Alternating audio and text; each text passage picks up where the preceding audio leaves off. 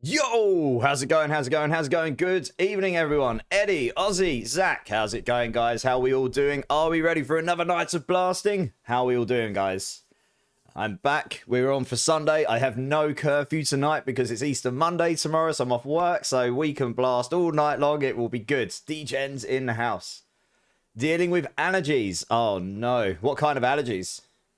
Is that because pollen's out now?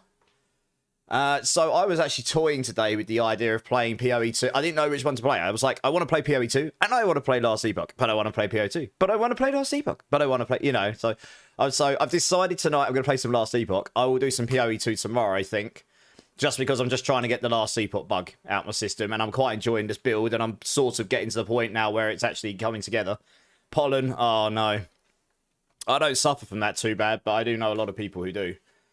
So yeah, we're going to do a bit of Last Epoch tonight, yeah, we'll do a bit of PoE 2 tomorrow. The build's coming along. I'm very close to getting into empowered monoliths now. I've not really been blasting too much off stream. So once we're in that, for those of you that don't know, empowered monoliths are like the higher tier version of their mapping, if you put that in context for PoE 2. And that's where you'll get, they're all like level 100 and they get harder and harder and you can scale them and so on and so on. So we're pretty close to that.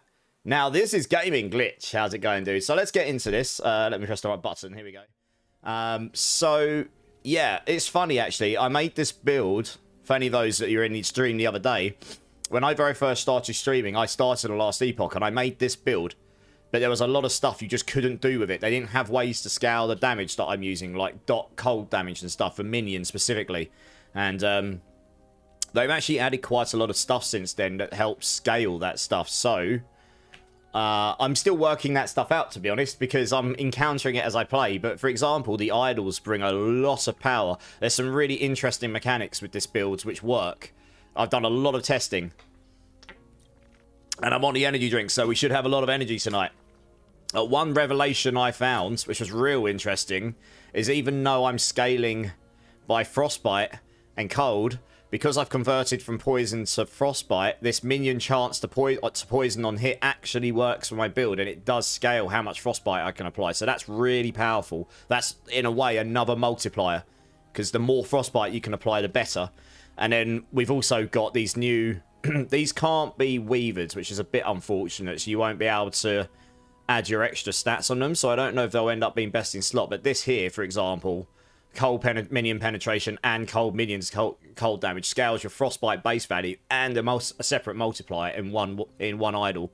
So we may well end up using some of those in the end game. Some of these are just here to help me cap my reses right now, and some of my gear is very basic. And also I need to get, there's at least one set, they've added something this season which is very interesting, which is you can salvage down your set items and then you can put those set item stats on other gear, getting the set bonuses on the gear that you want to use. Now, I absolutely want to do this for at least one set, but there might be others which will be definitely good for my build. So, slowly but surely trying to get to that point. And yeah, are you ignoring D4 till new season? I haven't really been ignoring it. I guess it's just not hyped me too much, Zach. I mean, the new season's in 9 days, right? So, I imagine we must have a campfire this week to talk about the PTR and what's changing. That must be this week. And then not this Tuesday coming, but the Tuesday afterwards, I'm off for the rest of the week from that point, and we'll be blasting. I'll do a 24-hour stream on that day, etc, etc. So it's not going to be that long till I'm back on D4. I guess it's just, I kind of hit the point where I've done everything, Zach, and a lot of people felt the same. So it's not that I was ignoring D4, honestly. But obviously, this month's just a bit of an anomaly, right? I mean, you very rarely get a month where 3 of the major games in the same genre all release their big updates with 2 weeks apart from one another. So, yeah, it's difficult for me, Zach, because I really like D4, and I don't want to come across like I'm abandoning people who I've met from there. But I also want to be able to play other games, you know, in the same genre. So it's a difficult one, but yeah, it's tricky. Obviously, if I could do it all at once, I would, right? But sadly, that's not possible. So, I'm trying to split my time, but we'll be back full throttle on D4 come Tuesday week, and I am really looking forward to the new. We didn't really get. I only got the experience of the campaign. Like, sorry, not the campaign. The level 1 to 60 without using the cheap vendor. I'm very interested to see how Torment feels when we get that, when we get the new season. Because most people didn't get that experience, frankly. Right, let's get on with this. So I'm just trying to blast and get to the point where I can get to empowered monoliths. I'm pretty close to that now. So I'm just doing the Age of Winter. I mean, it's going pretty well. I'm a little bit squishy sometimes. I need to get more HP, I think. My reses are pretty good. My cold doesn't matter too much because when I cast a totem, they go up anyway. So we'll get that capped eventually. I need to get more armor. Yeah, so I need to work on stuff defensively a bit. They did take one thing out from when I built this before, which was quite good for defense, and I've not gone into too much, where this node used to be over here, and this allowed us a massive amount of damage reduction, health regeneration, and all that good stuff, and you could keep that up permanently, basically. So we're going to have to figure out some damage reduction somewhere along the lines, but yeah, we're slowly but surely figuring that stuff out, and yeah, we'll get there. Oh, is the bot not working? 1 second. I don't know why the bot does that sometimes. It's weird. Like, I haven't turned it off or anything. Just for some reason, sometimes decides not to function. I might have to look to go to another one because Streamlabs bot is just fading, to be honest. Right, let's try rebooting it. Hopefully, this will fix it. There we go. Okay, it's working now, Zach. Glad we found that early, actually, because then I don't find out 2 hours into stream that it's not working. Are you still playing D4 then, Zach? And if so, what have you been playing? Right, let's get on with this. So this build, I'm doing about 100... When I'm on the test dummy, I'm doing about 100,000 damage a second or more now. When you, in real terms, when you actually go fight enemies, you don't do that much because that dummy doesn't have any resistances or anything. But it's all relative to... It's a good way to judge whether your damage is going up or down, to be honest.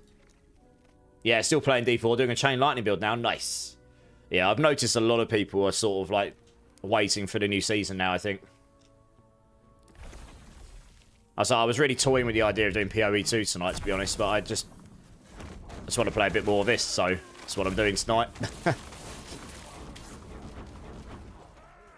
Right, so I want to get some more movement speed, and there is actually methods of getting more movement speed now on the idols, which we didn't have before. Movement speed's just our main way of getting away around on this build, and with the evade, you can get around pretty quick on these maps already. I've got haste. Every time I do an evade, I get haste, so that gives me another 30% movement speed. I'll probably try and get haste permanently up on this build eventually, but for now, that gives me a bit of movement speed while I'm moving around. So I'm going to die. So I'm level 80, nearly 81. This stuff's level 90, I believe. Yeah, level 90. Once we get to empowered, you're into level 100 plus enemies. And to be honest, it was only really when I got to these level 90 ones that things started, like, well, killing me or getting very close to it.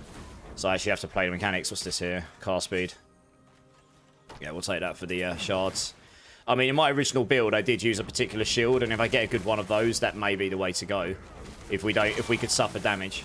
It did make me hella tanky. I remember that shield being I remember trying to take it off before, and then it made me really squishy. And then I remember that shield just made me really, really tanky, but you need to get a good one. No, that's not worth it. Hey, Big Dog Dancer, how's it going, dudes? Happy Easter, man. Happy Easter. How's it going, dudes? You get up to much over Easter? Did you see family or eat loads of food or anything? I've noticed there's a bunch of new people in D4 joining streamers and asking what builds and gear they need, and I've been helping. Oh, nice. Yeah, I mean, I guess I did cross my mind whether I should go and do a D4 stream before next Tuesday. So I might do a couple, like, next week. Especially with the patch notes coming out.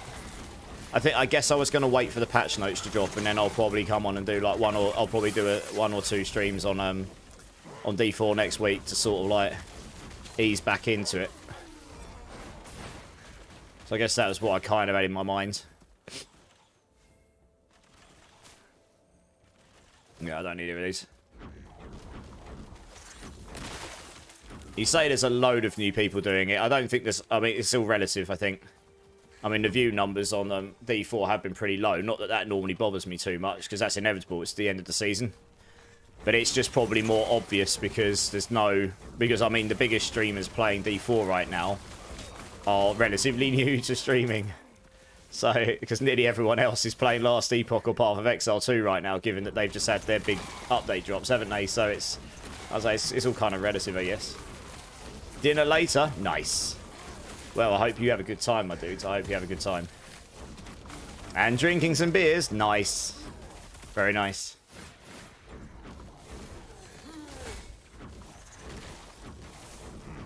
I'm not even sure I'm fighting. Oh, I'm fighting a Rune Warden. Okay. Yeah, it's only certain moves that do lots of damage to me, so I need to work out how we get tank against those, unless we use a shield, obviously, and then that would solve the problem, I guess, but...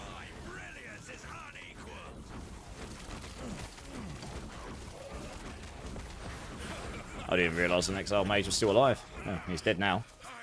What's that got on it? So that's... Endurance threshold, if you have not been hit recently. Oops, I don't know, that's a bit of a weird one.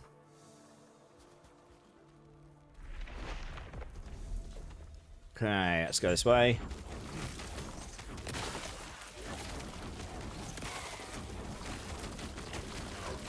I've still only got about half the cast speed I want as well. Again, that's another damage multiplier because we can scale up. We can just apply more frostbite before it runs, before the duration of the frostbite runs out.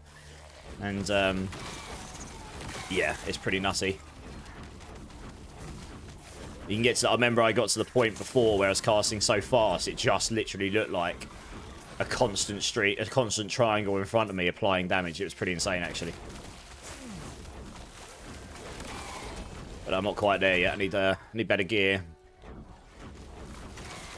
And they've added new weapon base types. I don't remember there being a scepter in the past with minion damage on it. Because I remember looking through all the base types and going, well, I'm going to use the cast speed one because it's the only one I can use where also getting the stats I want can actually be used. There was a minion damage axe, I think, because those can be used by the Acolyte for necromancy and stuff.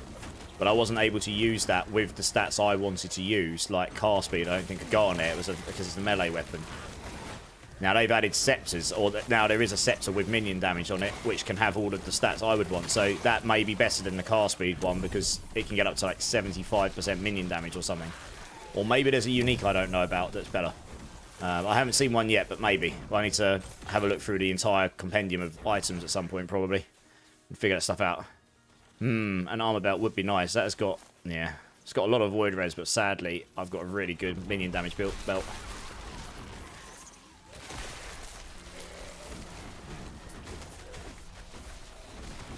Let's get his chest. It was literally on top of it, so I couldn't even click on it.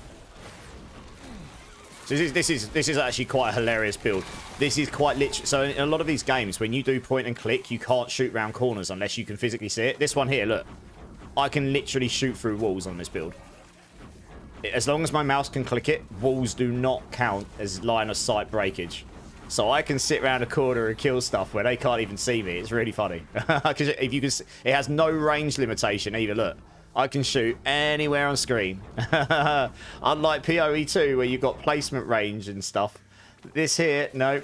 You just point and click. It's it's quite funny. I noticed this last time I played it. So that makes it really easy to just run away and shoot round corners and stuff. It's really silly.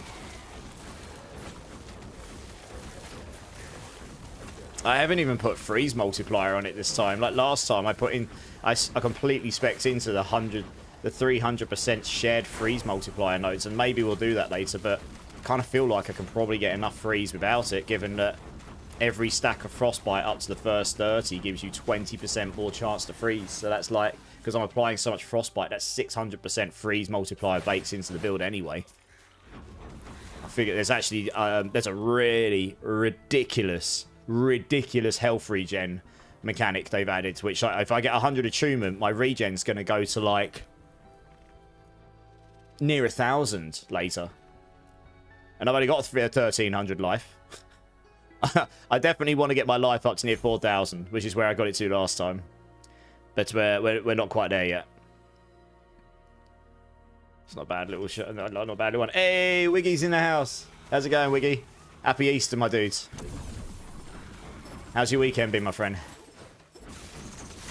My mum actually messaged me the other day. When I saw my mum on Friday, she's like, do you want to come round for dinner on Sunday? And I was like, I'll see. And then I went out with some friends last night after all. And I just didn't really fancy doing anything today. But I'm sure lots of people... I mean, I did basically have Easter lunch with them on Friday, so it's not like I did nothing with them. But, yeah, I'm sure lots of people have eaten all of the food today, or are going to. Cheers to your Easter. Yeah, man. All good. All good in the hood. It's not too bad. I won't pick it up, because it's sort of a mixed match of stats. I'm slowly but surely now... Oh, that's a loot goblin there. He died. Or loot lizard, as they call it in these games. They're basically loot goblins. No. I really wish they tiered up these...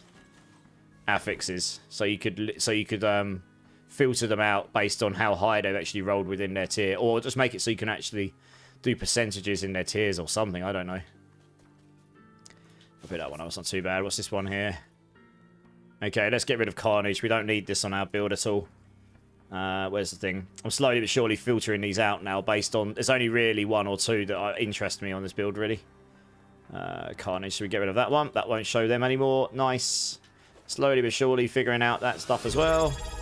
Hey, Commando! How's it going, dude? Happy Easter. Thank you so much for the sub. 7 months. Give me a number for what bean you want me to do, my dude. Violent Himbo's in the house. How's it going, Violent? How you doing, dude? How you doing? Gorshi, made 93, almost 94. Isn't the league fun so far? Yeah, it's been pretty fun. I really like the new idol changes, and it's really good for this build, Gorsh. Like, I'm still slowly but surely working out which ones I want to use. I have a feeling I'm going to end up landing on something like this. 4 of these with 20% minion chance to poison on hit. Because funnily enough, Gorsh, with this node here, where it does a poison burst when they blow up, and then you use Pillars of High Hero to convert that to cold. And it says here, if you have Pillars of Hero node, 100% of poison burst hit damage is converted to cold. And this here says... where is it? All poison chance. This is very important semantically. I tested this. It works. All poison chance is converted to frostbite. And that works on these idols. I took it off. It does. Like, it's significant. It was like 20 stacks when I could do 200 or something. It was like a 8 to 10% increase just with one of them. And that's with a 12% roll. So I was, and then endurance and increased health is pretty strong. We can get some very high totem damage things here, so I don't know. I need to work out which ones would be the best, or the best combination. And then we've also got this. This is one thing I couldn't scale much on the build last time. I couldn't get that much minion cold penetration, and that is another... That works for your dot damage as well, so it's another damage multiplier. And I remember being capped out at whatever I could get on my weapon and a couple other bits, but that's it. Now you can get them on idols, and now you can get them in this place. So you can get it in all. You can get it in much other places. So there's a lot of buffs to this build from when I last played it, which is really cool. Let's go with lucky number 3. I've gotten you a few times with it. I wish this game was on console, Commando. I know, man. They are actually bringing it to console, from what I hear, but it's not yet. But they have said that they want to bring it to console at some point, I believe. So we may well see it on console in the future at some point. Let's come over here a second. Commando, thank you again for the sub, dude. I really do appreciate your support. 7 months is absolutely amazing. This is bubblegum or blue cheese just for you, my dude. It's bubblegum. Yeah. Didn't get me this time. Maybe next time, dude. Maybe next time. That was the last number 3 in that box. That one, I'll have to use another box for number 3 in future. Thank you so much, dude. Appreciate you. Appreciate you. God damn it. There's so many more new uniques as well. And I know they're new because I haven't seen them before. Like, loads of them. Like, I've used this since level 9. Because it gives me 2 minion skills. It makes my minions move faster. It's really good. And it gives me a random minion, and they're pretty good ones as well, like this thing here. Yeah, I mean, I don't know if that's what I'll end up on in the Ultra endgame. Whoops, I need to convert. But it's been pretty tough. I got that at level 9 or something, and it honestly, it carried me through the story. I mean, look at this. I'm not even attacking anymore. It just died. Like, rip. And it's 9 levels higher than me now. What's this? We could. I mean, I might end up using some armor ones here as well. There's some really good affixes. I like these new Weaver idols. I like the fact that they can have stronger stats on them. It does kind of make the old idols useless a bit, but once you get good ones of these. But they've got really interesting stats on them. You know, like, look at this. Increased mana and mana. That's really nice. I'm just dumping a load away. I'll go through and fizzle them out at some point. I'll just have to wait for next D4 season. It is on Tuesday week, actually, Commando, so 9 days. And I will definitely try and do at least one D4 stream before then, since there seems to be some demand for that. Yeah, April 29th. I guess it will start about 6 PM my time, give or take. I'll have to double check. There must be a campfire this week to talk about the PTR and stuff. There must be. Hey, Chris Bad's in the house. How's it going, Chris Bad? I'm good, dude. How are you? How are you? Right, let's just quickly dump a load of stuff here. I'm still slowly but surely buying tabs to dump things, to be honest. Why did I pick that up? Oh, yeah, car speed. Salvage that down. What did I pick these up for? Yeah, salvaging these down. Salvage that down. I'm only picking up stuff that's got the particularly good stuff on it that I want at this point. That's got a very large health regen on it. There's so many ways to get health regen now. Like, I swear they've definitely scaled some of the stats up in this, because some of the stats are super high. Like, real high. Madness. I'm currently testing out Stormcrow, but I have a feeling I'm going to end up going back to the Scorpion again at some point, honestly. And the reason for that is, I do remember in the past, I had a real struggle trying to keep the Crow alive, but if the Crow doesn't die, it's just as good as a Scorpion. The Scorpion was just super tanky. I need another tab. I got enough gold for it. Just. I'm buying tabs as I need it and as I've got money. Let's just do weapons 2 for now. Weapons 2. Let's do this for now. I'll just put an icon on it. Right there. I'll just rename that to weapons 1. It costs quite a lot of gold, and I'm spending a lot of gold right now trying to... oh, shoot, I didn't want to do that. Oh, it's going to screw up my skills. God damn it. Never mind. I'm trying to buy loads of shattering runes up so I can salvage things down. Oh, goodness me, let's put them there, okay. Let's move those over there. I mean, later on, I'll make one for every type of weapon. Just trying to make this a little bit more sensible, I guess. What else can we put in here? I guess we'll dump these in there. We'll dump that. What's that? What is that? It's a mace. Alright, yeah, we can stick the mace in there for now. Why not? Stick it over there. That'll do for now. I'll tie this up a little bit. And what's this? One-handed mace. Okay. Let's just dump those there for the time being.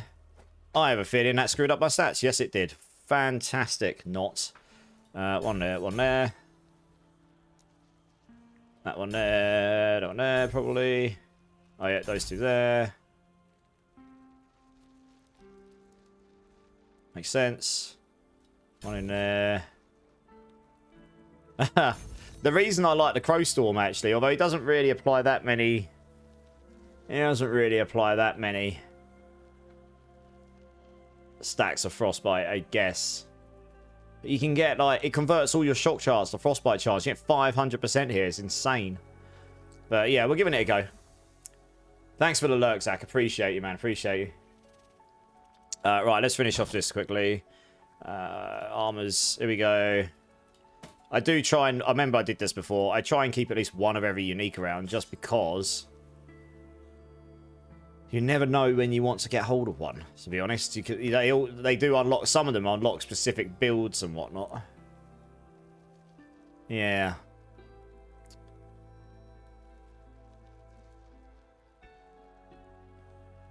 Yeah, so that won't work for my build. A lot of these won't work for my build. Because I'm not the one... Anything that says with cold skills doesn't work. For me. I test them. This helm I've got is really good. Actually. Given it's got the haste after evade and dodge racing while evade, but particularly the haste on evade. It came with summon thorn totems and totem damage and lightning res. Yeah, it's pretty decent. Right, let's do some of these. I'm still trying to get my Weaver points. It looks like I've actually done most of them. That one I can't do to 100 corruption, and that one. Okay, so I cannot do any more of these. Fine. Guess we won't do those right now then. Good. Oh yes, we can do this as well. I am actually just constantly rolling these at the moment just to learn what you can get on them. Yeah, so we're not doing melees. It's useless to us. Increased armor, reduced bonus damage taken from critical. That's pretty strong, actually. That could be decent. Although, I mean, I've got a ward one right now, but I'm not really going into ward on this build so much. The movement speed while transformed with 1 second of haste after transform. The movement speed while transformed is what's interesting to me. I want to see if you can roll that before rolling the Weaver's stuff. Because I've only got a tier 1 one here. If I got like tier 5, that might give me way more movement speed. Now that would be super nice. It's possible that can only roll on these big ones. I don't really know. And I haven't seen a prefix on these big ones that helps me on this build yet. Which is kind of an issue. This one here has really good prefixes as well. This one here, this one can get totem damage too. This one here, I'm not sure. Yeah, I'm not sure if that's if that can give me any decent prefixes. So I'll have to wait and see if we can. Yeah, wait. We'll roll a bunch more and we'll see what happens. Right, we finished this one, I think. Let's move on.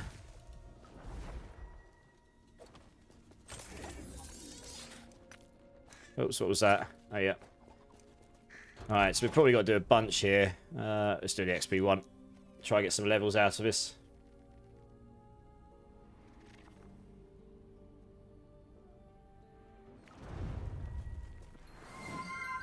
Hey, Joe Necro's in the house. How you doing, dudes? The obligatory Star Wars Cantina on entry, of course. I'll just let my minions sit there and blast them away. Thank you very much. How you doing, dude? Happy Easter. How you doing, man? Yeah, how you doing, dude? Alright, let's go. Right, we get a lot more movement speed in this form. That's yeah, if I can get that across like 4 idols and get, I don't know, 5% movement speed while transformed or war on every single one, I will be super speedy. And that will be real nice for blasting through stuff.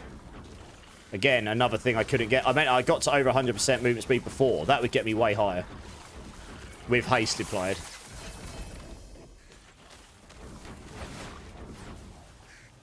What are these? I tried this. This would give me 3 skills on a lot of my... Yeah, that sword gives me 3 more skill levels on my skills, but it doesn't do much else to the build because it's all about melee stuff. The main thing on the weapon's based on me doing melee, and I'm not doing melee here. I'm summoning totems, which are... It's basically a spellcaster skill, except I'm actually summoning totems, not just casting spells. And then you're just blowing everything up with it. Hey, Frogster! Dude, it's been a minute. How you doing? Woot woot in the butt. I said a woot woot in the butt. How's it going, my dude? It's been a minute. Are you looking forward to Season 8 of D4? Or have you been playing any other ARPGs? Hey, I'm glad to hear it, dude. Give me a number between 1 and 6, man. Thank you so much for the sub. I really appreciate you. 7 months as well. There are some of you that are coming up to or have just hit the year mark, which is honestly mind-blowing to me. And any of you that have been around for any amount of time, I really do appreciate it. Number 4, of course. Right, let me finish this quickly, which will not take me very long. I've just got to do these, it's 2 rifts. Oh, no, 3 rifts. And then we'll do a number 4 for you, which will be a dirty bean. I have actually got some wasabi beans out the back, but we'll do a dirty one. A super duper dirty one. And we'll see what we get. Right, what's this? Oh, yeah, we want this. No, I'm not bothered about that. Have you tried chili fudge? I haven't tried chili fudge, but I have tried chili chocolates. Are they nice? Oh, I imagine it's probably... Well, it depends how hot they are. So the really, really, really, really hot sweets tend to taste really bad because they put so much chili and stuff in it. It just gets rid of the flavour of it actually being nice. But the ones where they don't go like too OTT on it can actually be quite nice. Like I've had chili chocolates. They actually tasted pretty good, to be fair. They were obviously quite hot as well. But, you know, if you can deal with that, it tasted all right. Right, those ones coming up in red are mostly just high tier cast speed and high tier minion penetration. I think I might change that to tier 5 now, because I don't really need it any higher. Whoa, that almost killed me. What the hell did he hit me with? I did almost one-tap me. Christ. I probably should have YOLO run next to them. What's this? I do not need fire damage over time, so I can get rid of Meteor, I think it is. Let's get rid of that one. Because that one is unnecessary for this build. Meteor, Meteor, Meteor, Meteor, Meteor. There it is. Boom. Gone. And I did say I was probably going to change this to be... Yeah, let's put these to tier 5 above. I've kind of got to the point where most of these... I'm actually picking up so many shards now. I don't necessarily need those any lower. They are nice, but very spicy too. Oh, nice. Which ones did you get, specifically? What brand and stuff? Or where did you get them from? I might have to try them sometime. Look at my health regen. It's nuts. Yeah, I'm a little bit squishy at times. I do definitely need to get... I don't know. I need to get some more defense. I'll figure that out. I did it with a shield last time. I did pick one of those shields up, but it's not rolled particularly great stats, so...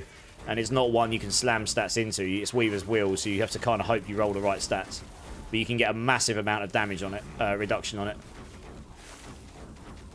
Whoops.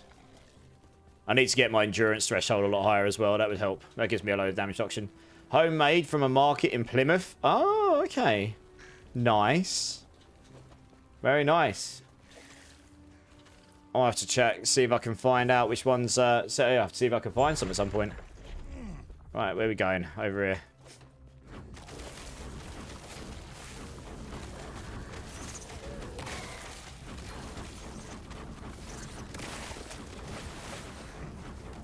There. Oh, it's a... Oh, I see. It's one of these here. I do keep forgetting to use my... my shield as well, which does make me quite tanky. I wish I could make it last a lot longer so I don't have to keep casting it like every 4 seconds.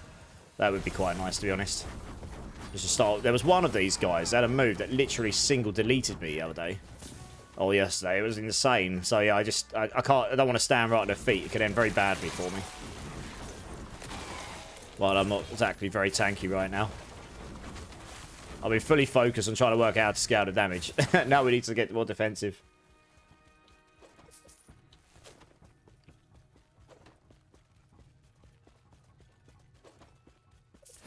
Right, let's go down this way.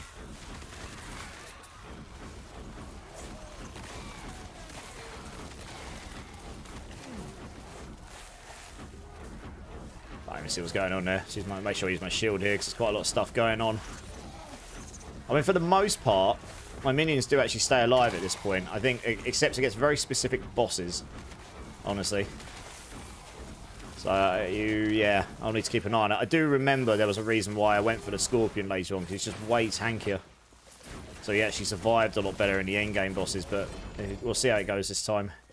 Things are... Ooh, that's a lot of penetration on it, giggity. No.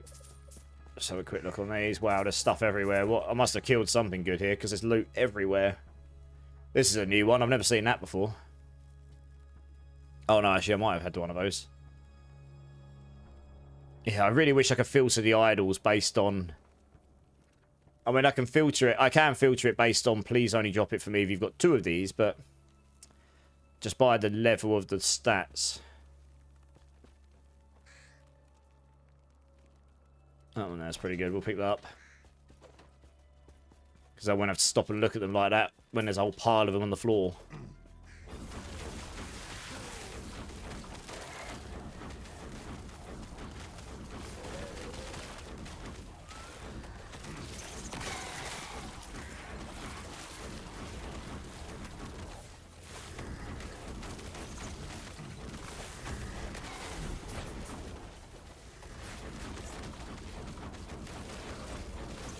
Skeletal Scepter. Oh, that's got a lot of cast speed on it. Oh, it's minion damage and cast speed. Oh, that might be better for me.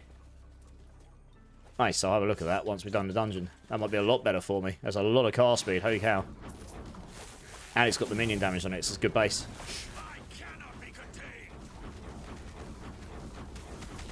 That guy's dead. Oh, we should be done with this in a sec. This dungeon's been a lot longer than I thought it was going to be, I've got to be honest.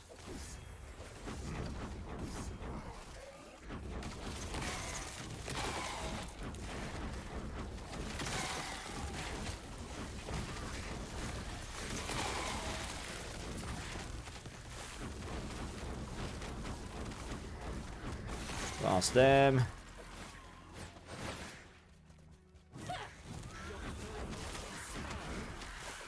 Oh, yeah, we go. It's the guy. This is the guy. You kill him, you finish the dungeon, you get your rewards. There we go, he's dead. Easy peasy. You have to be careful with those. I've killed them in the past, and they have like an on-death thing, and it kills you, and you're like, God damn it, I lose all my stuff. Night Medic! How's it going, dude? How's it going? How you doing, man? How are you doing? Right, let's get my rewards, and then I'll do this bean for Mr. Frogster here. Oh, yeah, time to experience. Take that. Nice. Oh, I left that in there from before, did I? Okay, good. Right, what else can we roll on this? Armor. Oh, it's the same thing, just lower. Good. Okay. Nice. Alright, let's do this bean. Number 4. I need an extra dirty bean just for you, Frogster. Here we go. Let's get one of these bad boys out. There we go. Oh, no. This is either peach or puke. Oh, I think. I think so. Oh, no. Well, it's the worst one if I get a bad one here. Frogster, thank you so much for your sub, dude. 7 months really is amazing. Appreciate you. I hope for you this is a bad one. It'll probably be hilarious if it is. They'd definitely puke. That is awful. Oh, God. Why on earth is there a sting in real life? Why does this thing exist? You can't even chew it. It tastes too bad. Cheers, Ozzy, for the drink. The only way I can swallow this thing is taking it in. You're not sorry. Don't lie, Frogster. You are not sorry. I'm just going to wash it down. I can't chew on this thing. It tastes so bad.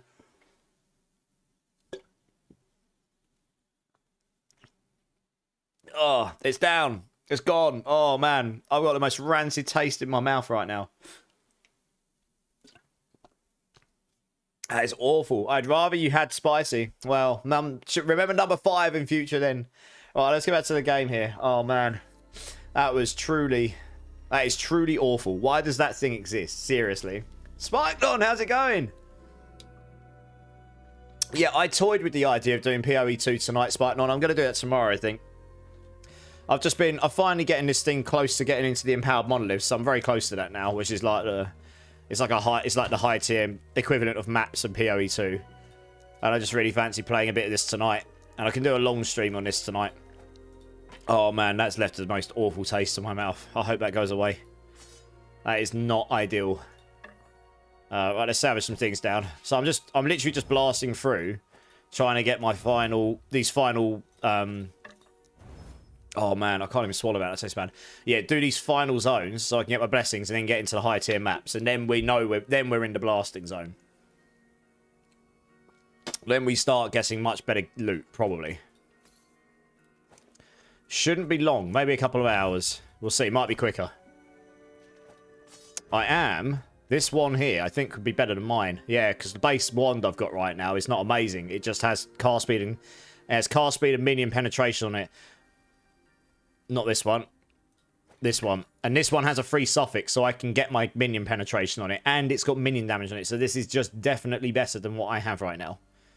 So this is freaking awesome. How much penetrate? 37 forging potential. Nice. Tier 6 cast speed, so I've got 4% more cast speed on it. And we can put on... I've got loads of them because I've been crafting them down. Cold penetration. Here we go. Chance to chill on here. I mean, that won't help me. There's not a lot of other things I can put on here right now, but when we get to set items, there probably will be. I've now got a load of set items to break down that I want to break down. So I need to get one of those woven echoes. I don't think I've got one. There's one that allows you to get a thing at the end where you can break down set items and get their shards, so you can then put them into gear. And if I can put one of them particularly into scepter, that will fill one of the 3 slots that I can't do anything particularly with right now. I might as well just slam this all the way up to... I mean, there's nothing else I can put in this right now. I might as well use... Where is it? Modifies the outcome of a craft and upgrade. Prevents the roll of an affix when its range changing. Yeah, I'll use that. Means I'll probably use more forging potential, but that's at maximum. Boom. I only used 2. Nice. It stays at the top tier. That used a lot of potential, but it does mean I've got very near to max tier roll there on tier 5. So I've got the 11%. So I've just gained 4% cast speed and 63 minions damage. That's massively, massively better than what I had, because minion damage affects everything I've got. So yeah, we can just simply craft that down at this point. Take the cast speed shards. Take this out. Boom. But violent himbo. Getting naughty, are we? Cool, cool. Yeah, what you been playing Spartan on? And these things here, honestly, I'm just trying to learn what you can actually get on these. Boom. Oh, I've already used it. Okay. Right, fine. Next map. Pretty sure I completed it. Slate. Oh, no. Oh, no, I still haven't finished it. Oh, okay. Oh, there's still one left. Good. I'm glad I checked that, because otherwise I wouldn't have completed the map. What the hell was this? Oh, that's the other minion I've got there, isn't it? Yeah. Here we go. Let's place down a load of vines. These vines are ridiculous. They don't do as much damage as my totem stuff, but they don't apply a lot of frostbite. Right, that was easy. Next map. I haven't got too much inventory management to do because I'm not picking up as much stuff now. I don't think I've got one of those. That is very good to level up on if you have nothing better. So I will dump that away. I don't think I've got one of those. I do not. There we go. Lovely. Yes. And how much money have I got? Not a lot. I'm doing okay for these. Okay. Right, where are we going? How much? Okay, so we need 400, I think. Yeah. We only have to do these. We only have to do these 3 once. And then once you get into empowered, you just need enough stability so that you can do the boss. I guess we'll do the beacon because it will show me a bunch. Oh, I suppose we'll go this way. It's an XP node. Oh, we'll just do this because I like the XP nodes help me level up. You're still leveling in PoE 2? Nice. What are you playing again, Spike? What class? Yeah, I'm still very much enjoying PoE 2. I will be, yeah, I will definitely be playing PoE 2 tomorrow on my totem build. Trying to progress that a bit more. I might even do some work on the build guides.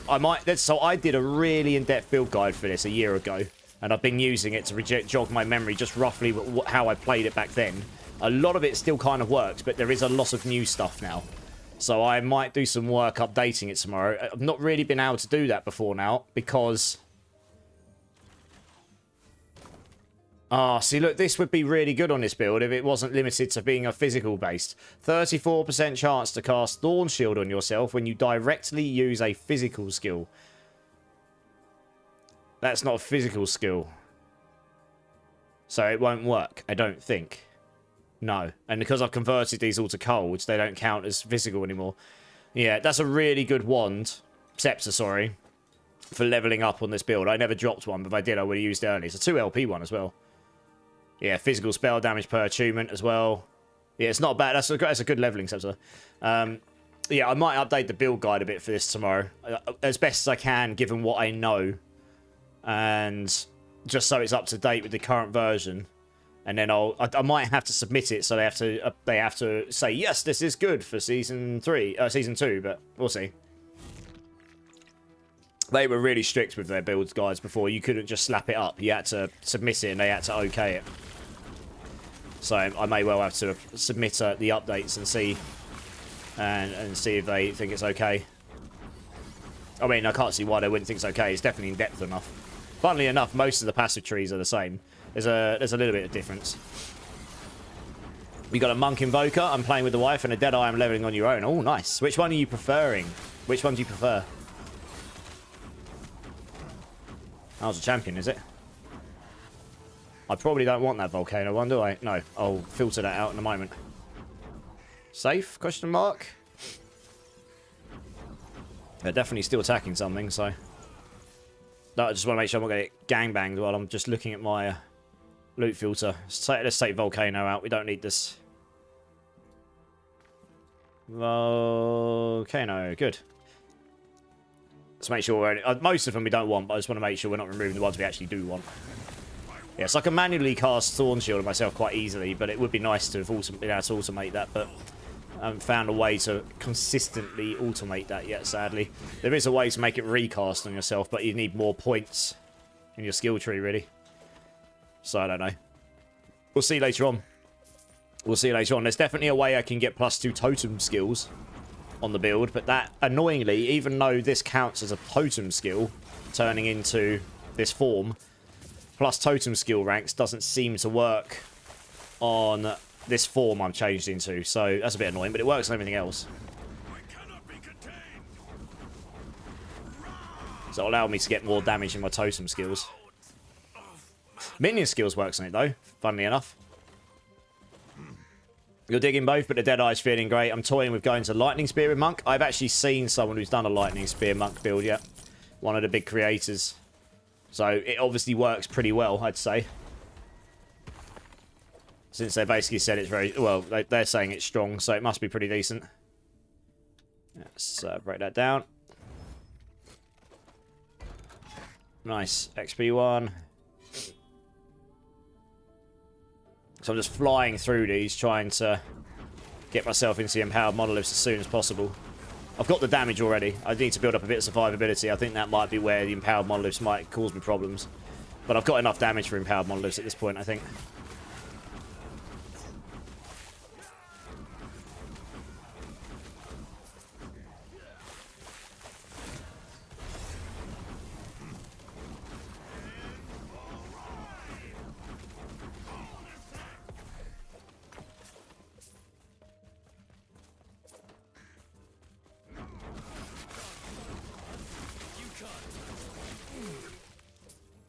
Should probably go to the COF place at some point as well and get some more what do they call it, prophecies, because I don't think I've done it. I haven't got any of those particularly active. I'll probably do the idol ones for now, while I'm still seeking out the idols I want.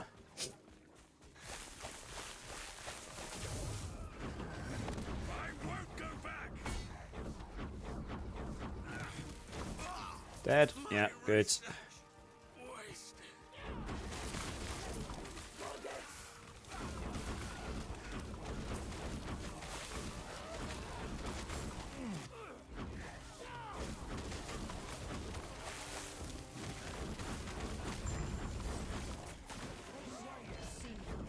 Oh, that actually dropped some unique, did it? Okay, good.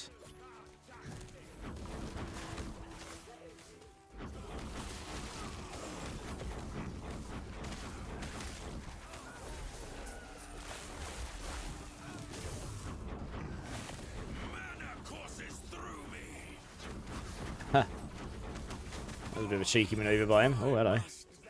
Oh, it's got Serpent Strike on it. Guess we'll take that and craft that down. That's definitely a rarer affix.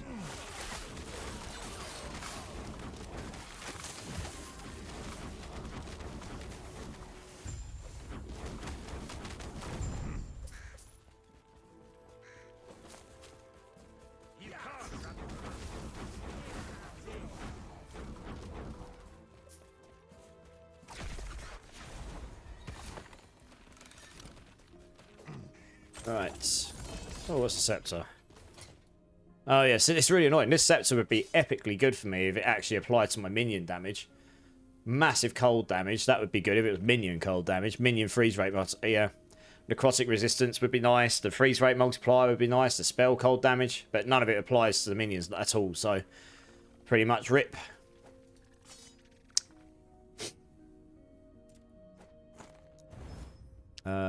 Poison throwing on hit. Okay, it's Shuriken's base. That's got cast speed on it. Nice. Okay, onwards. How much do we need? We're actually getting pretty close. How much can I get from this? Ooh, oh, if I do the whole thing, that'll push me to where I can do the boss. Oh, let's do this one. Yeah, we'll just make sure we try and complete it out, and then we'll get the maximum amount. Well, this is actually one of the trickier bosses when you first play the game in this map. If I kill him quickly, you're good. But he has trickier bosses from the original set of bosses. I mean, he has a move. He's like a big stag, and he has this dash move, and he creates a massive tundra around him. And if you get stuck in that tundra for any length of time, unless you're real tanky, it just obliterates you. So you need... I've got pretty decent movement speed, and with the use of the double evades, I can get around pretty quick. So I should be okay, as long as you keep an eye on it. He's got a lot of other moves that hurt, but that's the one that would normally kill people if you don't kill him very, very, very quickly. And with the new mechanics they put in where they have, like, every quarter health, they get a shield. Like, they get, like, a ward energy shield equivalent to sort of make them a little tankier. With that in place... that does make it a little harder to just insta-nuke the bosses. It's their way of doing what the other games have done to try and make bosses a bit trickier to just to stop you from just one-tapping everything. It seems to work pretty well, actually, to be fair. Their original way of doing it was a bit weird to understand, so that's a bit better than what it used to be. It used to have this like weird UI for it, and it wasn't quite clear what was actually really going on, I guess.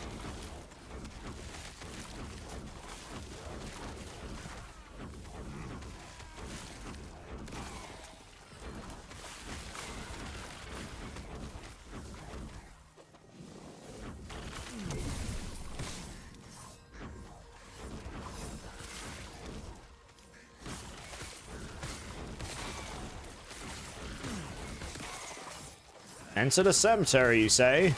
Well, I'm actually just clearing everything out because I want to get the maximum stability from this. Stability is what you need to get to be able to challenge the boss. I need 400. And if I get 50 in this, which will be cap the bonus stability out, plus get the basic amount you get for just finishing it, that should push me back. Oh, I must have killed a loot goblin, look at that. Or loot lizard, as they call it. Just loot everywhere. I actually really dig the changes they've made to set items where you really want to get them and you can I need to get the key, but once I get it, you can salvage them down and then you can reapply that. It actually makes you want to pick up set items. It's really cool. It's actually a very smart way. That's a smart way of trying to modernize what is a very old school mechanic in these games.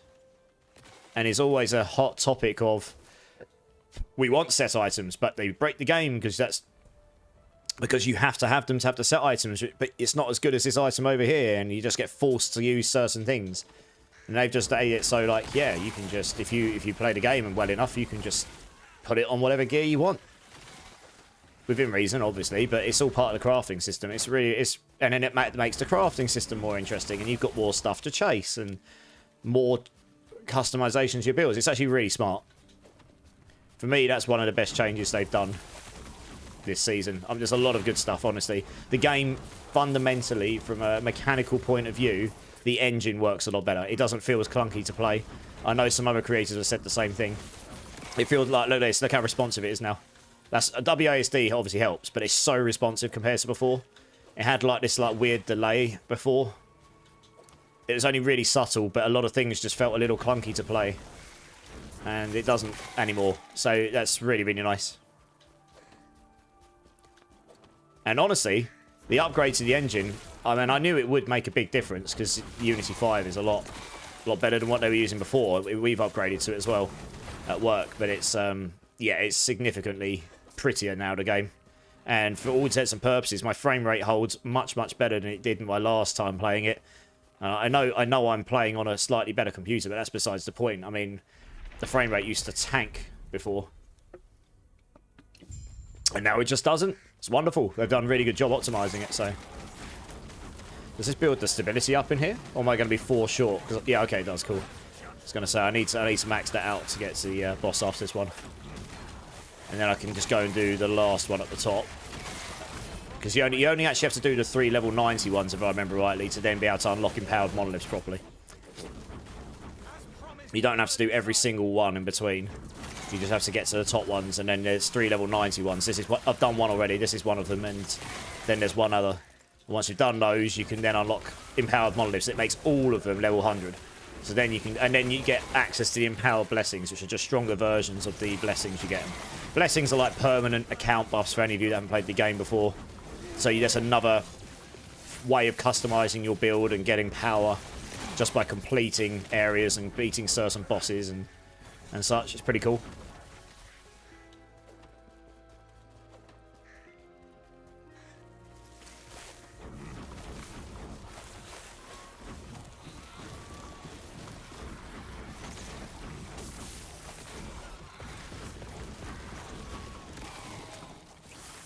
Fire penetration fire is nice. That's not a bad one. Well, there must have been something good in there, because again, there's just loot all over the floor. That's not too bad. It's pretty decent.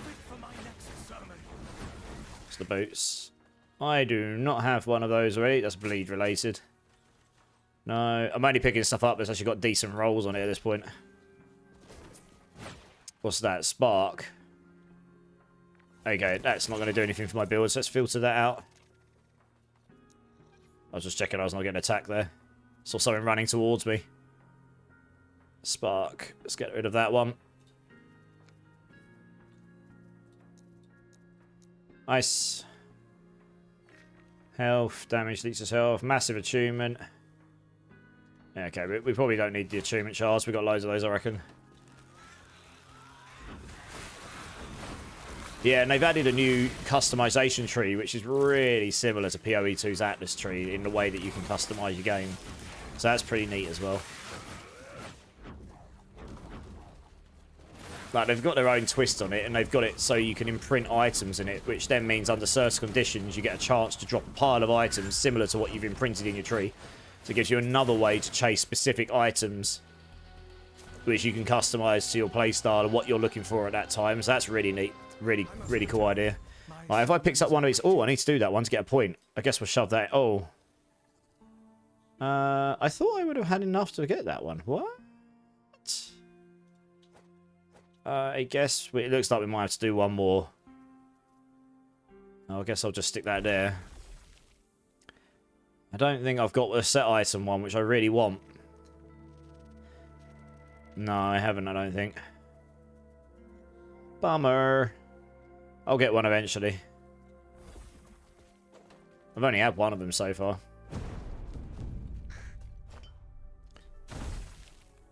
Yes, that's armor while transforms. That's not too bad. I want to see if you can get the movement. Damage over time, endurance. I want to see if you can get this.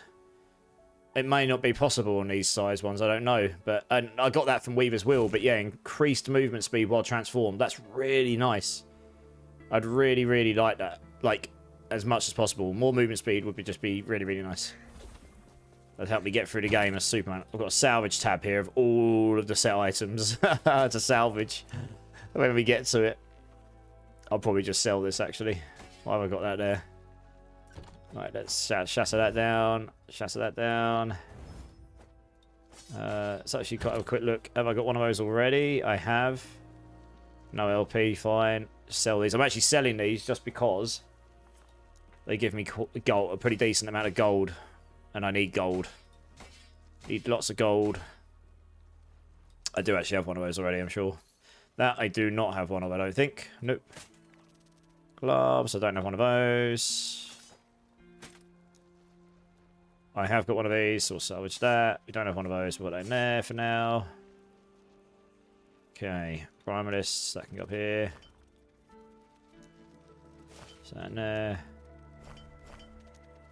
So that in there. Yeah, that's pretty good. This is all stuff I'm interested in looking at some point in the future. I think those I'm using to imprint. We could probably salvage that down at this point. I don't actually need that anymore. That I'm keeping just in case. It's got a lot of minion cold penetration on it. It's not the base I want to use, but I'm keeping it because one of the set items does come on a knife to start with. Dagger, sorry. I am hoping that I can put it on a scepter. I need to get the woven echo so I can get the salvage the shards down and then I can test it. But until then, I can't tell right now. Right, let's see. Let's just go salvage, sell up this stuff quick. Get for those. Nice. Oh, missed one. Good. Right. Oh, I did get enough, but I am actually going to go do this quickly still. Since this one will give me a Weaver tree point, it's worth doing.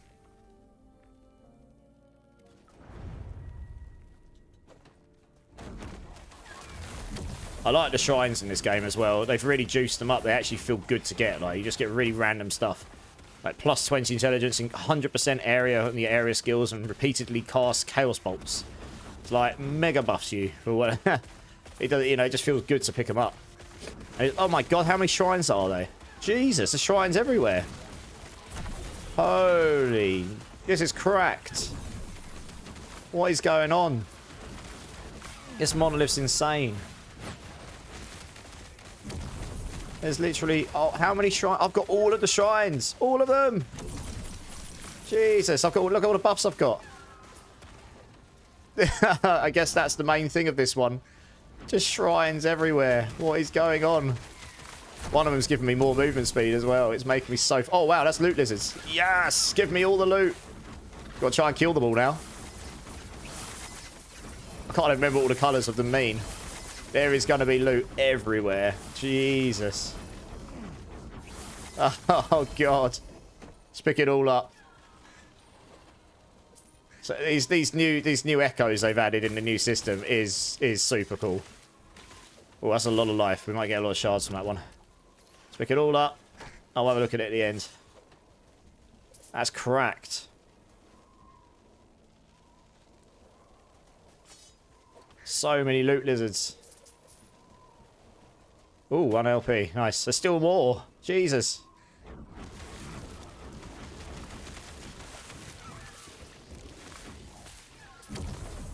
What was that giving me? Oh, okay. It's giving me that one. Alright. Oh, yeah. It gives me the... So what? It gives me maelstroms. Repeatedly cast maelstrom. Oh, gee. Oh, go away. I wasn't looking at the game. I was looking at that flipping... That's annoying. That's killed the node. F off. Can I do it again? Because I actually want the point from it. Yeah. I don't care about the rewards so much. I was too busy looking at what the shrine was doing to me. Now I don't see any shrines on screen. Does that mean they don't get shrines anymore? Oh, I do. They're all over there. Okay. I should probably pay attention to the game. I was too busy looking at what the shrine does. So I have to hover over there and look down there, and then it turns out someone decided to put some ridiculous fire AoE on my floor. On the floor underneath me. I mean, this game does suffer from the same problem PoE 2 does a bit. It does have ridiculous one-shot mechanics in it. Like my resistances are capped, and that actually gangbanged me. And I've got 228 life per second as well, so whatever was causing degeneration there was causing some pretty absurd amount of degeneration. So it does, yeah, it does suffer from the same problem that PoE 2 does in that sense. And it gets very chaotic on screen. I mean, I'm not saying it's bad, it's just... You can enter a situation where it's just like you're not even really entirely sure what to do to get rid of the damage at that point. There's so much going off on screen. You can't possibly avoid it all.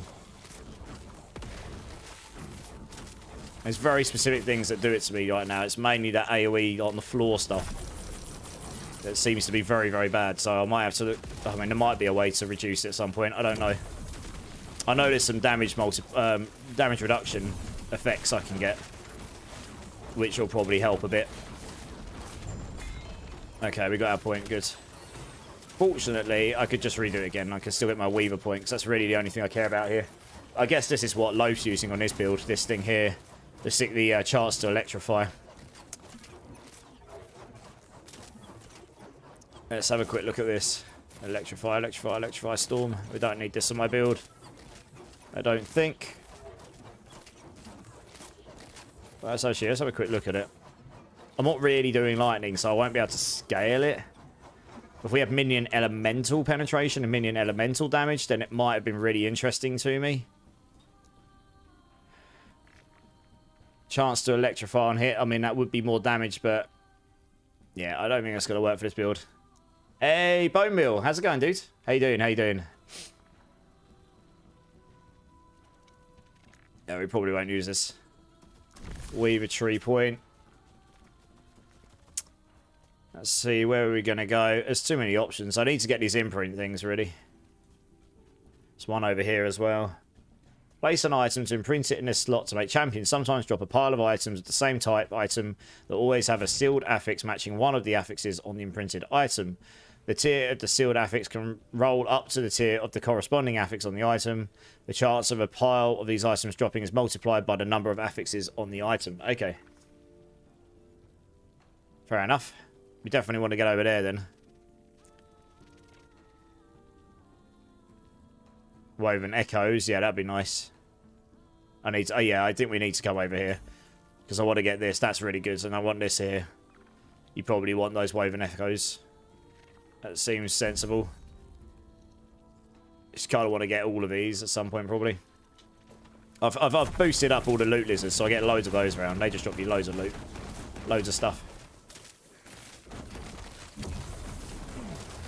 Oh, I need to summon my things up again, don't I? Whoops. Let's go and just witness a really cool boss event in PoE 2. Ice Witch versus the Firebug. Witch fighting over the territory. Oh, nice. Yeah, I'll be on PoE 2 tomorrow, I think. Just fancy doing a bit of this again tonight. How's your build going in PoE 2?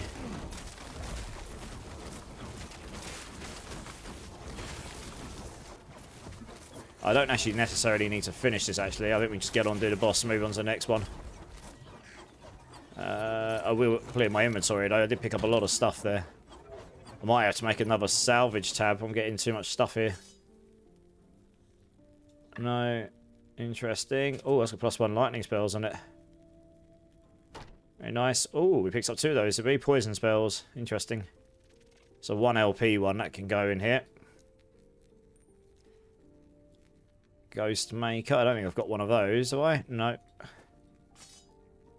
1 LP of them.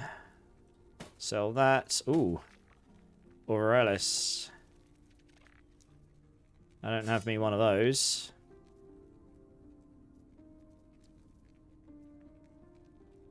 Oh yeah, we'll salvage these down. Salvage. Salvage.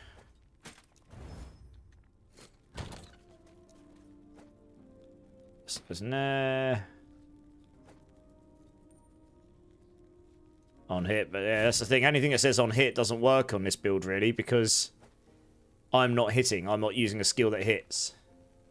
So that's a bit of a bummer, really. Still up there for now. Oh, is that a mace? It is. It's a two-handed mace, so it's that. So we'll put that there. Sell those. We don't need any of those. Nice. Yes. Take care. I'm capped on everything but chaos, but I only have 2k HP, 3.1k energy shield. Okay, so you're a little bit squishy, are you?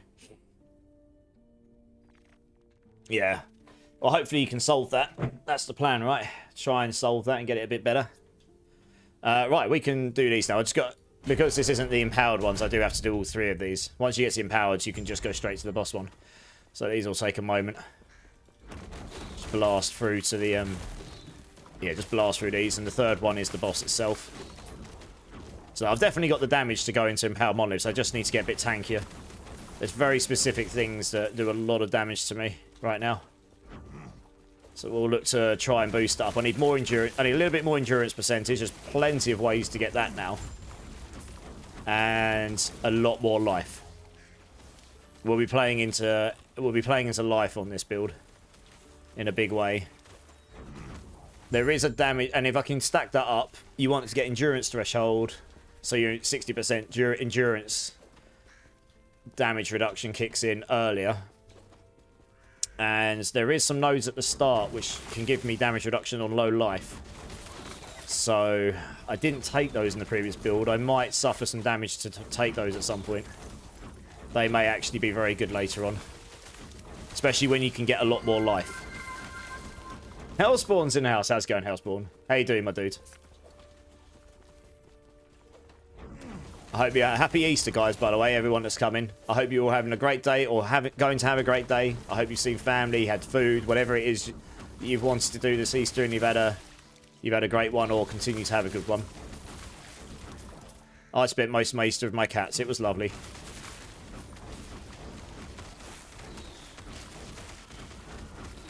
Is dead. This build feels freaking awesome to play. If I was just a bit tankier, it is just trivial. Seriously, it is. I mean, I don't often play one-button builds. This is not far off a one-button build once you get it going.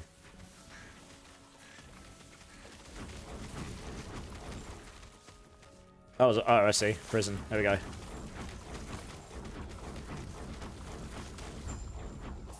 It's probably the most basic build I've played in a while on any games. This is a point-and-click build.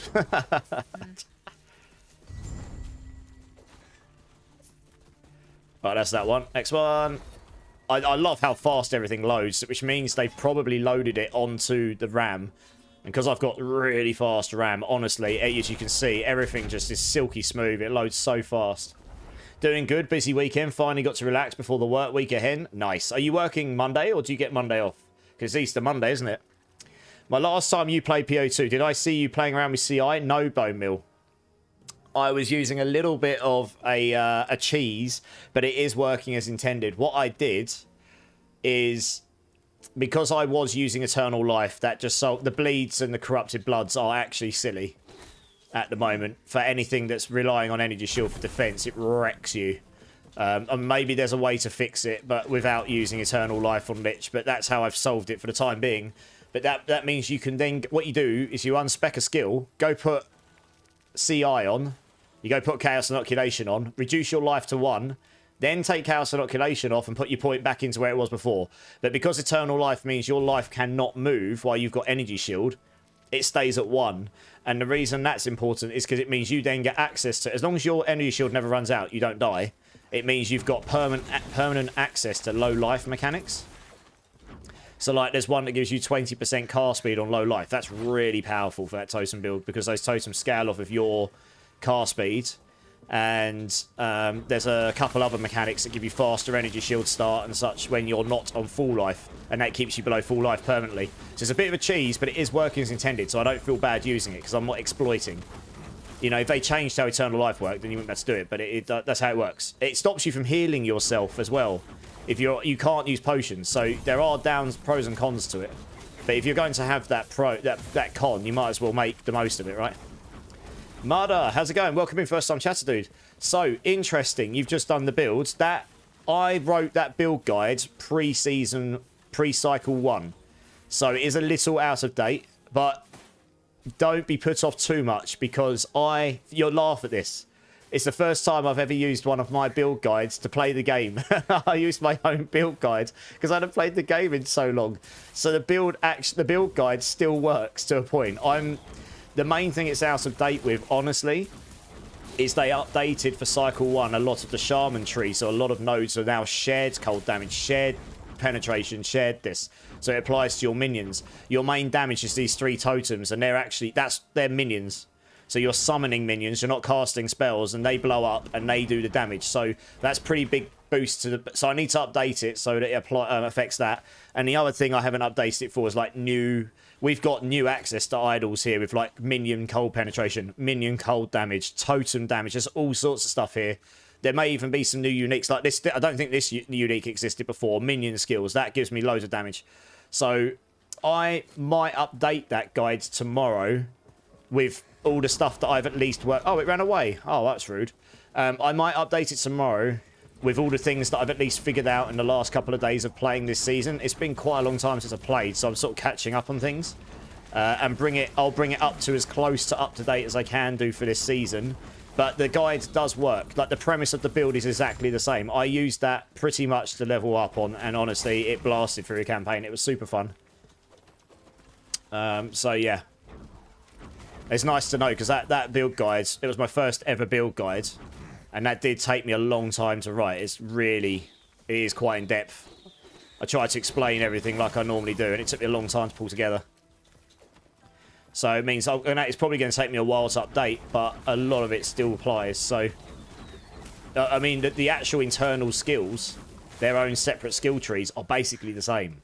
The only thing is I'm not currently using Scorpion, but I have a feeling I might end up going back to it because I think the Crow might be too squishy and empowered Monoliths. I think that might be what I found before, but I'm trying to blast through to empowered Monoliths now so I can test that out myself. I thought we had to fight something here, don't we? Yeah, we do. Figured. But the build plays exactly the same. You put down your vines, you get extra frostbite, you stack loads of frostbite, everything dies. Super fun. It's really easy. You point and click. You got no range to where your stuff goes. You just point and click. I need more car speed. I think I've got like 80%. I've got 104 car speed right now. I think I got to about 180 on the build before. And we've got access to more car speed these days. I mean, honestly, when you get that high car speed, you can't even see the totems summon and die. Those three explosive ice balls became permanent. It was just like constant on the screen. So I was casting and they were blowing them up so quickly. It was really funny.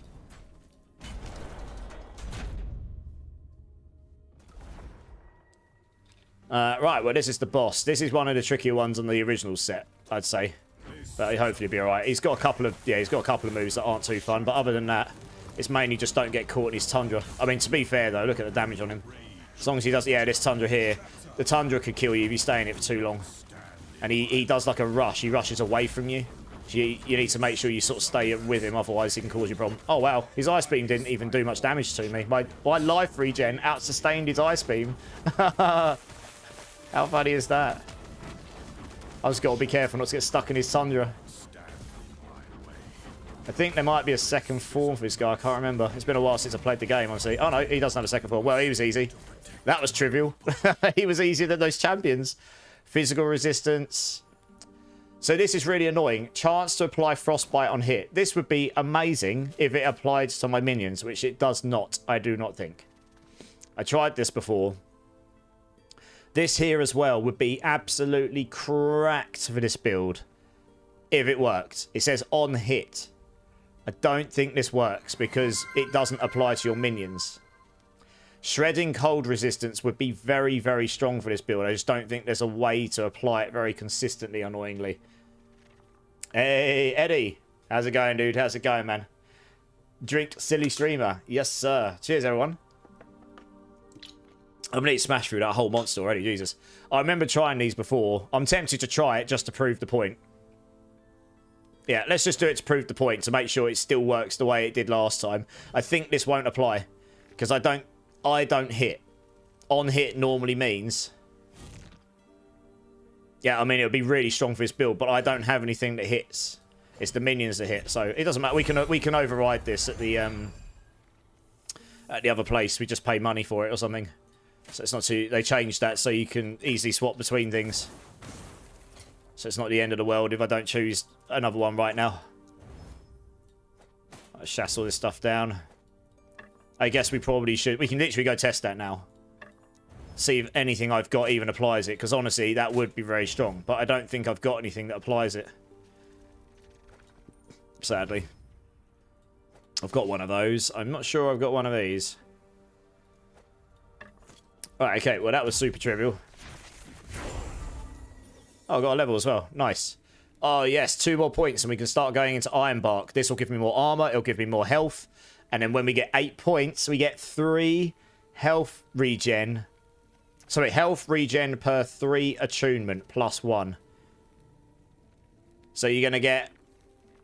I actually read that wrong before. That's why I thought it was going to be ridiculous. Health regen per 3 attunement. If I've got 60 attunement, I'm going to get 20 base health regen from that. Which is quite a lot. It's quite a lot of health regen. We'll have to see how much it gives me. I thought that was giving me 3 health regen per 1 attunement. That would have been insane. I did think that would be mental. That'd be like 180 health regen. That'd be stupid. But that incentivizes you to get as much attunement as possible. I mean, if you get to, you could easily get to 100 attunement on this build. And you'd get like 33 or 34 base health regen, and you can just scale it up. I'm already at 229. Yeah, so that'll give me a load of tankiness, so we'll see how that works. And we'll get attunement here of endurance threshold with stun avoidance per attunement plus 5. So yeah, 100 attunement, 500 stun avoidance, that'd be super nice. And then we just stack it, yeah, and then we stack endurance even over the cap, because then that gives us health regeneration. So there's ways to get like ridiculous amounts of health regen on this build. You can get more health regen here per strength as well, with base health regen and health regen for your companions, so we'll probably come this way. I would just need, yeah, you take all the points here for damage reduction, 2 more in there. That's what, 5 points, 1, 2, 3, 4, 5. I'd need 2 more, I don't know where they would come from. Oh, you'd probably put them in here just to get some health, and then come into these here. 6 points there. To do that, though, I would need to suffer some points somewhere else, so I'll need to figure that out, probably. Fruiter, how's it going, dude? Hope you're doing well. I'm okay. How are you doing? Do you recommend this game for someone who's never played it before? Yeah, absolutely. If you like these kinds of games, this is a really fun game. It's a good middle ground between PoE and Diablo 4. It's not too... It is, in the end game, it's quite a challenging game. But as you're playing through, it's not too bad. There's a lot to learn, but it sort of feeds it to you. And most classes are super fun to play, honestly. Yeah, I mean, I really enjoy it, Fruiter, and this is a very good patch for it. Like, pretty much everyone unanimously agrees this is a very good patch for the game, so it's a pretty good time to give it a try if you haven't tried it before. Safe travel. Let me stick that there for now. Let's move those down here. I'm going to have to get another tab, but just need more gold. I'm starting to get a bit... Actually, do you know what? I'm starting to get a bit more gold here. Let's add another tab here. Orange weapon. One-hand weapons. Let's do that.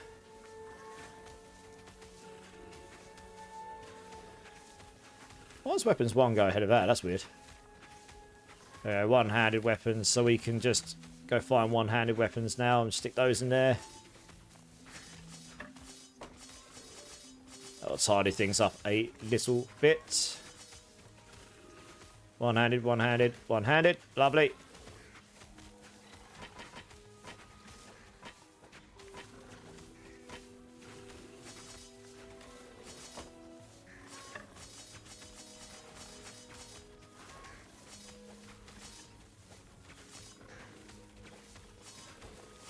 move all these over here. So I've got some inkling of, what's that, scepters and scepters. Oh, that's a club. Okay. I try and keep them somewhat like sword, sword, sword, sword, sword. Makes it a lot easier to find stuff if you've got this that scepter. Scepter. Sword? Question mark. There's like new Weaver's Wheel swords and everything. Yeah, there's all these new items I've never seen before. What's that? That's a wand, isn't it? Yeah, there we go. What's that? Axe, okay. Okay, and then we've got daggers as well. Guess that can go over here for now. Okay, let's hide this up a little bit. Nice. Right, what I came into this area for was to test something. What was I going to test? I was going to test something. That's why I came here. I have lost track of what I was going to test.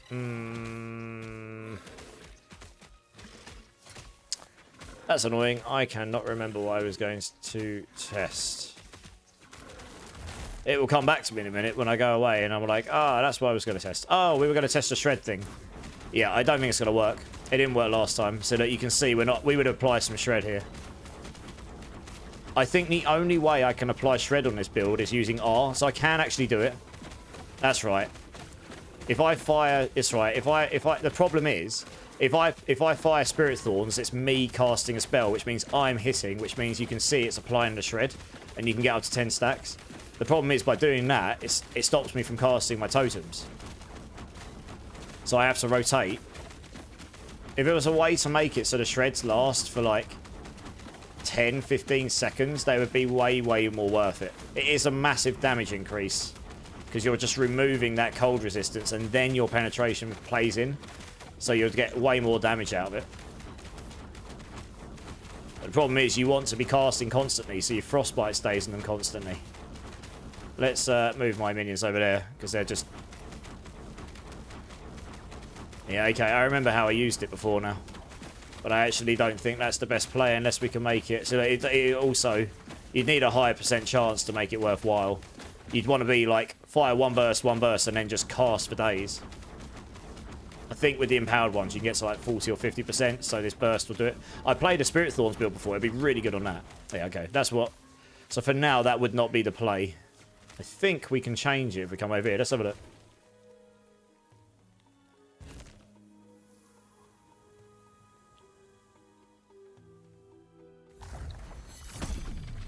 There's a guy here you can talk to. I think you can change them here. Let's see how that works. So for now, this is... Yeah, okay, here we go. Anything you've unlocked before, you can choose. So I'll probably choose the physical resistance one for now, because that'll make it... Yeah, so that would be the same for Frostbite here. It won't work unless I'm using Spirit Thorns. If I had a way to automate Spirit Thorns from me, then brilliant. That would be fantastic. But again, I don't know. We're massively over physicals now, so... We can take that into account with future gear for now.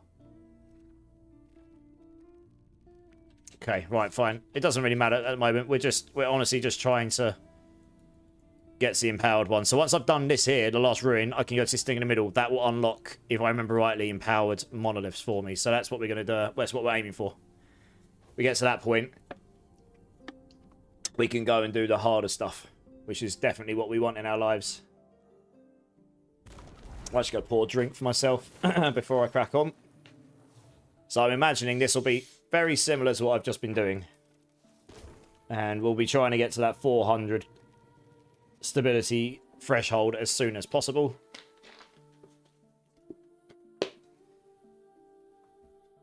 Looking at me.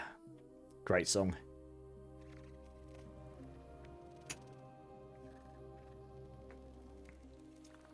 Righty.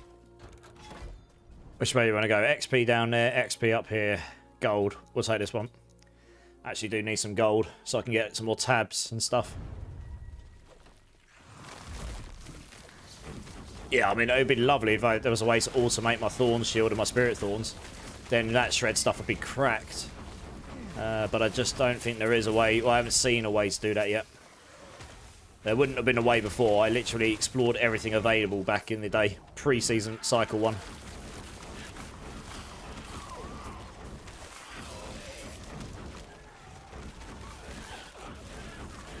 I was kind of hoping there'd be like some new idol stuff or something, like chance to cast Spirit Thorns or something silly like this. But yeah, I've just not seen it. In fact, there is one other thing I haven't tested. I haven't tried. Let's get to a safe spot a second. We good? We good? I think we are. Is there by any chance a chance to cast anything down here? You now have a chance to cast Spirit Thorns from each of your... Yeah, so like this, for example, would have been great if it didn't require me to fire them. You now have a chance to cast Spirit Thorns from each of your healing totems when you directly cast Spirit Thorns. If that was different, so it's like every time you do something else, that would actually be really nice. Because we have got one healing totem baked into this build. I don't think there's any other chance to cast them things, unfortunately. Yeah, I played a Spirit Thorns variation and it was really, really fun. You just ran around and watched the whole screen obliterate. It was kind of cracked, actually. Yeah, there's nothing here that allows you to fire them on an automated basis, I don't think. If I had loads more points here, you could play into Maelstrom. A Maelstrom might proc it if you're near enough to them. But I would need a lot more skill points because I kind of need... Yeah, 45% chance to cast Maelstrom on Thorn Shield. You just sit there and smash Thorn Shield over and over. That might actually proc on hit effects for you. So that could be a way of doing it. But yeah, you'd need Maelstrom up in your idols and stuff probably.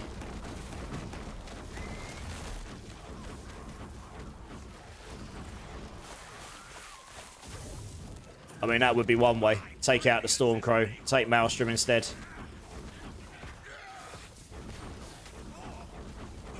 So we'll have to see if we can make that work at some point, maybe. I don't know. I was looking for a way to make Maelstrom work. You can get Maelstrom... Chance to get Maelstrom on your relic as well. You can get them in idols. And then you can make them last a long time. So then you can stack them up. You'd only need one or two of them as well. Wow, that was a quick echo. Holy cow.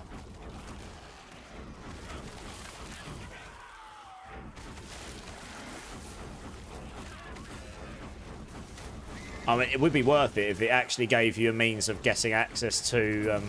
if you could make it big enough so you can hit things around you. Would be worth it for that shred... the shred cold resistance, honestly. It's a massive damage reduction, damage increase if you get the 10 stacks and you can keep that up enough.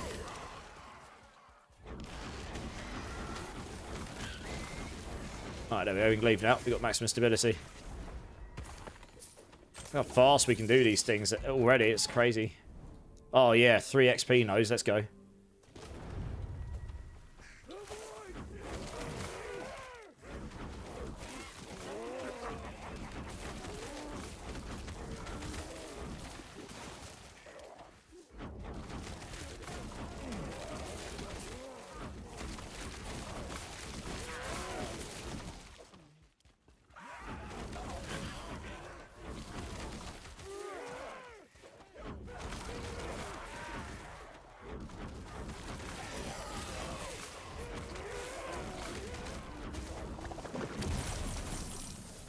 Gold shrine, nice. Take it.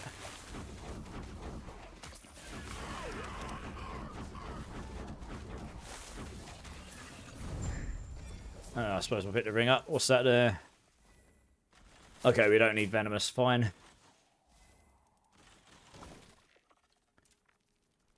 Oops. We do not need venomous. We can take that one out.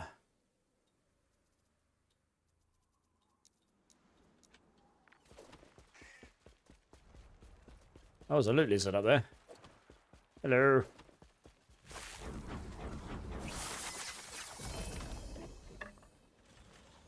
That's pretty decent, actually. I've completed this one already. Holy cow. But I will just get a bit... I mean, we can get the stability so fast. I will just get a bit more of that.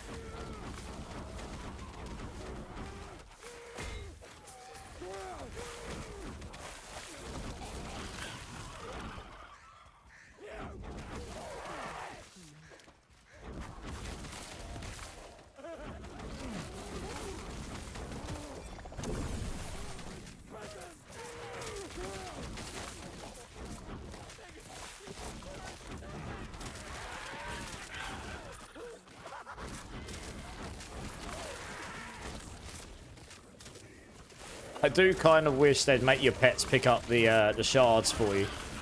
Because I kind of want to pick them all up. There's no reason not to. But if it means I've got to go backwards and slow down 10 seconds every time, and you do that often enough, you're just wasting time.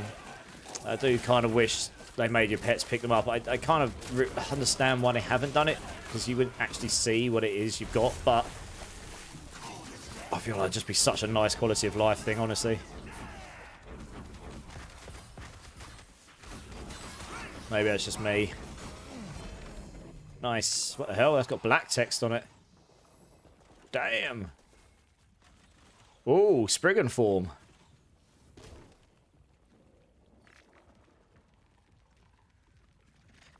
Yeah, okay, that did exist last time I played. I was just thinking about it.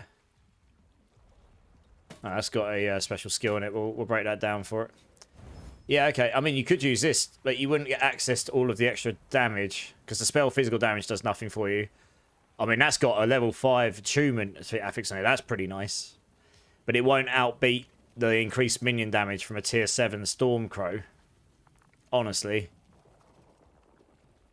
And it's got pretty low base stats on it. The life's nice. The mana's useless. Increased area of Thorn Shield is okay. The extra ranks to Spriggan form is nice and all, but... yeah, what's the belt like? Yeah, it's not useful for my build, fine. It's got a lot of life on it, that does.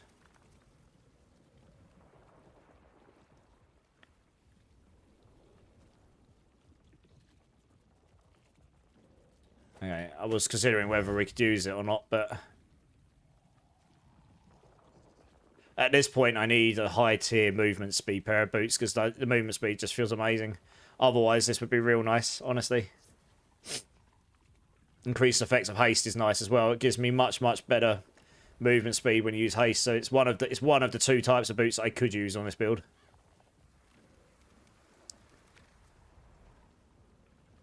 So how much movement speed would I get on this if... because the thing is, the extra haste might make up for the movement speed. I'd just gain a load of damage. Where's movement speed?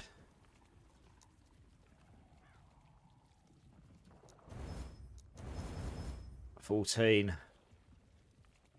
Problem is I'd lose life here as well, but I could probably roll that over here actually. So let's do this. Oh, I used a lot of forging potential. So we get 36 movement speed. I've currently got 46. So I'd lose 10%. But if I stick those on, for example, 80%. 74. Interesting. So I've got a higher base... oh no, there we go. 86. 86. 92. So I get more movement speed on haste with these extra boots, because that increased area effect of haste. It would reduce my ward quite drastically, but I suppose that's not really the end of the world. We're not really going to use ward anyway in the endgame. Let's see if we can roll the rest of the stats on this. The void's nice, we need that, really. I would have liked to have got life here, but what we can do is we can try and get life this way. Armor, that's not terrible. How much void do I have on these? 29. Oh, I really need that higher. How much life do I lose if I put those on? 13, 6, 7. Probably quite a lot, right? Oh, it's not too bad, actually. Hey, Violet, how's it going? Have an awesome stream. You too. Happy Easter, doll. Omni, how's it going, Omni? How you doing, dude? Hey, Frogster's just gambling his life away. Good man. 2. I need more void on these. I don't want to lose that much. 22. Oh, it rolled so low. Wob, wob. Okay, well, we have to do that. We're out of forging potential. 31. This will give me a lot more armor. It will give me a lot more armor. It would make me a lot more tanky in that sense. 961. Yeah, it can be a lot more base armor. Dodge goes down a bit. That's not the end of the world. We do lose necrotic and poison. Void goes up. Base movement speed's lower. But it's the haste. And we just evade. Every time we evade, we're going to run quicker. So it does actually work out better. And we get 11 attunements, so our damage will go up here. Let's give it a go. Let's give that a go. I'll say it means my base movement speed's lower. But I'm basically just aiming to evade as much as possible anyway to get evade up. I mean, there is a way where we could put points in and it would allow us to basically get, every time we cast our totems, we just have permanent haste anyway. I could spec into that, but the evade thing seems to work pretty well, to be honest. As you can see. So that means we can still get around pretty fast. Metalhead, how's it going, dude? I was lurking in your stream earlier, watching you do some WoW. I still don't have a clue what you're doing when you're playing it most of the time. It's a bit out of my purview, that game, but it looked like you're having a good time. How you doing, man? Happy Easter. Oh, I'm not too bad. Been hella busy. Cat, can you stop? Hello, cat. You alright, mate? Oh, my cat's being needy again. Are you playing WASD? Yes, yes, I am. I pretty much play WASD in all these games now because once you play one of these WASD, it's very hard to go and start playing between point and click and WASD. Yeah, how's things been, Metalhead? How you doing, my dude? I did like that base movement speed, but we can just live off of the haste. It's not too bad. It should make... We'll keep an eye out for a different pair of boots when we get there. +1 to minion skills on a ring. Oh, this is the forged weapon. Yeah, it's the forged weapons one. I've already got one of those, haven't I? Yeah, I have. I've already got one of those. Let's carve that down. That's actually pretty good. And I don't have one of those, so that can go up here. Fine, let's... One-handed weapons. Here we go. It is a wand. Where have I put wands? Over there. Good. And legendaries. I try to keep things in somewhat sensible state. I see some people's tabs and they're literally just things slapped in there and I'm like, oh my god, my eyes! No! Makes my eyes bleed. It's just like, I just can't. Oh, I put the tab in the wrong place. No, I've just realised. I noobed it. Look at this. I put my champion tab in the flipping legendary. Oh no. It's going to cost me more gold. What did I do? Okay. Oh, I guess we'll do another Legend 2-1 then. Oh, man. Wob wob. Legendary armors. Let's do that. Actually, let's just do armors. There we go. I can't believe I've done that. Jesus. Alright. Let's add a tab in there. 55k. Whoa. Wob wob. Champion 1. Let's do that for now. I don't really pick a lot of champion stuff up at the moment, but... we will put all the armor stuff in now because just get a bit full. Shield. Helmet. Catalyst. Looks okay for now. Let's dump those down here.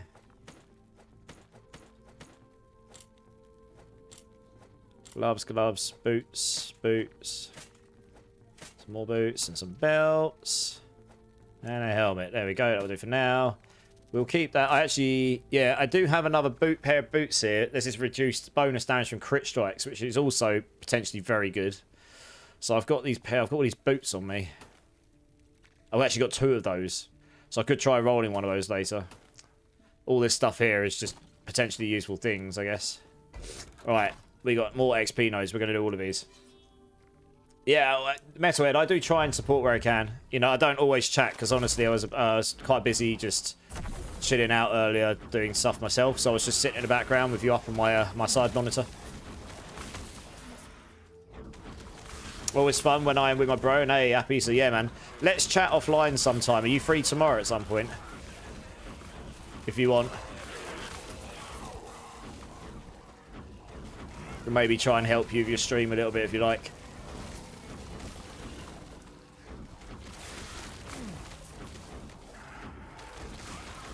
I should be free pretty much all of tomorrow. It's Easter Monday, so I'm not working. So anytime it's good for you, really. But yeah, I'm good, dude. I'm good. Yeah, I want to try and support you and see if I can help you stream it. See if I can help you out a little bit. I've got some ideas you might... that might help you out a bit.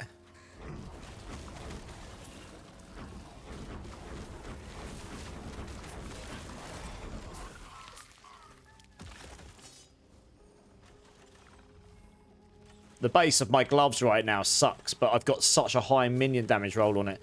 That is a lot of endurance on there, though. And void res. Damn. Damn. Bam! But it's got a tier 5 intelligence already, which I can't do anything about. Well, what we'd have to do here is we'd have to YOLO this.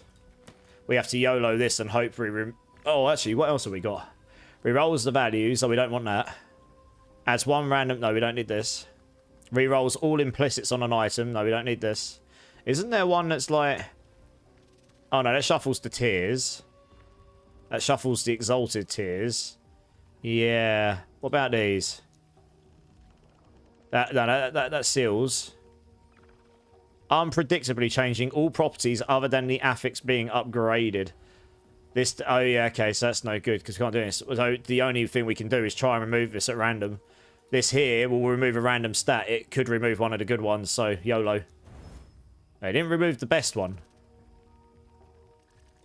Okay, we got rid of the one we wanted to get rid of, and we've kept the tier 6. This base could be usable. Okay, this is a much better base because it gives me necrotic resistance. Mana does nothing for this build I'm running. I don't care about the 17 armor we lose. We will lose a lot of minion damage. That's the only thing. But we could potentially make use of this. It could be workable. I'm trying to think. What we would want to do is probably add attunement on here. It all depends as well how this comes out. Yeah, it's used too much forging. Oh, it went to tier 5. No, that's not what I wanted. Balls. I wanted to seal that off. Okay. I don't think I'm going to have enough forging potential. Wub, wub. Okay. Yeah, okay. It's rinsed. Oh, well, it's rinsed. Never mind. It's worth a try. If we'd been luckier on that, I was going to seal one of these off, get cast speed on it as well. The attunement would outweigh the minion damage loss, probably. And then we would have been able to get a better base. But never mind. You know, there is still an element of RNG in this game, but you've got a bit more control over it. So you can actually feel like you could also get lucky on stuff, you know? It's pretty cool. You're working 10 AM till 8:30. All right, we'll just... Oh, no worries. We'll find another time. I might have a little bit of time. Well, you won't get... I guess I don't know what time you get home after 8:30, but I will start stream about 10 normally. 10 PM. But yeah, I mean, actually... I mean, I don't know how late you're going to be... Oh, I suppose you won't be up too late tonight because you're working at 10, right? Yeah. Oh, we'll find a moment. Maybe during the week or something. No, there's no rush, you know. It's not like, oh my god, you need to change this thing. It's just... You know, I like to support people, and I know you hang around and help out other people, so... And it's only going to be like throwing ideas around, you know, you can... Not everyone wants to do everything the same, so it's just, yeah, I've just got some ideas, and you might like some of them.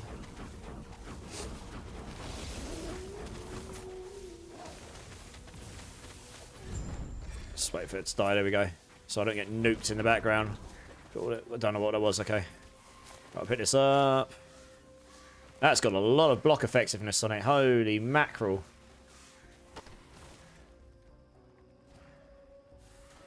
That's not terrible. Wow, that's got a bucket load of totem health in it. So yeah, I mean, you can get these here.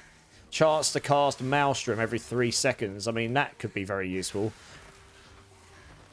Every 3 seconds, a Maelstrom lasts for 7. So if you get like 50% of that, if you can get 100% of that, you're basically guaranteed to just permanently summon up a certain number of Maelstroms. Then I could play Maelstrom, and if that procced Cold Shred, and I could make the radius big enough, so it's useful, I suppose that could be workable. That one's probably worth picking up, honestly. That's not too bad either. Pick that up. Always overnight. So we will find a moment. Your day's off on Friday, Saturday, and Sunday. I should be free on Friday, if that works better. It might work better. Don't think I'm working this Friday coming, so I should be available. So I'll be free most of the day. If I do anything during the day on Friday, I'll either be going for lunch with my parents, or if I don't do that, I'll probably be working on some YouTube stuff or something. That's what I normally end up doing on Fridays. Right, let's go get that loot lizard over there. And then we'll go and get the XP. Scrolls.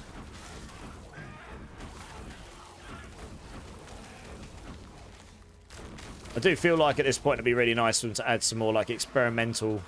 Oh, where'd that loot lizard go? Oh, he ran away, did he? Oh, that's rude. Yeah, add some more like, experimental affixes. There's still only like a handful of them, and they're really cool, but they're very narrow in what you can do with them, I guess. Be nice to add some more like interesting things in there, but I guess these are just things they can do in the future cycles, I guess. They really have done a lot of work between when I've last played this game and now in terms of just the sheer level of stuff available to do, so there's only so much you can do in one go, isn't there, really? I don't use traversal skills myself, but it's not terrible. We'll keep those on because those are actually fairly useful, I think. We'll salvage that down. We'll salvage that down. We'll keep these. Next one. I think we got another XP node. Yes, we do. We actually got 2, so we'll do these. Even though they're not getting me the most stability, I just want the XP. Helps. They actually give you a fairly nice chunk of XP, so you can level up at a decent rate.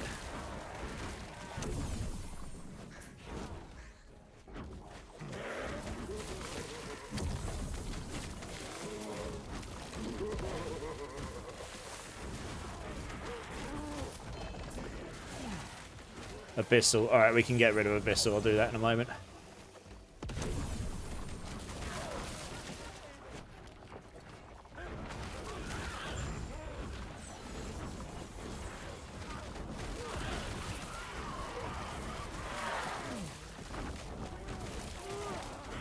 Yeah, this is still feeling pretty good for movement speed just because I get that haste after evade. If I'm going to use a champion affix, that's the one.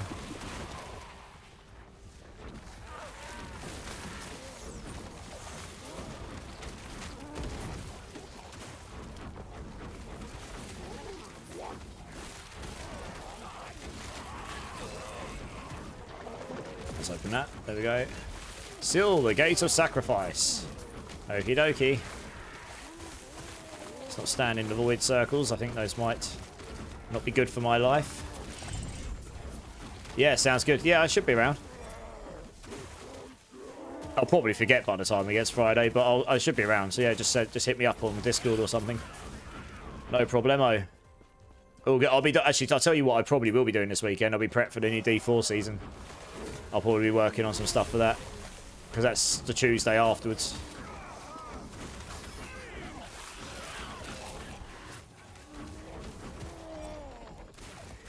Oh, that's got a lot of necrotic resistance on it. Ah, screw it. Let's just grab the XP here. You can see a nice little chunk. Onwards, next one. And then we can start heading outwards.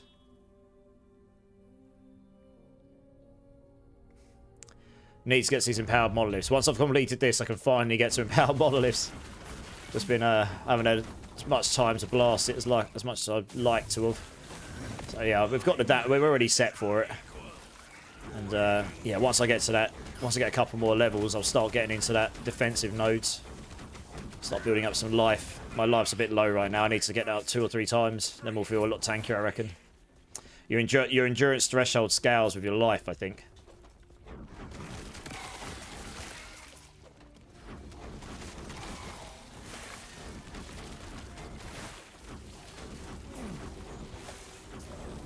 Get a few thorn shields on just for a bit of extra physical resistance. Oh my word, what is going on? We've got a raid coming in from Laggy Lulu. The absolute beautiful lass herself. How's it going? Welcome in, raiders. Welcome in. Let's come over here a second. Welcome in, guys. Calidus, how's it going? Lulu, thank you for the raids. That's unexpected. Guys, welcome in. I'm Immortalized. We are playing some Last Epoch. Same as I know Lulu was today, because I was in her stream chilling, watching her start her journey in the Last Epoch world of Etera. And yeah, I hope you had a great time over there. I know you did. Her new room is awesome. She is wonderful. And it's good to see her back. Massive hype. How's it going, Lulu? Thank you so much for the raid. Guys, anyone that hasn't checked out Lulu here, she is definitely one of my favorites. Make sure you go check her out. She is, well, you'll always have a great time on her channel. She's super, super good at these games, especially Diablo. She's better at hardcore than I am. That's for sure. And yeah, I mean, really good friend of mine. So please go show her the love. I will do a shout out when I get over to this one. There we go. There we go. Yeah, thank you so much for the raid. That is actually really unexpected. You know, I don't tend to stream Last Epoch very often. So, right, let's come back into the game. I am playing my own builds as always. I am basically playing... I'm playing a Primalist Totem Explosion build, which I did a build guide for pre-season 1 about a year ago. So I thought, screw it, I'm going to come back and see if it still works. And it does. And I used my own build guides to play the game. So that's the first time I've done that. The whole premise of my build is I sit here and I just cast totems, and when they desummon, they blow up.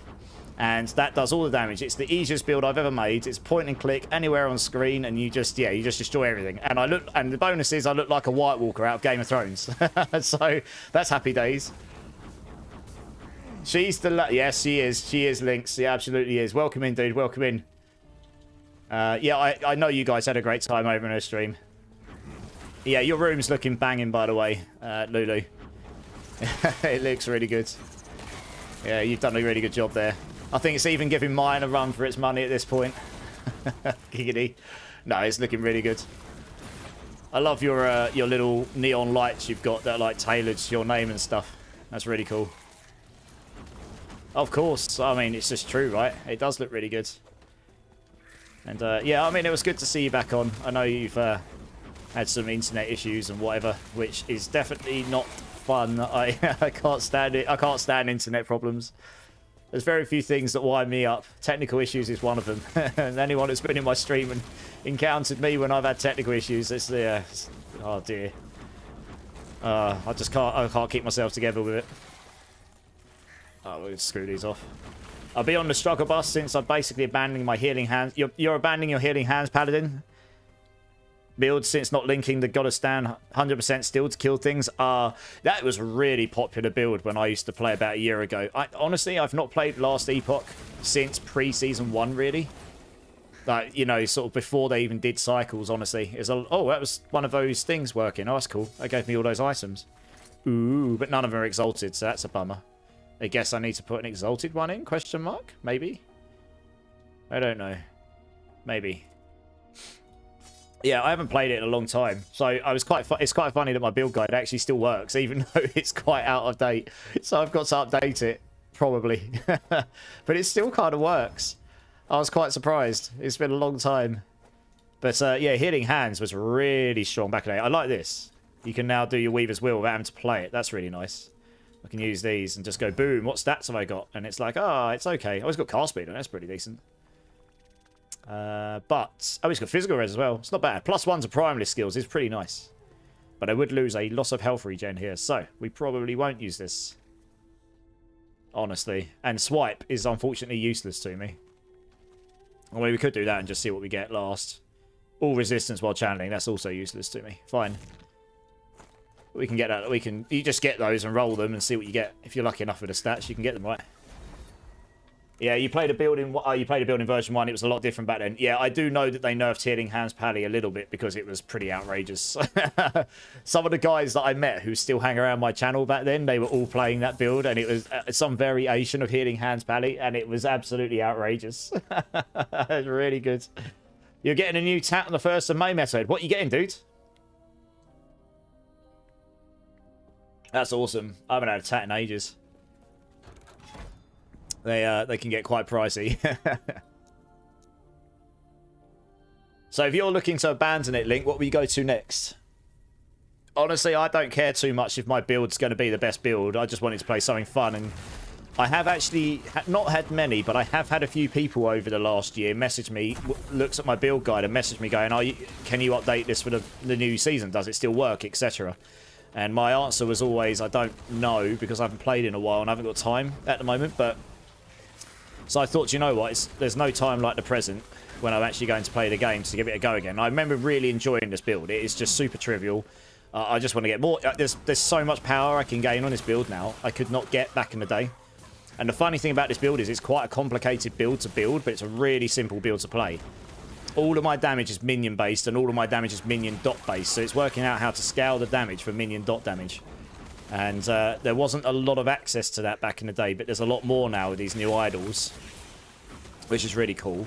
And the new set item stuff they've added, where I can imprint like the +2 totem skills from the Threadballs set, that will be good, I think, especially if I can get that. So look at this, for example, right? Increased damage over time for minions. Look how high that can go on a two-handed weapon. Damn! I don't know if I can imprint that on a scepter, though, because if I could, that would be cracked. But I think that, for some reason, can only be applied on melee weapons. Because otherwise, that would absolutely go on my scepter. But I don't think it's possible. Which is a bummer, to be honest. What we can do, though, is try. So we can go... What can we do? What can we do? We'll shatter this down. I mean, this is kind of as good as it's going to get anyway. And I believe that was a suffix. Hard to tell. What we could do, if we don't use up all of the... This might end up using up all the forging potential. It didn't. Okay, cool. Because what we can do is we can look here. I don't think we can apply it on scepters, which is annoying. I wish you could. You can do damage over time for yourself. It's minion damage over time I want to do, and you can't do it on a scepter, which is very annoying. I wish I could. Because that would be cracked for this build. It would be really good. But, you know, that is what it is, I suppose. Charge to chill and hit doesn't work for me because I'm summoning totems, and the totems are minions, and the minions do the hits, not me. So anything that says on hit does not work for me. Minion spell damage isn't really worth it because most of my damage is not coming from their minion spell scaling. It is scaling from the cold damage more than anything. So although that might be good, I'm actually going to leave that free in case we can apply...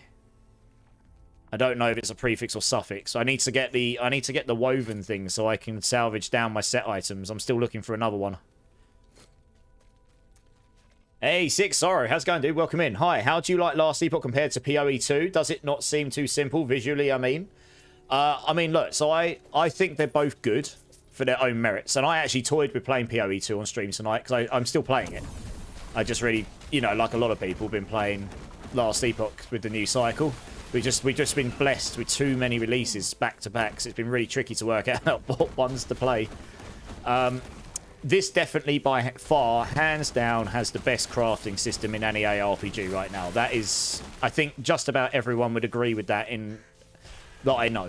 It just has it has enough RNG that it's not too easy, but you've got enough creativity and customization and determinism with it that it feels like you've got a decent level of control with it. And some of the new changes they've made where you can salvage down set items and then apply set item bonuses to your gear that aren't set items to start with, and then benefit from the stats that would be on there plus the set bonuses on other gear is really cool. Like, that's never been done in any ARPG that I've seen before. So I think that's actually a really smart way of trying to modernize what is a very old mechanic in these games.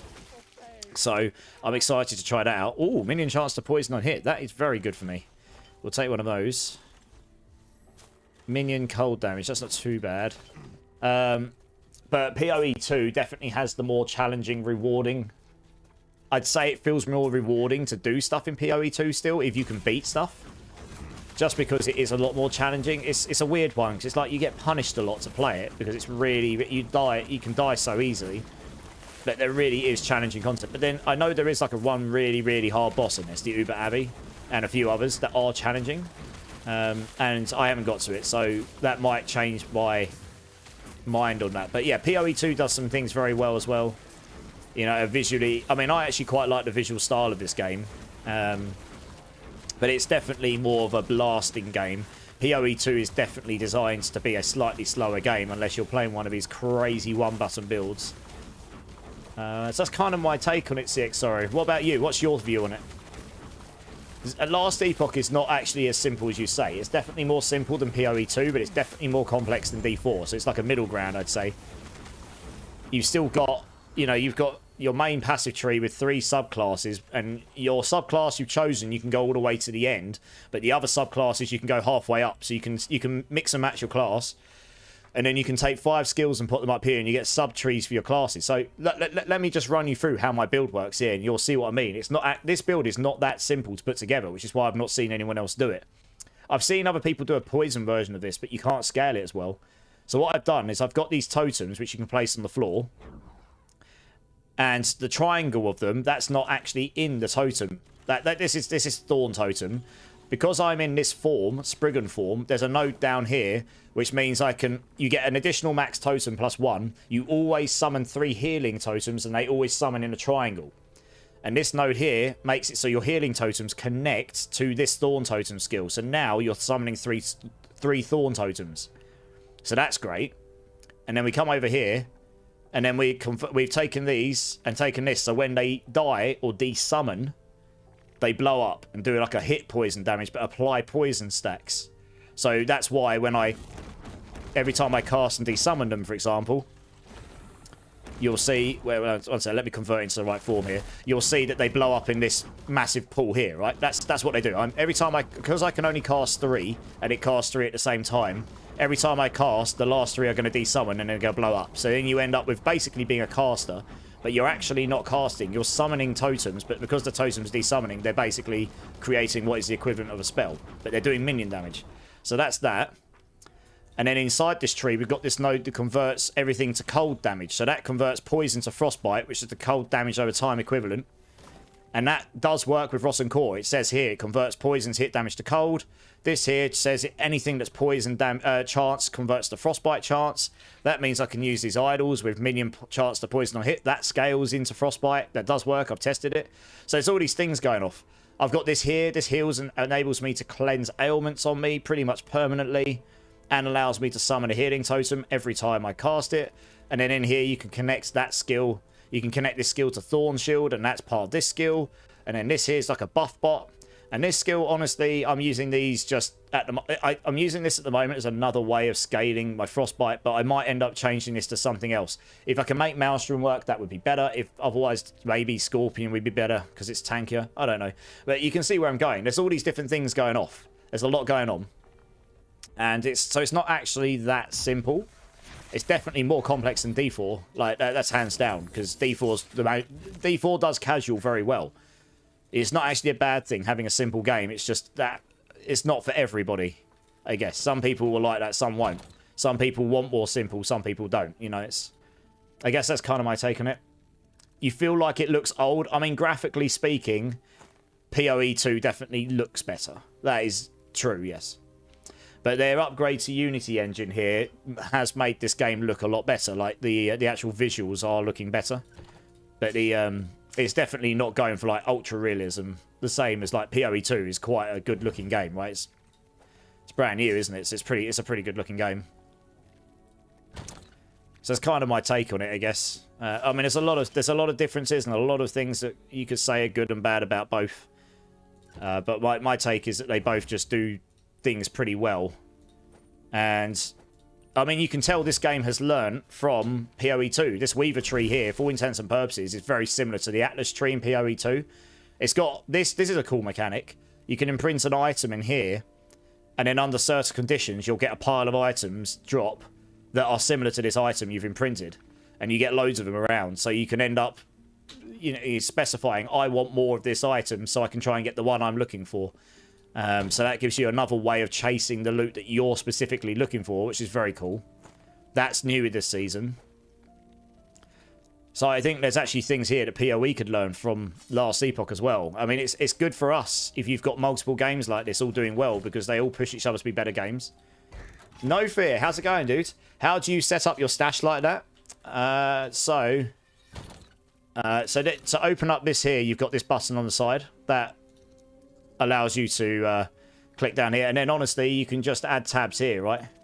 So I can add one here, I could call it whatever I like, and you can cut. If you right click it on, if you're on PC and you right click it, you can change its color. And you have to be on PC, it's not on a console right now. You can change its color and you can choose an icon, for example. I'll probably just delete that one for now, and then once you've done that, you go inside. And then you can add, these ones cost gold. So 60,000 for my next tab. I don't have enough gold. But then you can do the same here. You can colour it, give it a name up here.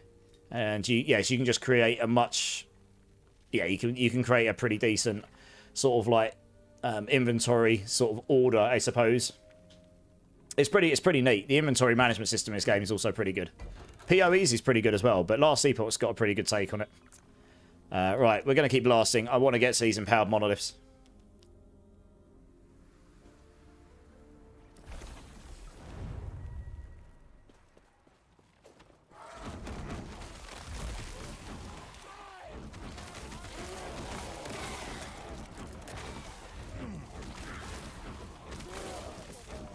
So, I mean, you can see it's literally point and click this build. It's pretty fun. I don't normally play one-button builds, but it basically is. But But I like this build personally. I'm a bit squishy at the moment. That's definitely what I'm looking to solve next. But I like this build because it's not simple to set up. It's very easy to play, but yeah, the construction behind it and working out how we can scale the damage is definitely more tricky than the playability of it. Should I bother doing corruption in my first monolith run or go straight to empowered? I'd go to empowered Calidus, honestly. I'm not an expert in this game. I haven't played it in a long time, but from what I did play it a bunch when it first come out, and what I remember is the best thing to do is go. I normally go up the right-hand side because the right-hand, if I remember rightly, the right-hand side. When I get back, I can show on the map. But you get the different areas, right? You start off with the first area that's like level 58, and then they go up in level. You've got the left track, and you've got the right-hand side track. And then when you get to the top, which is one of the ones I'm on right now, they're all level 90, and you've got 3 of them. And when you've done all 3 of those, you unlock empowered. The ones on the right-hand side give you access to buffs that buff you specifically. So like plus resistances, plus shreds resistance, plus endurance, plus health regen, all these kind of things. Things that are literally like stat-related buffs. The ones on the left-hand side are more like drop chance for more XP, drop chance for this kind of idol, drop chance for this kind of thing. Increased rarity. I don't know. They're sort of like manipulators to the sort of things you're going to find. And honestly, those are good. And there are specific ones you're going to want to choose depending on what you're looking for or playing. But honestly, those are better once you get into empowered monoliths when you're dropping the higher tier stuff. You're just going to drop a lot more exalted stuff in the empowered monoliths. So I normally go up the right-hand side. I normally just try and rush the bosses. And you'll just pick up whatever blessings you get as you go. They did change something, which so I chose one and I've changed it to something else. The 3 that you get in your run, if you don't like the one you've got and there was another one you wanted, there's now a NPC in town you can go talk to, and you pay a little bit of gold, and it will allow you to change to any of the ones you've seen before at the levels that you've got them. It works similarly to the codex in D4 for your aspects, where they made the change where once you've gotten something at a certain level, you can then imprint of that level at any time. You can basically do that at the cost of a little bit of gold or resources. You can just go and swap your blessings to any that you found at the levels that you found them before. So you don't have to worry like you did in the past going, oh, I've got a maximum all resistance one and I want to try this one for some reason. And then you're like, balls, I want my all resistance again. And then you've got to go do the boss like 30 times to try and get that roll again. You don't have to do that anymore. So I wouldn't stress too much. I would just take whatever you get, hopefully get something somewhat useful, and then just get to empowered monoliths. And then you'll start, because once you get to empowered monoliths, you unlock empowered blessings, or the higher tier blessings. So you just get way better blessings, you get better loot, and then you're sort of into the actual end game then, right? Doing the campaign should get them all open. Yeah. What class are you playing, Calidus? What class are you playing?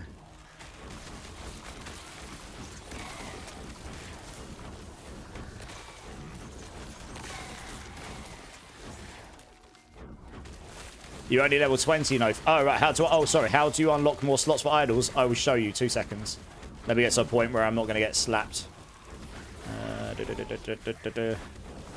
I think I can show you in this level. Do you know what? I'm going to finish the map and then I'll show you, because I'll be done in a second.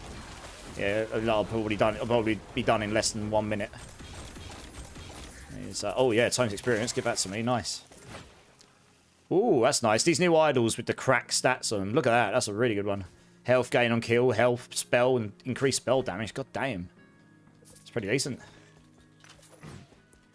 Yeah, I killed this up there. Oh, we got this down there. Oh, there's a cache over there. We should probably go open this. Oh, okay. I think I'm safe here. I could probably show you no fear once. Oh, there's a loot lizard. Loot lizard! He's dead. Holy moly, he dropped me all the things. What's a Rune of Havoc? That's new. I do feel like they need to add more. They still haven't added more unique idols. They could definitely play into that a bit more later on. I'll probably sell both of this. Right, yeah. Okay, no fear.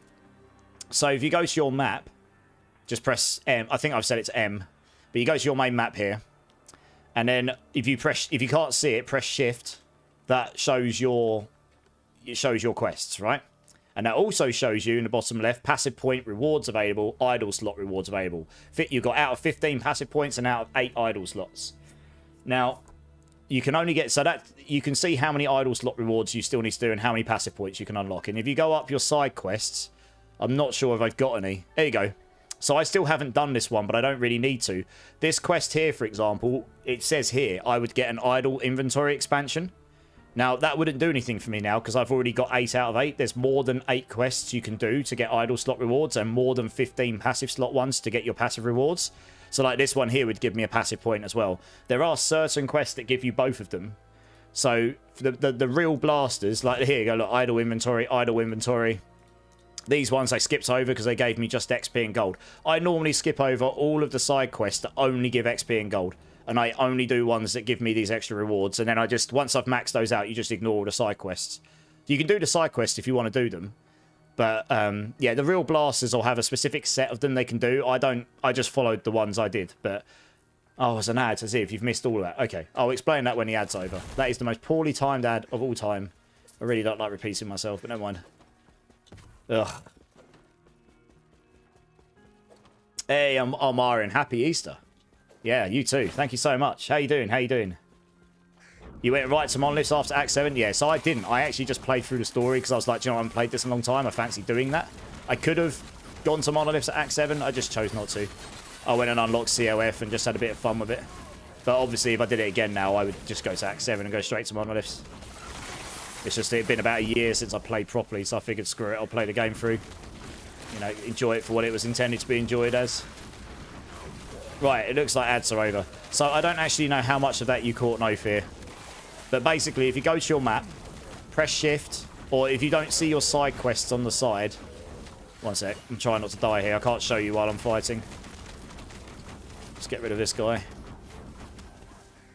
Is there anything else around here that's going to hit me while I'm in my map? No, okay, right. Yeah, if you go to your map, no fear. And if you don't have your side quest showing, press shift. It will show you these. And you'll see at the bottom left, you've got 15 passive point rewards you can get and 8 idle slot rewards you can get. Now, if you click on the side quests, you can see on the right-hand side, this will give me 3,000 XP, 2,000 gold, and an idle inventory expansion. These are the ones you want. Some of them will give you idle inventory expansion. Some will give you... where's it? This will give you 1 passive point. There are more side quests that give you these rewards than you can get rewards. So you can pick and choose. You basically ignore all of them that give only XP and gold. Choose ones as you go that aren't going to take you too long to get your idle inventory expansions and passive points. And then honestly, once I got all of these, you just skipped the rest. That's why I haven't done them. You can do them all if you like, but you don't have to do them all to get all of your rewards. And that's basically it. My picture is blocking it, but you can see it. Like, just... You can't see it on my stream, but if you press your map and press shift, you'll see it. It's literally down here under my picture. You can see the side quests. It's literally down there. You can't miss it. It says passive point rewards and idle slot rewards, yeah. And so that will tell you how many you've got to get. And then, like I say, click on your side quests, and over the right, you'll see the idle inventory. And you'll see which rewards they'll give you. Some of the quests give you both. They give you idle rewards and passive points. Those ones are particularly good to do whilst going because you're getting one of each for that. You do 1 side quest to get 2 rewards. And like I say, once you've capped out your passive points and stuff, you don't have to do any more beyond that point. It's up to you if you choose to or not. Let's just, what's this got on it? I really do wish I could filter these out based on the level of the stat they've got. Like, this is 100% rolled or 90% rolled or something. That's got loads of vitality on it. That's a really good poison one, but it's not rolled very high on the poison red, so I won't bother with it. Yeah, so hopefully that helps you, no fear. I say it's a little bit hidden because it doesn't show that by default. You have to press shift to show it, and it didn't used to always work in the past. It used to be bugged, so you couldn't always see how much you had left, which was a bit annoying. That's not rolled very high. Neither is that. What's this got on it? I guess that's just because it's got car speed on it. We're going to have to buy some more shattering runes. We don't need this. That's nice. We don't need this. That's real nice. Ooh, that's a lot of minion health regen. That's very low. We don't actually need that. Yes, we want the health ones. There's a lot of minion health there. Nice. That's where most of my gold's going right now, honestly. Buying shattering runes. Right, okay. We finally finished that map. We can. Oh, yeah. I don't even care that that's going to give me stuff for the Great Sentinel. I'm going to do it anyway because I want my Weaver point from it. You can see you need a Weaver point. It's got a little green plus on it. Once we get to Empowered Monoliths and we can do minimum corruption 100, we can start to do these harder tier ones and get our points from them as well. Do you have this build anywhere? Yes, Arbarin. I made a build guide for this build about a year ago on Last Epoch Tools. It's a very well written up one because Last Epoch Tools, if you're doing a proper build guide, require you to do a proper build guide. So it is a little out of date in the sense it has none of the passive tree could be a bit better now because they've changed some stuff. There's a lot of stuff back when I made that build guide that didn't apply to minions. They changed some stuff last season where this here is now shared cold damage. This is now giving you... This always gave you minion stuff, but this now gives you shared cold. This gives you minion cold. I think they did before, but there's a lot of shared stuff now. What else we got? I mean, shared freeze rate multiplier. I'm not actually using that right now, but you could do. So there's a lot of stuff here that's like shared. What other ones am I using? Yeah, increased minion cold there, increased minion. So there's just a lot of stuff that shares across them. So the passive tree I'll probably need to... I'm going to look at maybe... Yeah, shared increased stun chance here, etc. Right, there's loads of stuff.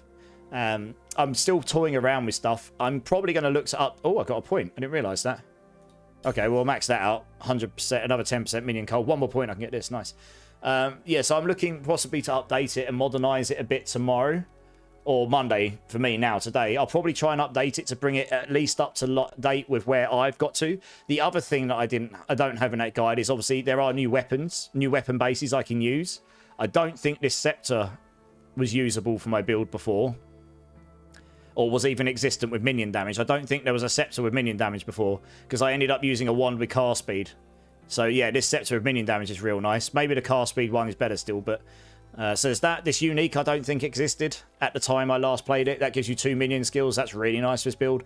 You can now salvage down set items, and there's one that would allow me to get +2 totem skills on gear rather than using those specific set items. So that would be really nice. Idols, we couldn't get much minion cold penetration before, and the reason that's important is because this is a minion damage build. You are summoning 3 minions. You summon 3 minions. These totems count as minions in Last Epoch. You summon 3 minions, and then when you summon the next 3, these 3 blow up.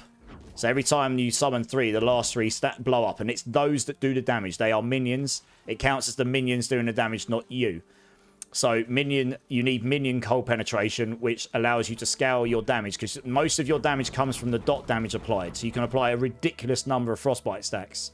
You can also scale your frostbite stacks now. Use these idols, which we didn't have before, with minion chance to poison on hit. That does scale the frostbite stacks because we've converted from a poison build to a cold skill. And it converts all minion chance to poison to frostbite chance. And that scales how many stacks you can add, and that scales how much damage you can do. And then you can get these here. You can get the minion cold damage. You can't see that stuff in the panel. They still need to add things here. We can't see the minion frostbite damage, but when I put cold damage on my build, it scales my it scales my frostbite chart, my frostbite damage. And the reason that's important to know, because that means if I get minion cold damage, that probably scales their minion frostbite damage. So you can scale the base number that your frostbite is running off. So we've got access to all these things we didn't have before. So that's kind of nice. Plus you get, yeah, you can get extra movement speed here, movement speed while transformed. So there's loads of stuff we can get here.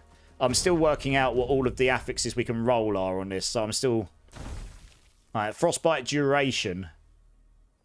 So that could be really interesting. I don't know if that's going to apply to minions frostbite. That's the problem. I don't know if that applies to the frostbite minion. The minion frostbite damage. Because you technically have your own frostbite, increased frostbite duration here. I mean, that would be really nice. Making it last longer would be super nice. But you can't see it in the panel. So it's going to be really hard to tell if that actually... I mean, I suppose the only way to test that would be to do something like this. We've only got 1 Weaver's Touch on that. God damn, that sucks. And plus 2% duration's really low. I mean, you could do something like this. Use one of these, do that. That puts it up. Okay, we didn't even level it up. You could go. You can go and test to see if you can increase. If you stuck that on, does it increase the amount of stacks I can put on, for example? Although that would be hard on this totem because that minion chance to poison on hit would inherently allow me to apply a lot more. The only reason I've not put that on is because I've got health and endurance threshold here. That's real nice. So yeah, I'm still figuring out what the best weaver stuff is to put on these. Honestly, I just keep rolling on this to see what we can roll on them. I need to get a big one and roll on there, I guess, and maybe we'll try and get Maelstrom in the build. So there's a load of stuff I can update anyway. But the nuts and bolts of that build does work, Amarin. Yeah, the YouTube guide will explain the build as it was. I guess I'll need to do a new video for it because things have changed enough, and I'll probably use the new style. I mean, that was like my first ever YouTube video, literally. So it might be a bit raw, but it should do the job. Ramsino coming with the sub for 8 months on a 7-month streak. Dude, thank you so much and welcome in. How you doing, man? Give me a number between 1 and 6 and I'll do a beam for you, dude. I really appreciate your support, man. Meta, sorry, was... Oh, I can't see what you said properly. There's a flipping thing. Oh, there we go. Sorry, was in a kit. No worries, dude. Yeah, guessing my throat. You're guessing your throat tatted? Nice. That's going to hurt. Good luck. Yeah, Amari, it still kind of works, honestly. It still kind of works. All I did for leveling is I literally leveled on totems. I took totems, I converted them to cold, and I blasted all the way through, honestly. And then once you can convert to that poison explosion and you've converted them to cold, it sort of works from the get-go. But the premise of the build still works, yeah. Manini, how's it going, dude? So this is a minion build, yes. Never played Last Epoch before, but thinking of trying it with the current league situation in PoE 2. What's your take on the current league in PoE 2 then? I'm interested. But yes, the premise of your build is you convert into basically what looks like a White Walker, right? Which is pretty cool anyway. And basically, you're summoning 3 totems here. Those are minions. In this, they don't count as minions in PoE 2, but they do in this game. And then when you summon the next 3, they blow up, as you can see. Every time. So you just stack loads of car speed because then you're just like, well, hey, I've now got a massive explosion. And it's huge. I mean, that's a massive explosion. They can all hit as well. And they all apply crazy numbers of frostbite stacks because you've got so much increased frostbite charts on this build. It's like 300%. So you can just stack frostbite stacks for absolute days. But they are doing the damage, not you. So it's you stack it. That's why it's a really difficult build to understand how you're scaling it. But it's a really easy build to play. You literally can shoot as far as you can click. You can fire around corners. You don't need line of sight. It's a really easy build to play, as you can see. You can literally just do this. It's Neris, how's it going, dude? First time chat, so welcome in. I actually enjoyed the current PoE 2 season, but Last Epoch is the ARPG that got me started. Same and same. When I first started streaming again, I was actually streaming Last Epoch, funnily enough. I haven't streamed Last Epoch in a very long time, so I don't necessarily get as much numbers and stuff over here, but that's okay. I'm here to have a fun time, and I'll probably do some PoE 2 tomorrow, actually. I've done one of the Totem Chaos Lich builds, so it's not a dot damage build. Mine's a hit damage build, and it's better than the dot builds, frankly. I think people slept on that, and there was a couple others that works it out, but it is better than the dot builds, I think. I've not seen a dot build that can out-damage the Totem build once you get the Totem build going. That doesn't mean the dot builds are bad. It's just those totems are crazy once you get them going. So that's what I've been doing. So that's been a super fun build to put together.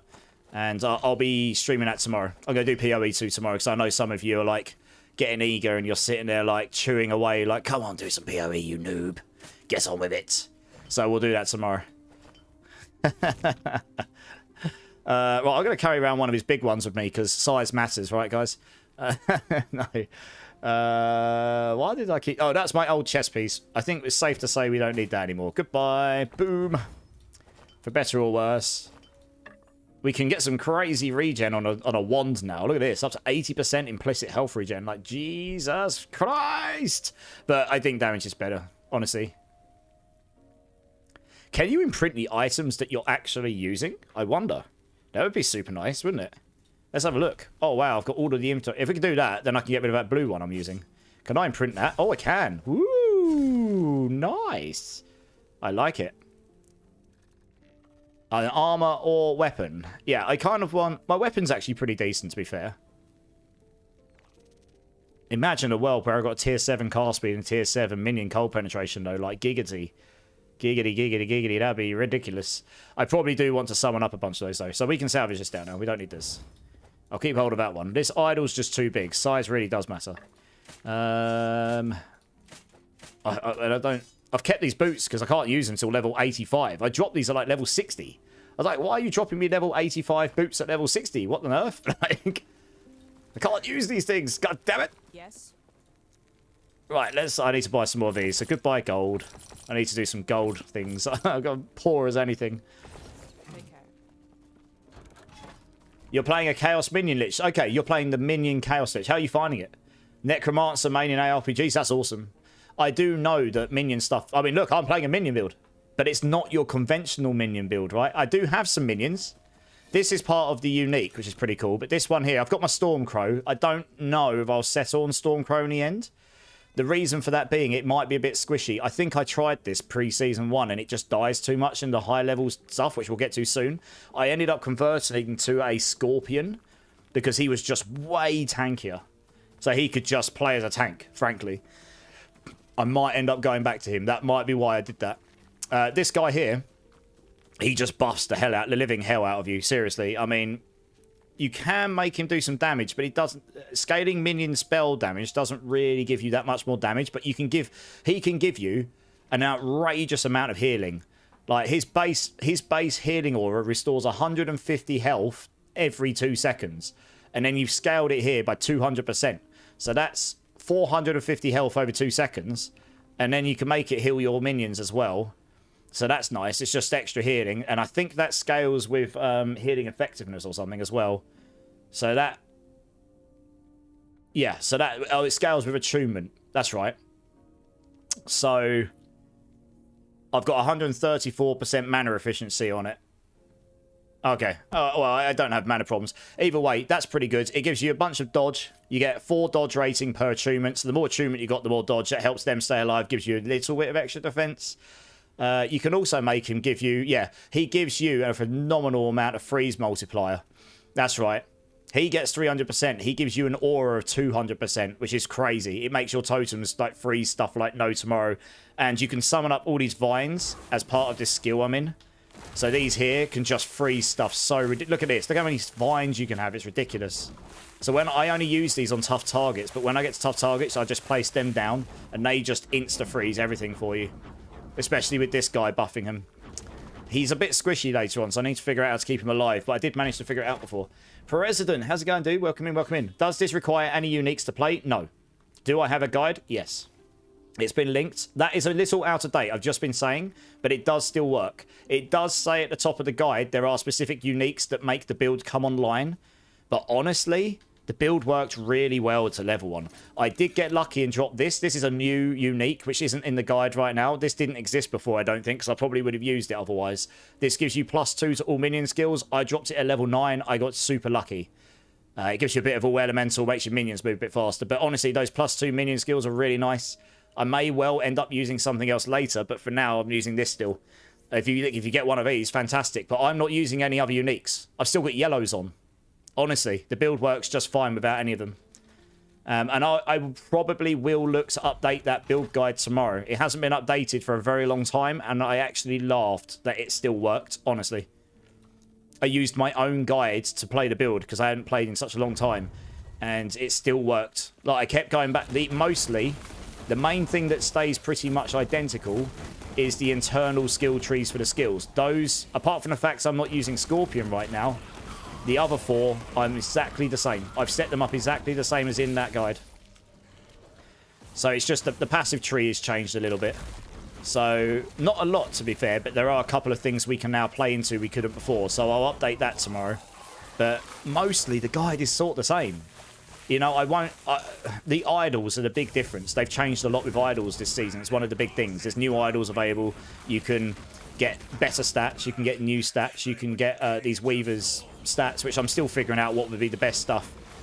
So there's those, and we can apply set item stuff to our items. And that's actually really cool for me, because if I can apply that to our wand or scepter, which I'm really hoping so, I have 2 free affixes on my weapons. There was only ever 2 affixes that were actually any good for this build on weapons that you could get on a wand or scepter. which was cast speed, because the faster you can cast these, the quicker you can apply frostbite, and minion cold penetration, which you can get, or cold penetration is a shared one, shared cold penetration, and that's a suffix, but you had one free prefix and one free suffix. So if we can get set item stuff that can be applied to both of those, we can actually fill out our weapon stats with what we couldn't before. So I'm actually quite excited to see what we can do with those, honestly. Show us your guide, Daddy. Show us your guide. Oh, I will. That guide's to be shown. It's just been linked above if you're interested in looking. It's quite wordy, so you better prepare yourself for a little bit of a read. So you used the shattering runes to salvage what kind of items, no fear? So I actually do, by the way, also my loot filter is on that guide. Now, I've updated it a little bit since playing because there's a few new things and stuff. But I used that loot filter as a base for what I'm doing right now. I just went through and added like some of the new affixes and stuff. So I'll need to link this as well, where I've got it to so far. And honestly, before I got into the end game, I just set up a really standard loot filter here that had hide normal items, hide magic items, hide rare items, and then just show the things that I actually want to see, and then just show all unique set legendaries. You know, I pretty much had this here, which only shows the items you care about. So I don't want to see, for example, oh, that's stats. No, the base items. Where are the base items? 1 second. What am I doing here? That's interesting. Affix. Thought I had it. Oh, yeah, we got item type. This is what I wanted. Yeah, so I pretty much just got it so it only shows like scepters and wands, nothing else. Shows two-handed staffs. Shows offhand catalysts. Shows all of the armor types. Shows only amulets and relics. Because I've got a very specific thing here to show specific ring bases that I care for. The others I don't, you know, I don't want to see dodge racing rings. I don't care for those, etc. I didn't customize this too much because this was just to get me going. But this is the main one I'm using, which is mainly based. This is mainly based off of what is on that build guide already. Honestly, the new idols are amazing. I agree. Yes, penetration and res. Yes, these ones here are brand new. Well, new from when I last played. These ones here, you can get shared cold penetration. More importantly, you can get minion cold penetration, and you can get increased minion cold damage on here. So you're scaling the base frostbite number because increased cold damage scales your frostbite number, which means you can assume that minion cold damage will scale the minion's frostbite number, and then minion cold penetration is actually a damage multiplier because it just penetrates through their resistances, and it can go below 0. So the more of that you've got, the more you're multiplying your damage. Now, the one thing I couldn't figure out very easily before, and I had to stop casting my totems to cast Spirit Thorns, was to have a consistent way of applying resistance shredding, which you can get in one of your blessings. If I can get Maelstrom to work, I think that would count as me hitting. And if that would count as me hitting, I'd be able to apply that cold shred. And that is another damage multiplier. It's a pretty big one. But your minions do not apply it because it's not minion. That it doesn't count as you hitting. It's very annoying.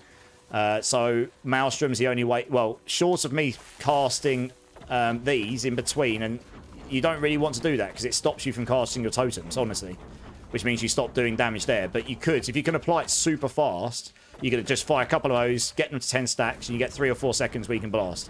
Do a couple, blast. I think that's what I ended up doing before. I think I got like a 50% chance that would apply on every single Thorns hit. It would apply a stack of shred. So you just sit there and fire a bunch of those, and then you would just blast, and then you just apply some stacks, and then you would just blast, and so on and so on and so on. I think that's what I ended up doing before. So that's probably what we'll do again, because that cold shred is pretty good. But you need a really high percentage roll of it for it to be good. What is your opinion on the best starter build for someone new to last Epoch? Oh, do you know? I don't know, because I don't know the game well enough to be able to tell you this is the best starter build. I know Paladins are very, very strong right now. And Sentinel's got a bit of a rework. I mean, look. If I go to the hardcore ladder right now, right? Let's make sure I'm not going to die while I do this. One sec.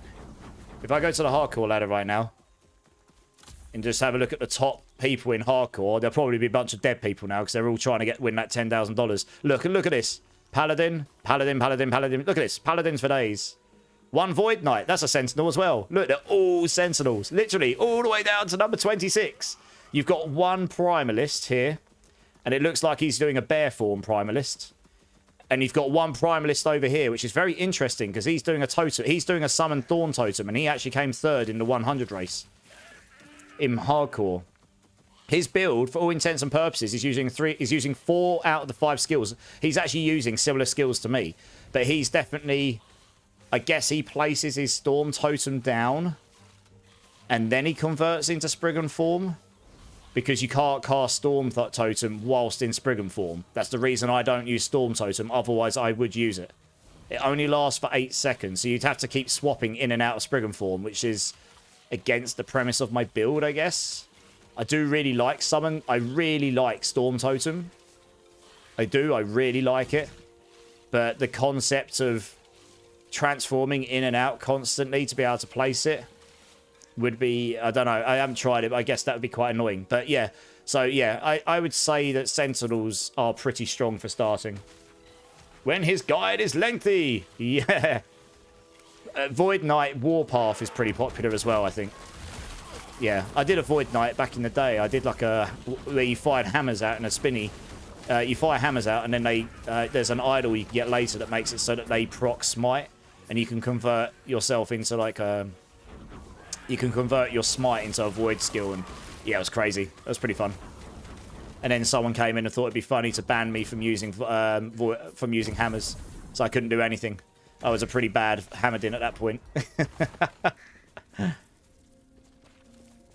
I mean, honestly, I W-keyed the whole campaign on this build. The only time I died was the very last boss, and the reason I died is because I got complacent. I killed him, and I forgot there was a second stage. So I'm sitting there reading chat going, well, hey, we've killed him, and then I died. And I was like, oh, we didn't kill him, I died. What the hell? And then I forgot the last boss in the campaign has 2 stages. So the next time, when I went back, I slapped him and didn't die to the second stage and slapped the second stage. It was easy peasy. I pretty much did just hold down the W key and just run straight through the campaign once I got this build going. It was crazy. Primalists are pretty good to level 1 in my experience. They're not too difficult to level 1. But it kind of partly comes down to what you want to play, President. Like, what sort of stuff you're going to enjoy playing in that. I actually did Ramzino mention a bean earlier?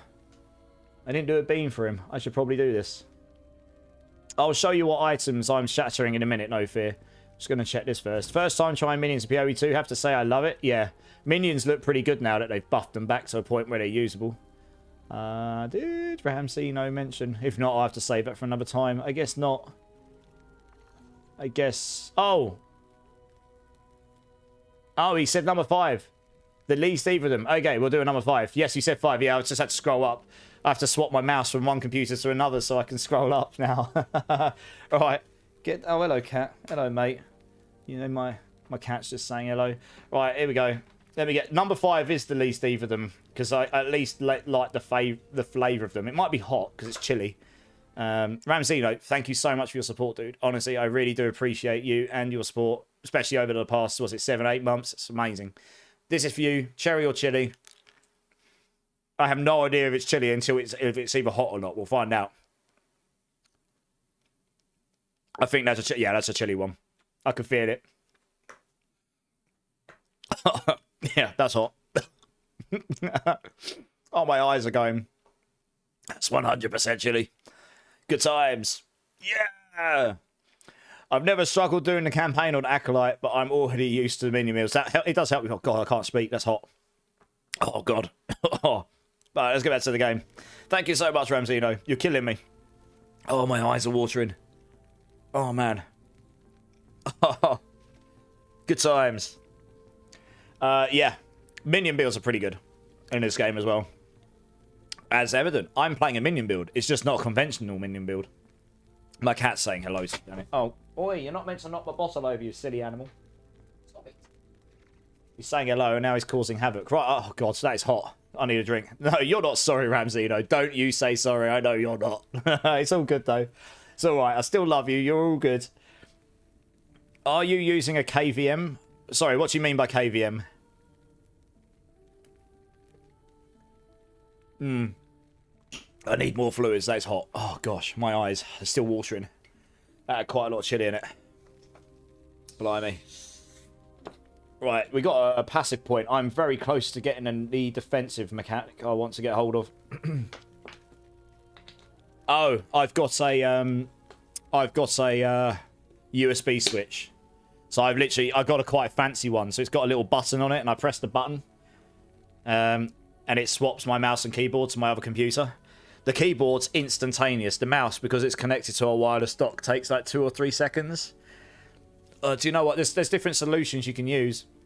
You can get keyboards that can Bluetooth to multiple devices, so that's easy. But mice is not that easy to solve. That's why I did it this way. Yeah, I mean, it's a USB switch. That's the best solution I've found so far for what I wanted to do with it. There might be others I could look into. Yeah, this works okay. I just press a button, it swaps to one computer. I press the button, it goes back to the other one. If it wasn't for the mouse today, it would be instantaneous. So I might look into that at some point. If it was wired, the mouse would be instantaneous as well. So I might look into it at some point and just wire the mouse in. We'll see. I think it's just because I'm wirelessing it. It takes a moment for the mouse to connect. It takes a moment for the wireless dock to pick up on the new computer for it to then send the signal to the mouse. But it's all good. It's only like 2-3 seconds. It's not very long. Right, let's just sort this stuff out. We've got passive point here, and I've maxed this one out. Oops. I need one more point in here, in this tree, before I can get to this one here, which gives me health and armor, which will be real nice. And once we get 8 points here, we get a load of health regen, which will be real nice. The more spell damage will probably not... Oh, it's still really hot on the back of my throat. That more spell damage probably won't scale my damage. I'd have to test it. Oh, man, it's hot. This node here is kind of sad. It gives you... It's kind of good, but it only gives you 2% car speed. I kind of wish it was more. It's not... Yeah. There's not a lot here we would take, I guess. 7% minion increased cold. That's less than this one. You get 5% there. And you'd have to take a node here. That's not... This is quite good. I mean, the freeze rate multiplier is nice. But if we're just looking scaled damage or get defense... Increased area for area skills. That could be kind of nice. Less damage from shocked enemies. That would be really nice if we could make it apply to frostbite, but it doesn't. And we're not shocking stuff right now. I don't think there's a way to apply shared shock chance on hit.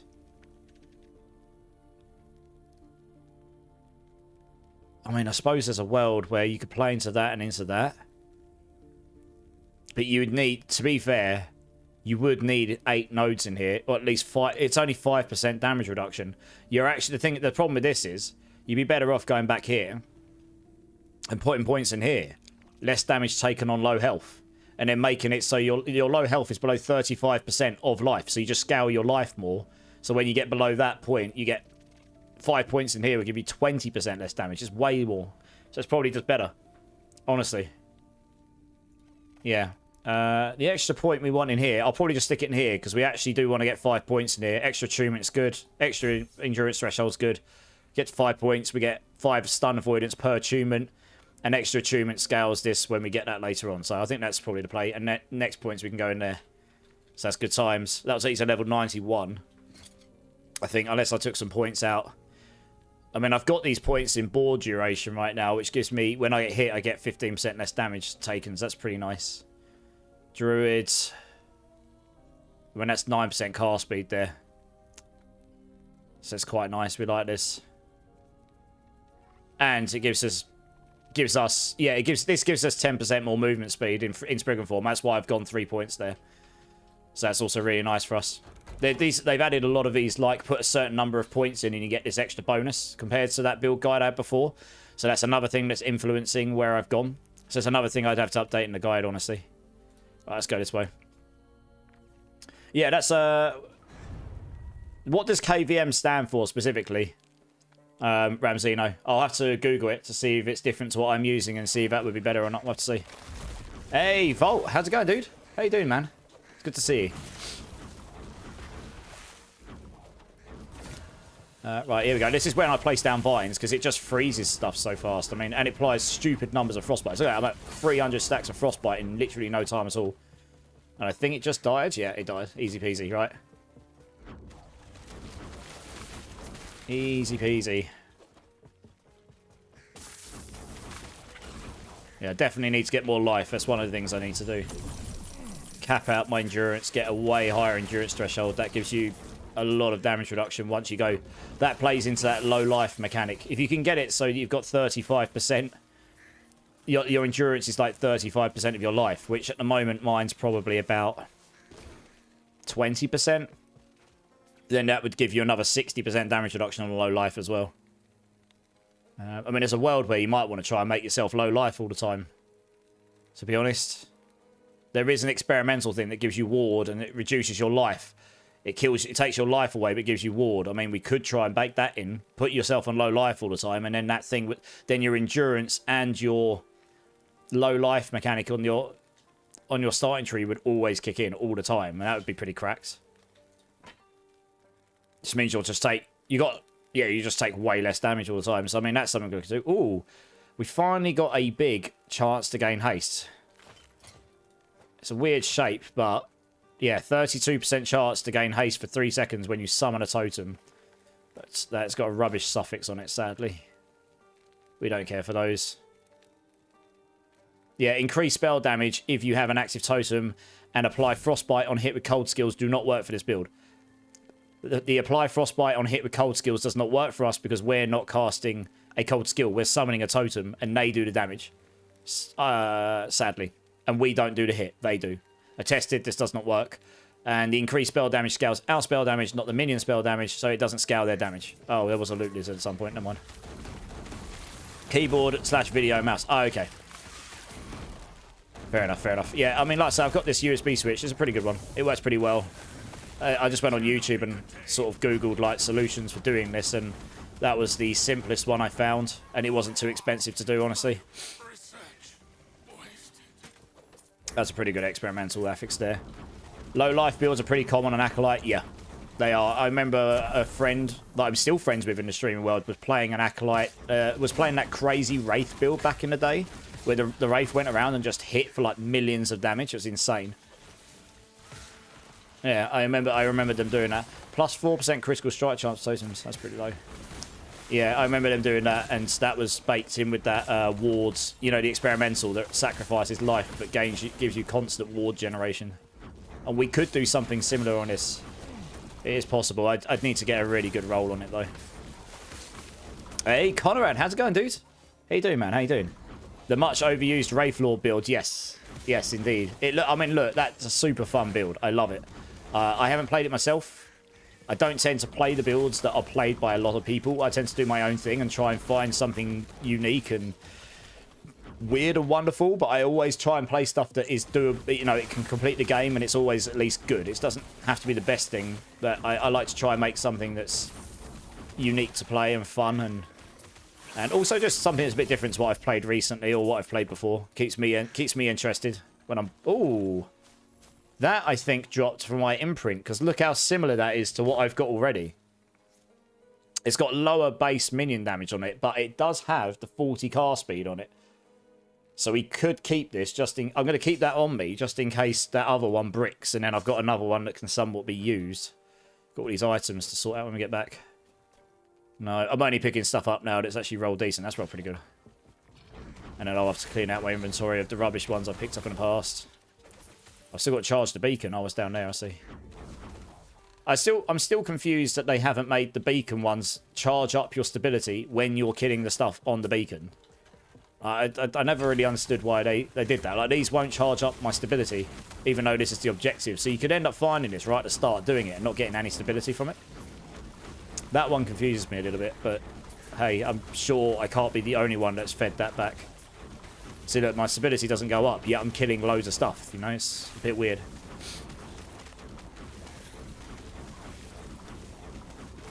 So, what build are you playing? Are you playing Last Epoch right now, are you, Neris? And if so, what build are you playing? Obviously, you said you're probably doing something minion-based, right? Given you say you play minion builds, typically.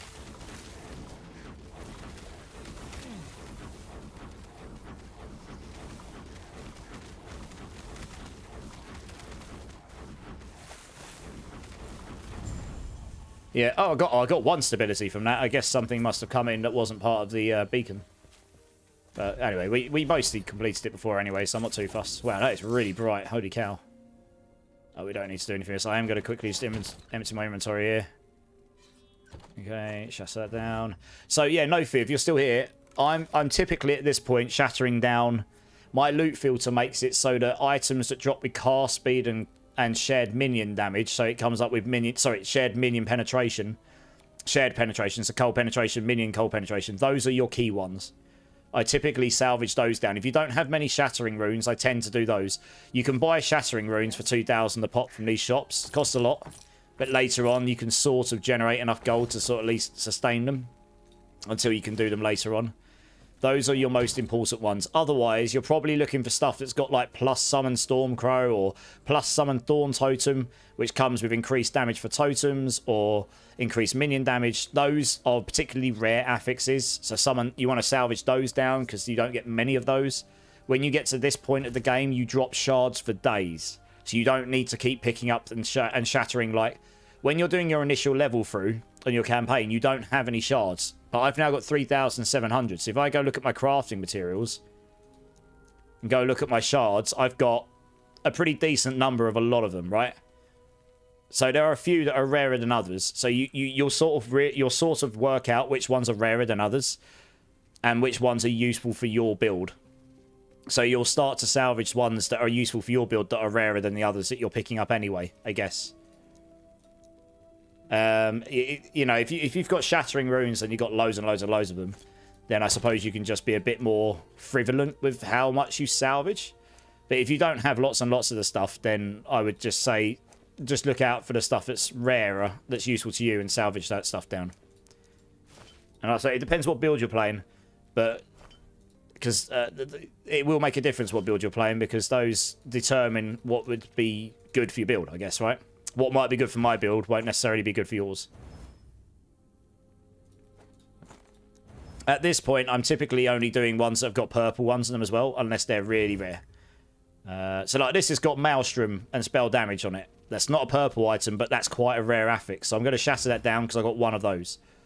I'm not using it at the moment, but it is quite a rare affix. And if I choose to use Maelstrom, maybe it'd be useful. I don't know. But typically speaking, yeah, that's basically how I do it. I might keep that. Have I got an experimental one? Yes, I do. I don't keep many experimental stuff, to be honest. Yeah, so like this here. This is the experimental stat I was talking about. 12% current health loss per second, but you get 12% of missing health gained as ward. So if you've got loads of health and you've stacked loads, you can gain loads of ward per second here. Especially if you put... There's a pair of boots that have this on it as well, if I remember rightly. You can just make it so you're generating crazy amounts of ward all the time from it. That's just from memory, from what I remember people doing back in the day. I don't have one of those, so I'm keeping that for now. We're going to sell these. That there I'm keeping for now. This here, I guess, I'll keep because I want to see what stats I can roll on it from these dungeons. Yes. I kind of sell these if I'm not going to use them because they do sell for at least some decent level of gold. The uniques I've got plenty of. Right, we'll do this. See if we can get some woven stuff. You're actually not playing a minion, but you're not. You're playing a Bleach Chakram Blade Dancer. Damn, that sounds cool. I've not seen anyone do that before. That's awesome, man. I'll have to see that in action sometime. You like familiar? Have I seen you in... You look familiar. Have I seen you in other streams? I don't know, kiddo. Have you? I don't know. Have you? How are you doing, dude? How you doing, man?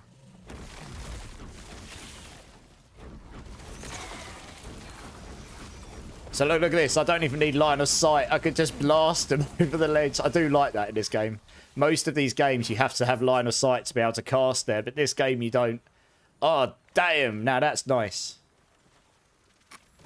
Man, that's the sort of affix I want on my boots. Tier 7, maximum roll, shared health. That is insanely good for this build when you're going for health. 10% increased health and a flat 135. I don't think I can use those boots right now, sadly. It wouldn't give me enough movement speed, and I'd lose too much damage, but that is a very nice pair of boots. I'm going to shatter that down and get all the health shards. Yeah, 5 hybrid health shards. That is something we'd probably want on this. There's a lot of health you can get from that. We'll get a lot more of these kind of things. You can get items with 2 exalted stats in it. I don't know if you can get items with 3. I know you can definitely get them with 2. And they've added a mechanic now where you can shuffle using your forging potential. You can shuffle you can shuffle which stats have the exalted stuff on them, the tiers and everything. So you can so if you've got 4 affixes and you've got 2 exalted stats, but you've actually got them on the wrong ones, you want them on the other 2 you've got on the item, you could shuffle the exalts onto the ones you want them to, which is really cool, and then craft off the other stats if you choose to, and that would allow you to get a better item if RNG goes your way. That's something they've added new this season, because they added new they changed some of the crafting. I think they're called glyphs around. Glyphs, no, it's the runes. Yeah, they changed some of the crafting runes around.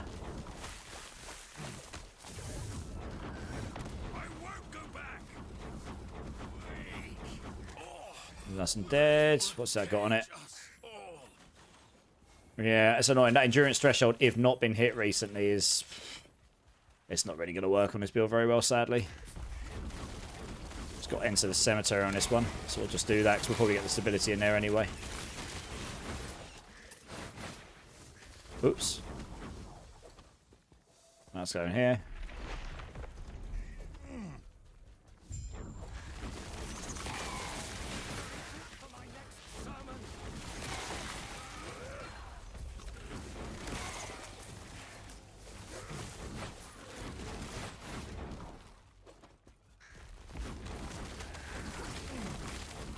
Look at the size of that scorpion. Jesus. What's that giving me? Oh, it's not standing those beams. That probably won't do good stuff for me. That's that. Oh, he takes less damage from distant enemies. Okay, I'm distant to him, so I guess I'm doing bugger all to him. Good times. Not. Let's come over here. There we go. I mean, he's got more health on as well. Okay, I don't wonder he's taking... He's obviously got a phenomenal amount of HP, because everything else just melts. Was that a loot lizard? Oh, it was, yeah. It must have been, because I just got loads of stuff from it.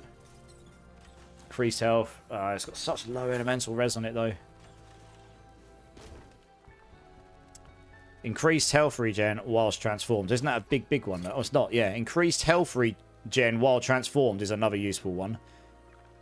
So getting one of those with increased health. That's what I used to use on the build before, but we've got new idols now, so I don't know if we'd use these now. But getting increased health regen while transformed and a 30+% chance to gain haste for 3 seconds when summoning a totem. That was what I got before. One of those. We give you a load of health regen, and we'd give you a load of haste. It would give you basically 30% of that. I mean, you're summoning 3 totems every time. So you're basically permanently giving yourself haste when you're casting. So you don't need to worry about any of that stuff anymore. So that's maybe something we could use. We need to get the right combination on them. You can't re-roll those stats on there right now, I don't believe. Oh, we got one of these, okay. Freedom at last.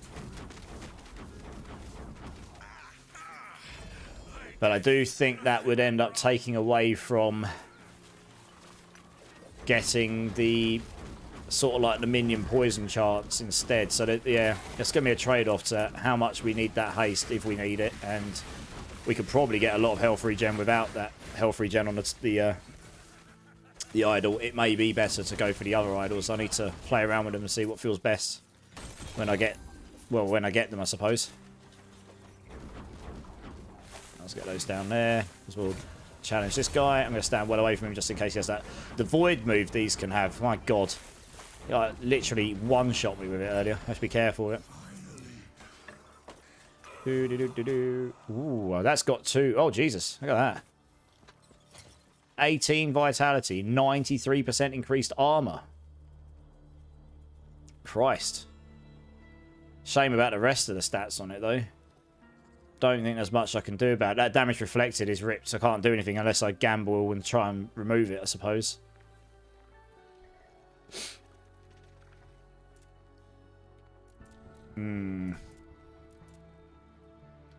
I'm overfired and over-res. I mean, I could try, actually. I could try. I don't need fire and physical. That's got a lot of vitality on it. We could try. I mean, this is a pure gamble. Sat there, I can't do anything with it. You got. I mean, I'm gonna gamble this and see. It's probably gonna remove one of the good ones. Oh, it didn't. It removed the other one, but it didn't remove the one I needed it to remove, which is very annoying. What else can I do with this? Can I just make this better anyway? I don't know. I don't care about the cooldown recovery so much. I would lose... Oh, no. The health will probably make no difference here. This probably will mess up my Stormcrow. It's the minion damage I'm going to lose here, which would be a big bummer. 1326, but that 18 vitality it literally makes me 1 life higher. Okay. So we've got enough life on that. That gives me necrotic and poison resistance. So that actually caps my poison and necrotic. Near enough. It would cap both of them. My fire and physical would be a bit under, but we can sort that out probably. I could try and roll dodge rating off anyway. The health regen loss wouldn't be too big. Actually, in fact, I get more health. How do I get more health regen with that? Oh, it's got plus 10 health regen on its base. Okay. We get more movement speed. That's quite nice. I might be able to make this better. It's just those... I don't care. The Stormcrow ranks aren't the end of the world. That minion damage loss is a lot, though. I don't really want to risk losing one. That's sealed. It's losing this armor here. If I roll that, I could lose the armor. The T7 armor is pretty nice. Maybe it's worth it, though. If I can get rid of this and open it up. Oh, he got rid of the armor. Alright, well, we got rid of that. And that cost a lot of forging. Okay, the armor is not the end of the world. We can live without it. I just need to see if I can craft the rest of this to be any good. If I can make up the damage, we can make this better. If we're lucky. If we get lucky with these rolls. So totem damage is nice. Shared cold damage is nice. That scales the frostbite number. Attunement works as well. Attunement will work nicely with the thing we're about to go into as well. Hey! Melando! Sorry, Melando. I meant to message you. I missed your message in chat the other day. I actually went back and saw I missed it. I'm really sorry about that. I didn't mean to. I was a little bit tired the other night. I hope you're well, though, dudes. And yes, what a noob! How you doing, dudes? How's your... Happy Easter. I hope you've had a good one, man. Right, we'll try this. Shared cold is just really good. So we're going to try that. Fingers crossed we don't rinse all of that. Okay, we got tier 1 on. Nice. That's 40%. Nice. That's actually pretty good. That leaves us with 80 minion damage loss. We're losing right now. What else have we got that we can use? I don't care. The storm ranks aren't the end of the world. It's possible totem damage will be the best one here as well. So we're going to slap that on. That also... That gave me a free rank of cold damage. And it didn't use any forging potential. So that must have come in clutch again. That's nice. So that's now 88%. So we're making up a bunch here already. What happens with our resistances when we put this on? Poison is good. Physical's just under. Cold and fire I'm not too fussed about. Because when I'm casting totems, the Shaman subclass gives you 50% to your elementals. So it's only physical. We can solve physical because we've got a necrotic thing in here we can take out. I'm 13 over. I can take this out and put a physical in. So I'm not worried about that. So what can we put... Oh, not this one. What can we put in the sub things here that would be good for us? Health, maybe? Oh, let's get rid of this. That is probably why I couldn't see the other things I could have put in. I bet there would have been a better thing to put in than totem damage here now. I forgot I had that on. Increase minion damage, storm, summon, crowd. I mean, we could have put those on. Yeah, it's okay. Probably best we save those.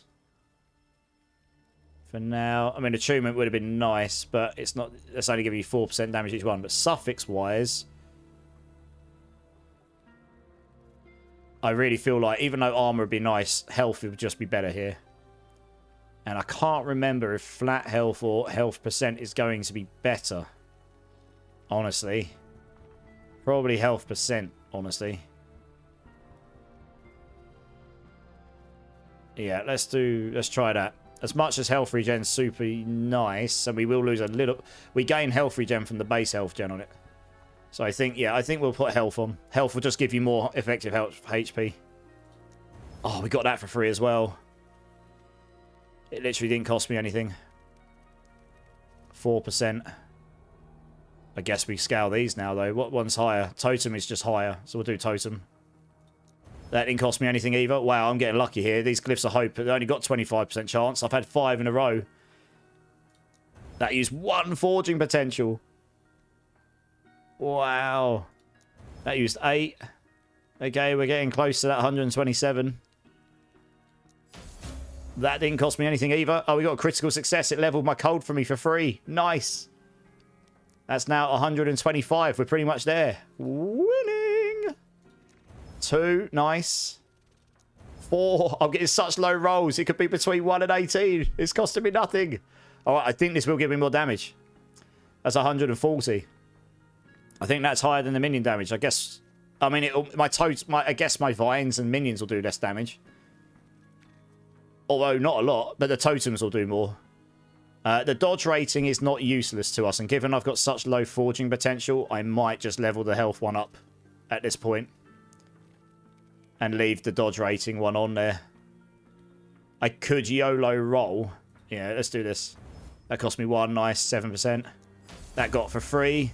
We got a critical success. We got 2 ranks. Oh, nice. I might be able to YOLO roll it. Oh, it cost me 1 again. I'm getting so lucky on this item. That's ridiculous. 15% increased health. Right, we're going to YOLO roll it because that's useless to me. I've got nothing else to roll. Elemental res. That's actually pretty good. I think we'll keep that. That solves all the problems. Then we can roll it. Boom. 28 elemental. That's a pretty good item. Damn. I mean, my armor goes down, but it's only marginal. There you are. Elemental solved. Poison necrotic solved. Physical we can solve in a second. Health has gone up 170. Movement speed is up 10. That's really important. And health regen has gone up. Yeah. And I think our damage will be higher as well. And the only way I can test that is when I go sting. So yeah, overall, I think we have just won at life there. I suppose my storm tote, I might need to relook at this just to make sure the point. It would have taken points out, so I need to work out. Yeah, so we'll need to respec these here. And I want to put them back in there. But other than this, that is pretty solid. I'm not going to lie. I think actually, we probably just want to put those in the freeze rate multiplier, honestly. 3 levels. So we put 2 in there, 1 in there. I guess actually we will just take 1 out there. We want to have this caps and this caps, I think. Nice. You just got the new Weaver staff and nearly max rolled all the skill boost one. Necrotic minion, cold minion. Oh, it's a staff with cold minion on it. Damn. Nice. Wow, I can't believe how lucky I got on all the rolls on that. It kept rolling the lowest forging potential ever and giving me crits and all sorts. 18 vitality is massive. That's great. That's a really good chest piece for me right now. That's just boosted just about everything in my build. And like I say, I can solve the physical stuff. I could take this out. That's no problem. I still got enough necrotic. It does actually, funny enough... Ooh! Oh no, yeah, that makes sense. That scales my frostbite damage, yeah. Yeah. That doesn't scale the minion frostbite damage. That makes sense. 1 less damage over time taken is pretty nice, but we can take that out and put a physical one in, which when I get to the end of here, we'll have a chest. So, okay, that is actually worked out to be a pretty good chest, and I imagine my damage will be higher now. On top of the fact of being tankier. I'd be surprised if my damage was lower. So that is very happy days. And I have more movement speed. 102 movement speed when I'm running around, when I evade because of my haste kicking in. That is what we want. Movement speed for days. Yes, please. Oops, I probably should not open my menus when I'm blasting. There we go. Yeah, I wish our pet at least picks up gold. I've probably missed thousands of gold because I just don't want to run back and pick it up. Maybe they'll add that going forward, so that'd be a real nice quality of life thing that pretty much all ARPGs do these days, don't they? Yeah, having haste in your build permanently on this build makes it so you can just run stupidly all the time. It's what I did before. Let's put that in here because that gives it extra dodge. It makes it have a little bit more survivability. Let's place down the vines. I mean, the boss died pretty fast. It's certainly not struggling. Increase damage over time. Chance to... So, yeah, chance to apply frailty on hit won't work for the minion stuff. It's just a bit annoying. But it's just how it is. Right, have we picked one of those up yet? No, we have not. So we won't place any of those. I'm not really going to waste my woven ones right now. I don't need to. I'm going to roll this and see what we can roll on it. Ward decay, ward per second. A higher tier of ward decay and ward per second. What else can we roll on these if I do one of these on it? Boom. Increase crit. Okay, we didn't roll anything good. Fine. We'll roll it again later. Right. Let's... I do need to change one of my idols here, don't I? Let's take this one off.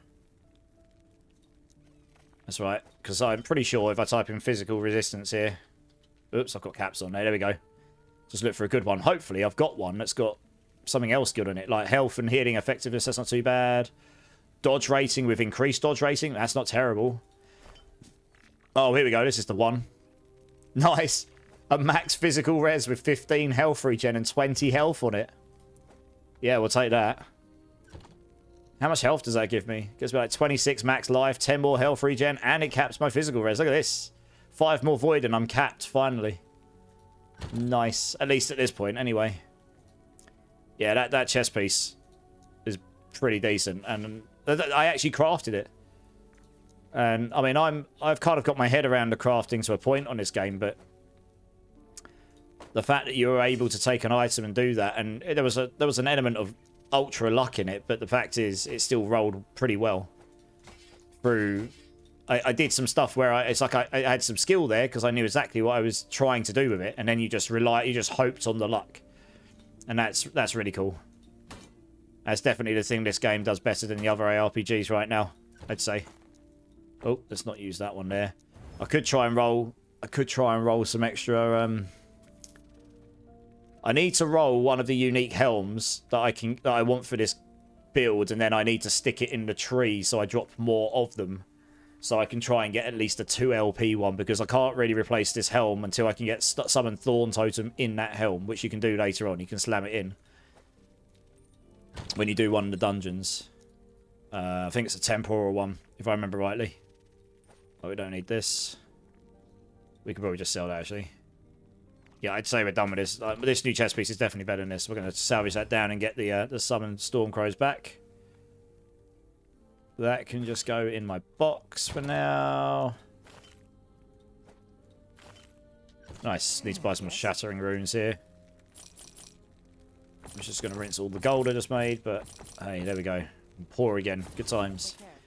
Right, how much more have we got to do? Alright, we're nearly into empowered ones, finally. Where am I going next? I guess we'll do this Relics one.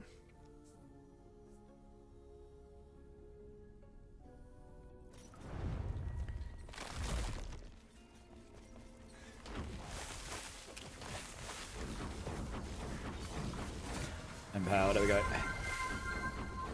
So I probably should use those eggs more, actually. Hey, Milando, Drink City Streamer. Yes, sir. Cheers, everyone. How's your weekend been, Milando? Eri, how's it going? First time chatter, welcome in. Last Epoch or PoE 2? Which is more fun? Question mark. Oh, I actually have had a few questions like that today. Before I answer, have you ever played either? And if not, are you asking because you're wanting to try one out, you just don't know which one? Or are you just asking because you want to see what my opinion is? Just so I get an idea, like, why you're asking. Because then I can tailor the question a bit more towards that, if that makes sense. Working, but enjoying Last Epoch? Nice, dude. Is it your first time playing Last Epoch, or have you played before? I mean, I haven't played in a long time, but I did play a bunch pre-season, back about a year ago. Right now, Last Epoch, as someone who enjoys both. So, yeah, other people might answer in the chat as well, I guess.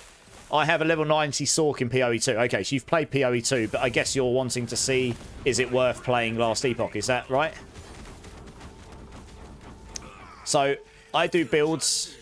Funnily enough, this is a build I made a year ago, and I've got a pretty extensive build guide for it, which I do need to update for this season. It's pretty out of date in that sense, but it still works. After a year. I think it's the first and only build guide I've made that still works a year on. And I've done nothing to it. So that's pretty cool, because I put a lot of effort into it. It's my first ever build guide. I do builds for Monoliths for PoE 2, and my build for intents and purposes is working pretty well there. I'll probably be on that tomorrow, to be honest. I like both games. I think this game does crafting the best in any English is hard, guys. Is the best in any ARPG right now. I think most people would agree with that. Ooh, increased timeline stability from killing enemies in your echoes. That's quite nice. PoE 2 visually looks better, but it doesn't mean this looks bad. But PoE's like art is crazy. It's, you know, it's really nice. And PoE is more challenging. So if you're into that, it's more rewarding in that sense. Because it isn't worth playing my Sork currently. Sorks got absolutely savaged in PoE 2. They can still be played. I've got a friend who's got a crazy Spark Sork again this season. I played a Telestomp Stormweaver, and that build just got... It does still kind of work, but there's a few things you have to change. It got savaged. I'm playing a Lich this season, and I'm playing a Totem hit damage Lich as opposed to a Essence Drain dot damage Lich, and it works very well. And I'm enjoying that a lot. But the economy, if you're playing solo self-found, you don't care about the trading economy, so you don't care about any of that stuff. But if you're playing trade, obviously the economy in PoE 2 just goes nuts very, very quickly. This game, honestly, I mean, look, I mean, I don't know if you were here a few minutes ago.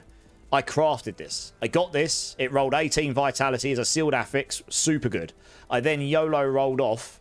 Like, there's different ways, different things you can do. I YOLO rolled it to see if I could remove the affix I wanted to get rid of that I couldn't manipulate. I lost one of the good ones, but as a flip side, I did get rid of the one I wanted to get rid of. And then I rolled all 4 of these. I rolled 3 of these stats on because I've already got the shards. I then got ultra lucky because it didn't use... The way that Last Epoch works is you get a forging potential on your items. So you'll see on this body armor, I've got 3 forging potential left, which is not a lot, but it started with 49. And some of your rolls might use 1 or it might use 18. That's RNG. I got super lucky. I got loads of crits, which uses none. Sometimes you'll get a crit that levels up another one of your stats for you for free, etc. I got loads of that. I got super lucky. And then you can then YOLO roll a stat that you don't want and see if it'll roll something you do want. And I rolled dodge chance onto elemental resistance, which is really good. So I pretty much just crafted this with loads of RNG luck on my side. It could have gone the other way. Could have just tanked, bricked, and I would have just got rid of it. You just salvage it for what it is. But you've got a lot more determinism. You can play this game without trading completely. And they've added what is essentially the same as an Atlas tree with this Weaver tree this season. And you can imprint items. Like, I've got this wand in here right now. And under these conditions, like, I've got a small chance to drop a pile of similar items to what I've imprinted here on killing enemies. I've got a small chance of whatever's imprinted in here to drop a pile of items similar to this when I open a lost cache. And there's others I haven't unlocked yet. And I'm getting there. So that's really cool as well, because that allows you to customize what you're sort of searching for. Oh, yeah, it's a good game. I mean, if you enjoy ARPGs, you'll probably enjoy this game. It's definitely faster for blasting, that's for sure. I'm trying to work out which way I want to go. You gain increased bonus timeline stabilities. That would be nice. Your arena echoes contain fewer waves. That doesn't bother me because I've got this over here, which means I'd no longer get arena echoes because they just take time and you don't get much from them. So that's pointless taking that, honestly. Which means I probably want to come this way if I want to get this, because otherwise I'm literally wasting a point. And also increased memory amber probably would be very nice. Silk and cocoons have a higher chance to contain incubated silk. What the hell does that mean? Incubated silk is possessed and trapped souls incubating inside silken cocoons that will hunt and kill you. Okay. There must be a good reason to have that. I don't know. You have a chance for champions in your regular echoes to drop a pile of woven echoes. That would be really nice, actually. You kill a lot of champions, and I need a lot more echoes. Fine. We will definitely go this way. And we'll work our way up here. Fine. Good. Right, that's finished. I didn't get a lot of stability from that one, but never mind. We don't need this. And... Right, we're actually very close. Oh, here we go. This is one of the new ones. It gives me... Hey, it gives me a woven echo. Nice. I've added it so we can get these on the tree, so I can get more woven echoes, which means I hopefully can get a set item one, which means I can break down these set items and hopefully craft that set onto my gear, which will give me +2 totem skills, which will be real nice. So that's cool. It looks fun. Yeah, absolutely. If you want to ask any questions, and if I can answer them, I will. If not, there are probably some people in chat that are actually more experienced with this game than me. So they would probably be able to answer the questions in my place. But, I mean, I'm relatively experienced in the game. I'm just not a pro, I guess. I'm a bit more experienced with PoE and Diablo 4 than I am in this, but I'm learning as we go. I like to get into the details when I learn stuff, so when I play stuff. So if I don't know something, I'll go seek out the answers, you know. That's not terrible. Ooh, look at that. 9% increased health and increased endurance threshold. Damn. Shame that's got minion melee chance to bleed on hit instead. I guess we'll keep that one because in case I ever play a bleed build. It's unlikely, but that really is not worth it. What are these boots like? Poison res? Oh, we don't need this.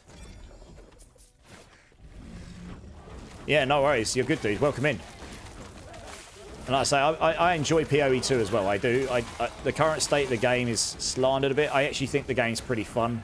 That doesn't mean it doesn't have its issues. And it doesn't mean that the release didn't have its issues. Like, they obviously did nerf a lot of stuff. That obviously upset a bunch of people. The campaign does take a long time to get through. You can get through the campaign in this game. I mean, I did it slowly and I got through it in a few hours, honestly. I've done it before, so I skipped all the cutscenes and everything. But I did the entire campaign. A lot of people go to Act 7 and then they go to the endgame mechanics. You don't actually have to do the last few acts unless you want to. You can, if you know what you're doing, you can skip them and still get all of the endgame stuff.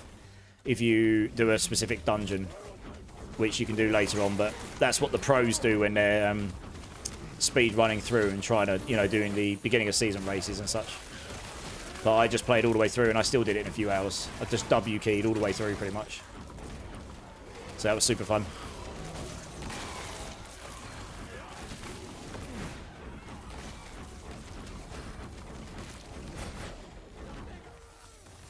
So I got it. Oh, 74 health on kill. Holy cow, that's a lot of health on kill. I mean, that's a new stat. I don't believe that existed when I last played. Health on kill is pretty big for sustain. When there's a world where if you've got 200 of that and you've only got 2,000 life, every time you kill something, you get 10% life back. It's crazy. Whoa, that thing drops a lot of shards. What the hell? Drops all of them. I'm up to 250 life regen already. That's absurd. Guess we take that. Why not? I'm wondering whether it's better just to take... The frostbite stacks that the crow stacks up is not that high. I'm wondering if it'd be better to take the freeze and just make it so it freezes more. I don't know. I mean, that could be useful, to be honest. Just more freeze. Oh, is that a loot lizard? Oh, it is. Whoa, that drops all the things. It drops all of them. I mean, that there is not a bad... It's actually not a bad... experimental stat. We probably could put the river one in. Getting +1 maximum companion would allow me to have an extra Spriggan if I wanted to point into it. So that would... I can't use this helm right now if I want to keep my haste on my build, but we could potentially use something like this. So I probably will keep that on hand. There's a lot of health on kill. Holy cow. Really is. But I'm not using a staff on the build, so we will shatter that down. PoE 2 has a loot problem right now too. There isn't much. Yeah. They're actually boosting the loot this week though, right? Have you not seen... They've got a post out about they're boosting some of the loot drops and stuff. I'd have to go get the exact information on exactly what they're doing. But they have said that they're buffing loots and stuff. So in patch 0.2.0G, you'd have to go look up the exact things. Not live yet. No, that's this week coming. So I guess it'll be in the first few days of the week. So it'll be interesting. That's one of the reasons I haven't played this weekend. So I'm waiting for that, honestly. It'll be interesting to see how that feels. Wow, he's dropping all the set items. Jesus. I really need one of those woven things so I can break them down. Physical skills, okay. It's got good. That's got quite rare affix on it. It's quite... Oh, wow, my inventory... Oh, Jesus, look at this. My inventory's full. I can't even pick that item up. Oh, I'm gonna... I was only picking it up to salvage it, so... Salvage that down and put these back up again. I guess we've complete... Oh, there's a cache there. I guess we'll pick that up. Why not?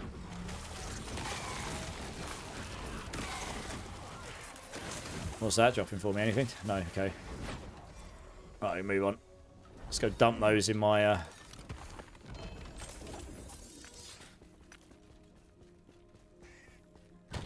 Set items. I'm running out of space. I'm going to have to add another salvage tab, but I don't have enough gold to buy it.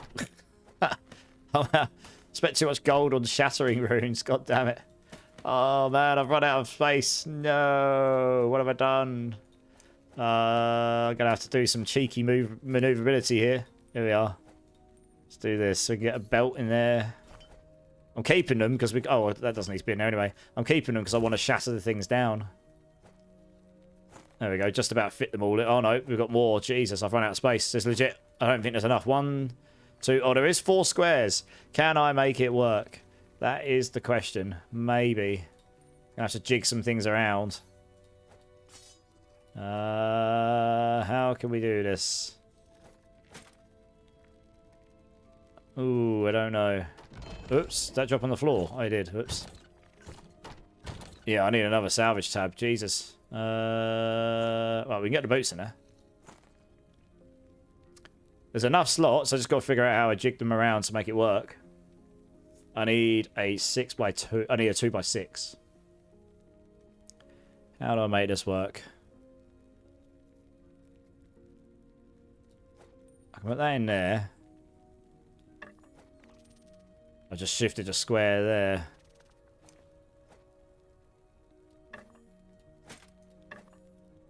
Move those there. That there. It still leaves us 1 slot here, which doesn't really work for us, does it? We've got a staff somewhere we can use. Yeah, there we go. Move that there. It's like... Oh my gosh. It's like musical chairs. What the hell's going on? It's probably painful watching this. I'll just put the big ass shield in there. I think I can probably make that work now somehow. Just got to find... Yeah, here we go. Hey. Each is a slot. There we go. Nailed it. My page is full. Oh, yes. I do love a puzzle. What can I say? Oh, dear. What will I like? That is funny. Jesus, 100 stun avoidance on an idol with 30% increased stun chance. That is a lot. Madness. Fortunately, my champions page is very, very thin, so I don't have to worry about trying to slot stuff in that one. My idols page is getting pretty full again. Oh, dear. I need more gold. In a big way. There we go. Right, sell that. Yes. I'm going to have to stop buying shattering runes. I need to save some gold. I started a Javadin build last night, got to level 49, and it's able to run 90 monos with only a few hiccups in the health department. Nice! Which type of Javadin build? Are you doing something similar to what Loaf's doing? He's doing an electrify one, and I know he's on the run up to doing Uber. He's on hardcore, and he's in the... Last I looked, he's in the top people. Where is he now? He'll be level 100 now, I imagine. Where is he? Where's Loaf? He was in the top 20 at one point. Here he is, pinching Javas on. That's him. 31st. Yeah, he obviously got to level 100 31st. But they're now just... This guy here got here first. He obviously tried Uber Abbey straight away. But yeah, so there's a... He's doing an electrify one. So obviously he can be quite strong. Right, one more and we can finally do the boss and then we can go to empowered monos, which is freaking awesome. I'm actually going to just do the gold one because I really need gold.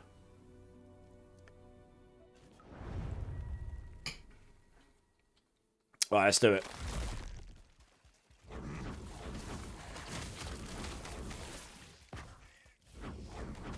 Yeah, having haste all the time would be nice, I've got to be honest. I mean, there is passive points you can use to do it, but I'd have to put in at least 3 to make it work.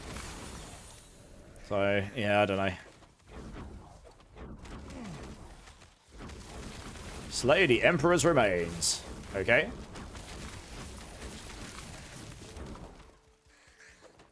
Yeah, I wish my pet picks up the gold. I probably have missed thousands of gold just by not picking up all the gold on the floor. Because I just want to keep W keying, honestly. What's that got on it? Wow, that's got a lot of block effectiveness. We should pick that up. Challenge this guy. Get a couple of those on. Go, go, go, go, go. Oh, he's over there now. Hello. Oh, it's not standing that. He's dead. Nice. That is... Whoa! 19 vit and 8 attunement on an air. It's got a rubbish amount of armor on it, but holy cow, that's rolled some good stats. Should probably go in there, to be honest. Kind of wondering whether it actually be... This will give me way, way more... It does give this Crowstorm area more stuff there, I guess. But I'm kind of wondering whether it'd be better to go in the freeze multiplier. I don't know. I don't know. Hard to tell. I mean, that is not a bad little chest piece for level 5. Jesus, 19 vitality at level 5. If you're playing a minion build to start with, holy shitballs. That's super good for level 5.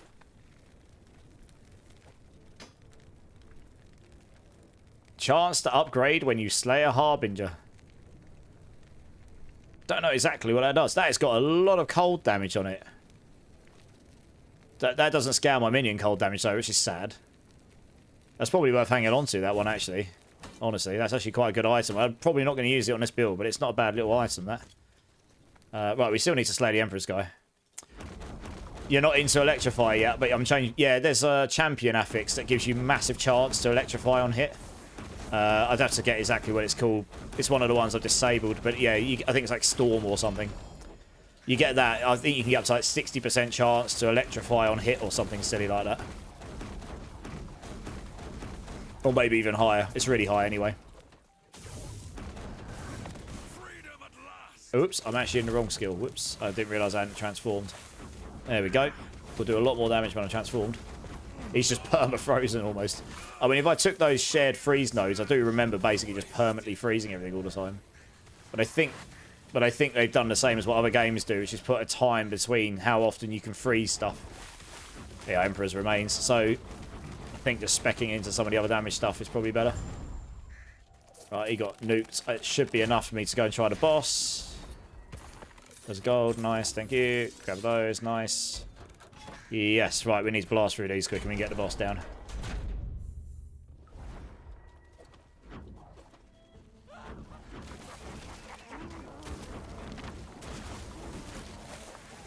So we're still freezing stuff pretty fast on this build, honestly. Yeah, I'm actually grabbing these uniques because if I don't want them, I'm just going to sell them. They make a bit of gold for me.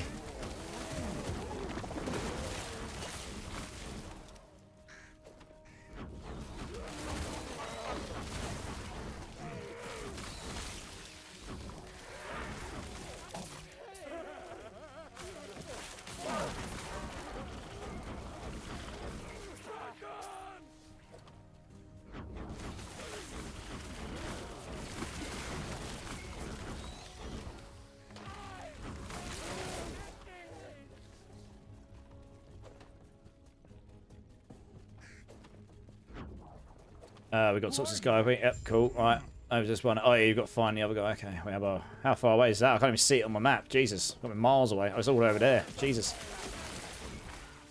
This makes you go all the way west, all the way east, or vice versa. Craziness. Yeah, I've definitely got the damage for the hundreds. I mean, we're absolutely nuking most stuff in 90s here.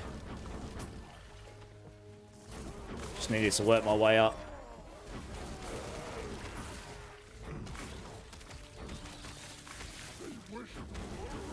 Yeah, your endurance threshold does scale with your maximum health. So the more maximum, it's a percentage by base. So the more max health you've got, the higher endurance threshold is anyway. Got 1500 life now, that's nice.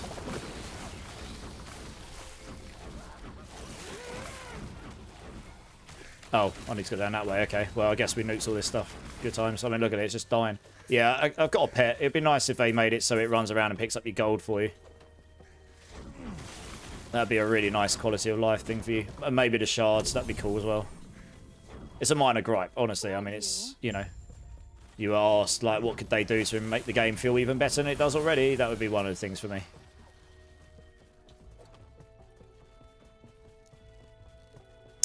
Wondering, is it better to go for that or is it better to go for the freeze? I really don't know off the top of my head, actually, honestly.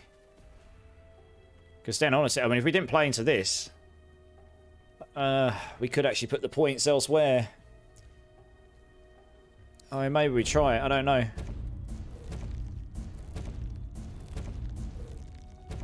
Oops. Let's give it a go. I mean, let's see if it really does. I don't know.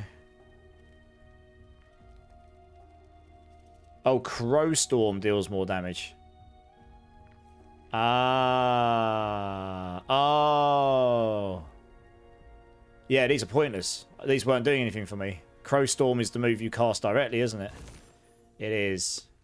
Okay, yeah, okay. We definitely don't want to take those points then. Okay, that would explain why it wasn't applying that many stacks of Frostbite.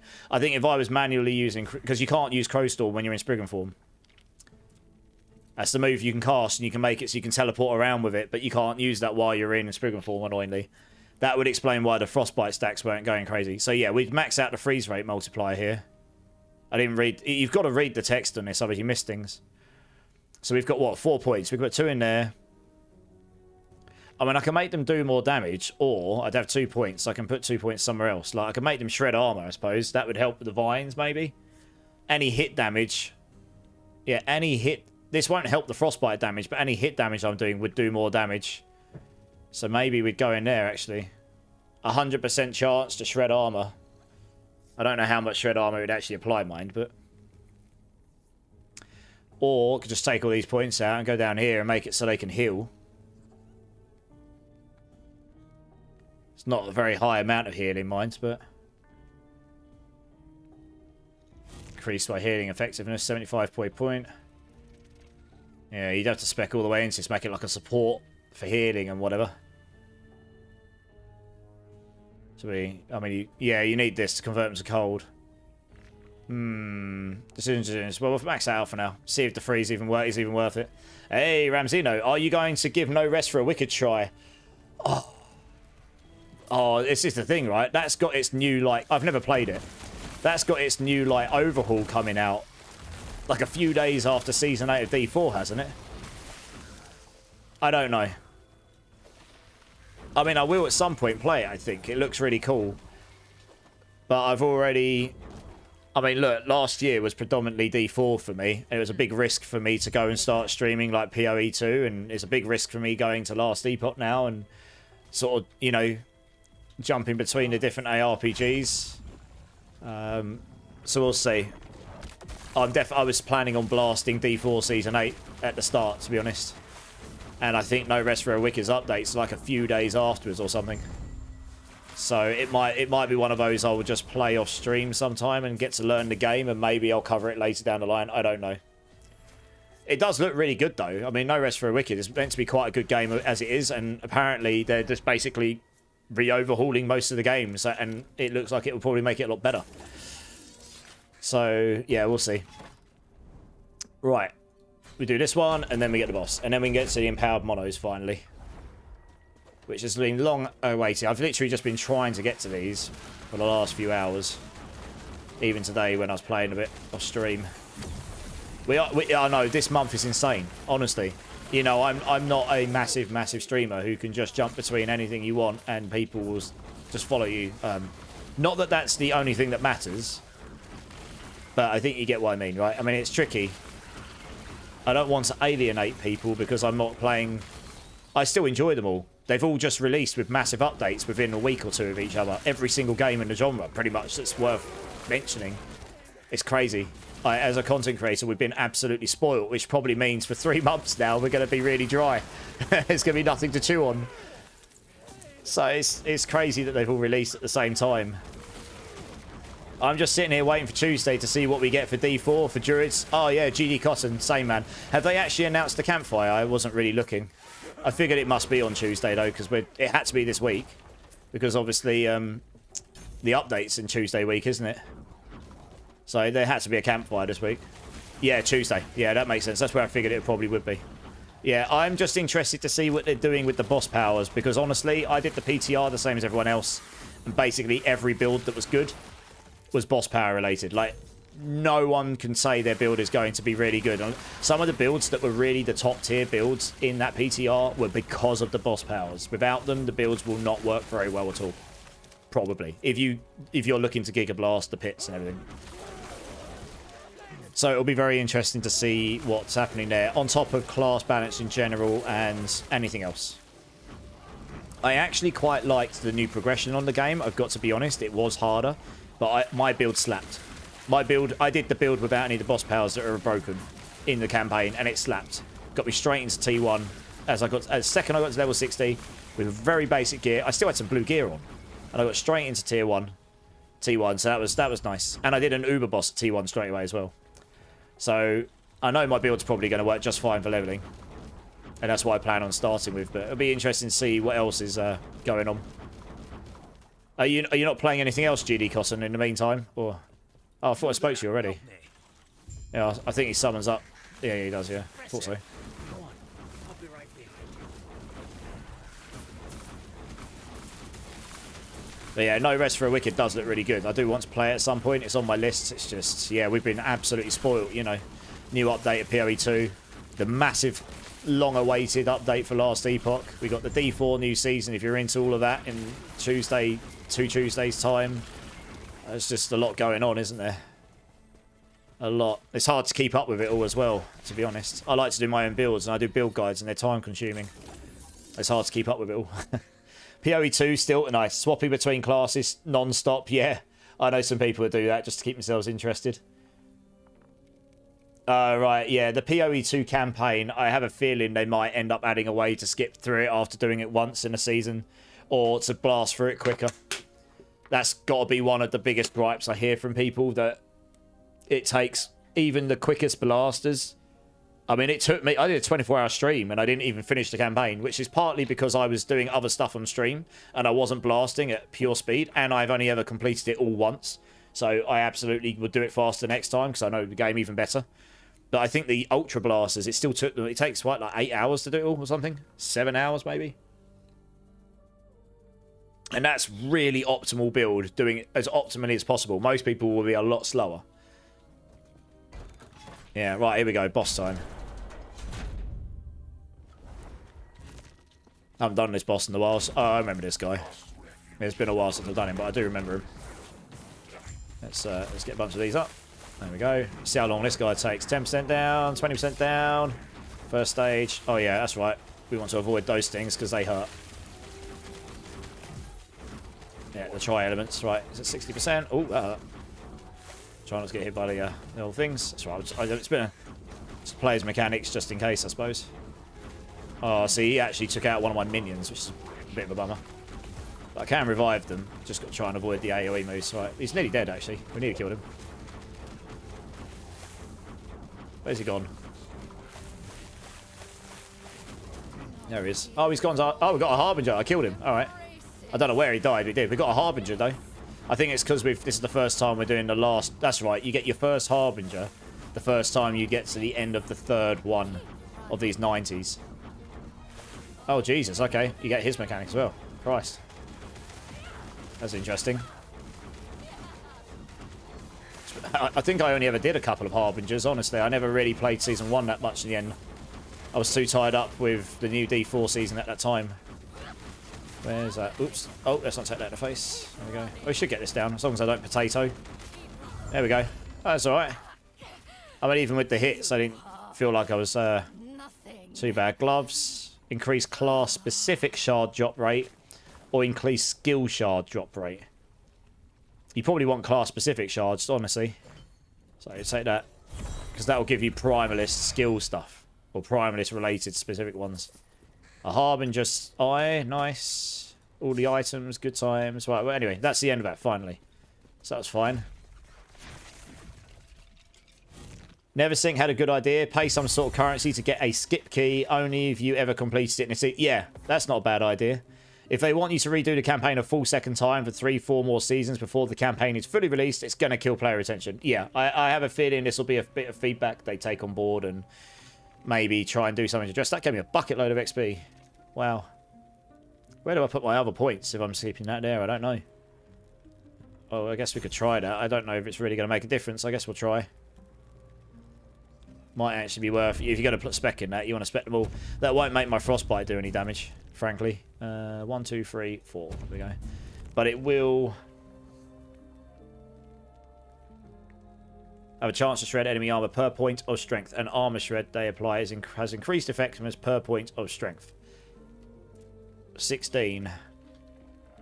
But it will make any hit damage do more. 16% would give me... 16 of it would give me another 60... Okay, that might be worth speccing into as well, honestly. I've got a lot of freeze anyways. I don't necessarily need this. That would give me a lot more armor shred chance, and it would give you much more... Yeah, I do remember Stormcrows. You could go multi-Stormcrows and get loads of those, and armor shred is actually insane on it. It's pretty damn good.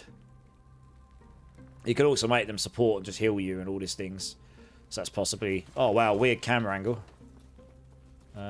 What's the gold thing there? I'll see. How are you? Oh, and try to. Through that, bit more XP. Oh, we got levels for that. Sweet. Happy days. That going there. Let's clear my inventory a touch. Weapons too. Is that a mace? I think it is. Oops.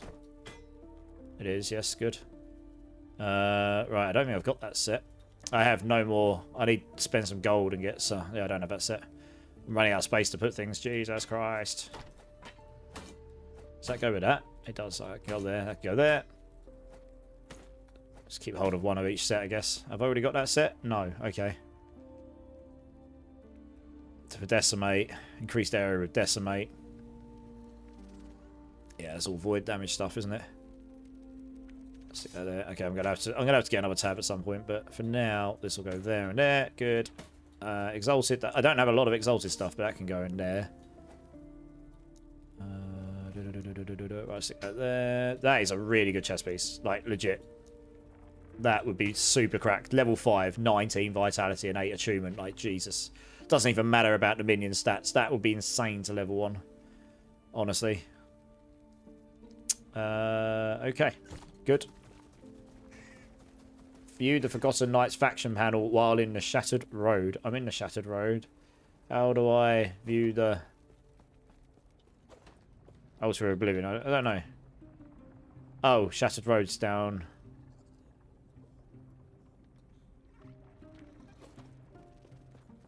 Is there a thing I need? It says there's a pin here. How do I view the view panel? Take the and traveler. View the Forgotten Knight faction panel. Oh, I lost connection. Oh, that's good. I think I need to go back. I think that's what's happened. Now you go faction panel, go back. Don't know why I lost connection there. That's not great. Never mind. Suppose we go back in. Hopefully the game's still working. Yeah, cool. But their philosophy of progressing a character is also a valid point. You want to feel your... That's true. Yeah, I do. I think it's more... People's gripe is more like, once you've done one character, you have to do this grueling campaign to do it again. I kind of get it. Like I say, they do have a vision for the game, and what everyone thinks is meant to be good for the game isn't necessarily what their vision is. So I guess it's a constant battle, and I know what this is like because I've been on both sides of the tree. Right, I've been on both sides of that. I'm a developer myself, so you have a vision for the game and you want to do that, but you also want to do things that your players like. So you're trying not to just bend over and do the game that they say is right, when actually there might be fundamental issues with that. This is what I need to do. You have to find a balance. Here we go. Right, this is just another. So this is great. They're giving us more faction stuff that you can just level up with as you go. 40% chance Nemesis items to include an Egg of the Forgotten. Nice. And then you get Harbinger stuff here as well. That's right. So I've done that one, and yeah, I haven't done all of these Harbingers before. Defeat the remaining Harbingers to lure them out by luring them out using the Harbinger crest. Okie dokie. You need to 100 corruption to get the next Harbinger. Okie dokie. Good. Cool. I think that's the base minimum. 100 corruption on empowered, I think. So that's that. Now I think we can go in the middle here. Oh, I've lost connection again. Why? Why do you keep disconnecting me? Stop it, please. Their servers are obviously having a farce. I guess my issue is that I can't feel the damn progress. Well, yeah. Or suffering or OP. Yeah, I mean, obviously, look, balance stuff will happen as they progress. It's still in early access, and I know that's not like an excuse, but it is still in early access, so they will improve that kind of stuff. They'll try to improve balance and stuff as time goes on, right? There's still a lot of stuff to get into the game, the final version of the game. Well, hopefully it doesn't keep disconnecting me, because that's quite annoying. And yeah, I think I need to go to this thing in the middle of these three, and then you can unlock Empire, if I remember rightly. I never even bothered clicking on these. Yeah, you need to come here, I think. Yeah, there we go. Once you've done those 3 around it, you just run in here. And it goes, boom, you've now got harder stuff. Go forth and prosper. There we go, Shattered Road. Interesting. I think it unlocks them. Should do.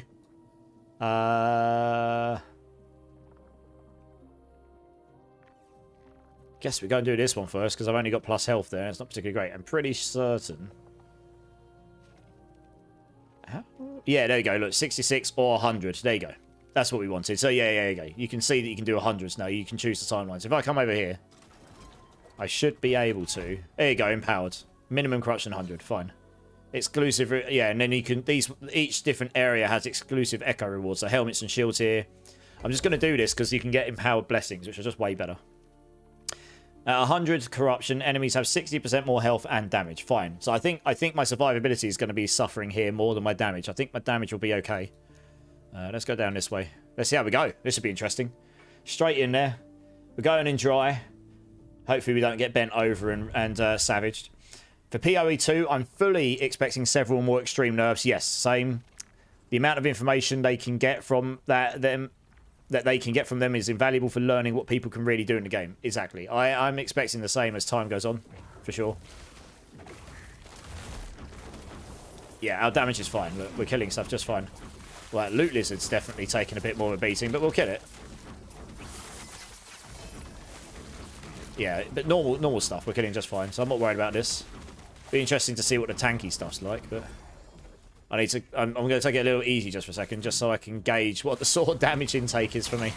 If I remember to use Thorn Shield every now and then, that does put my armor up to a semi-decent amount. The more base armor I get, the more Thorn Shield becomes useful to you. Okay. So it's taking a little bit longer to kill stuff, but we can improve our damage as time goes on.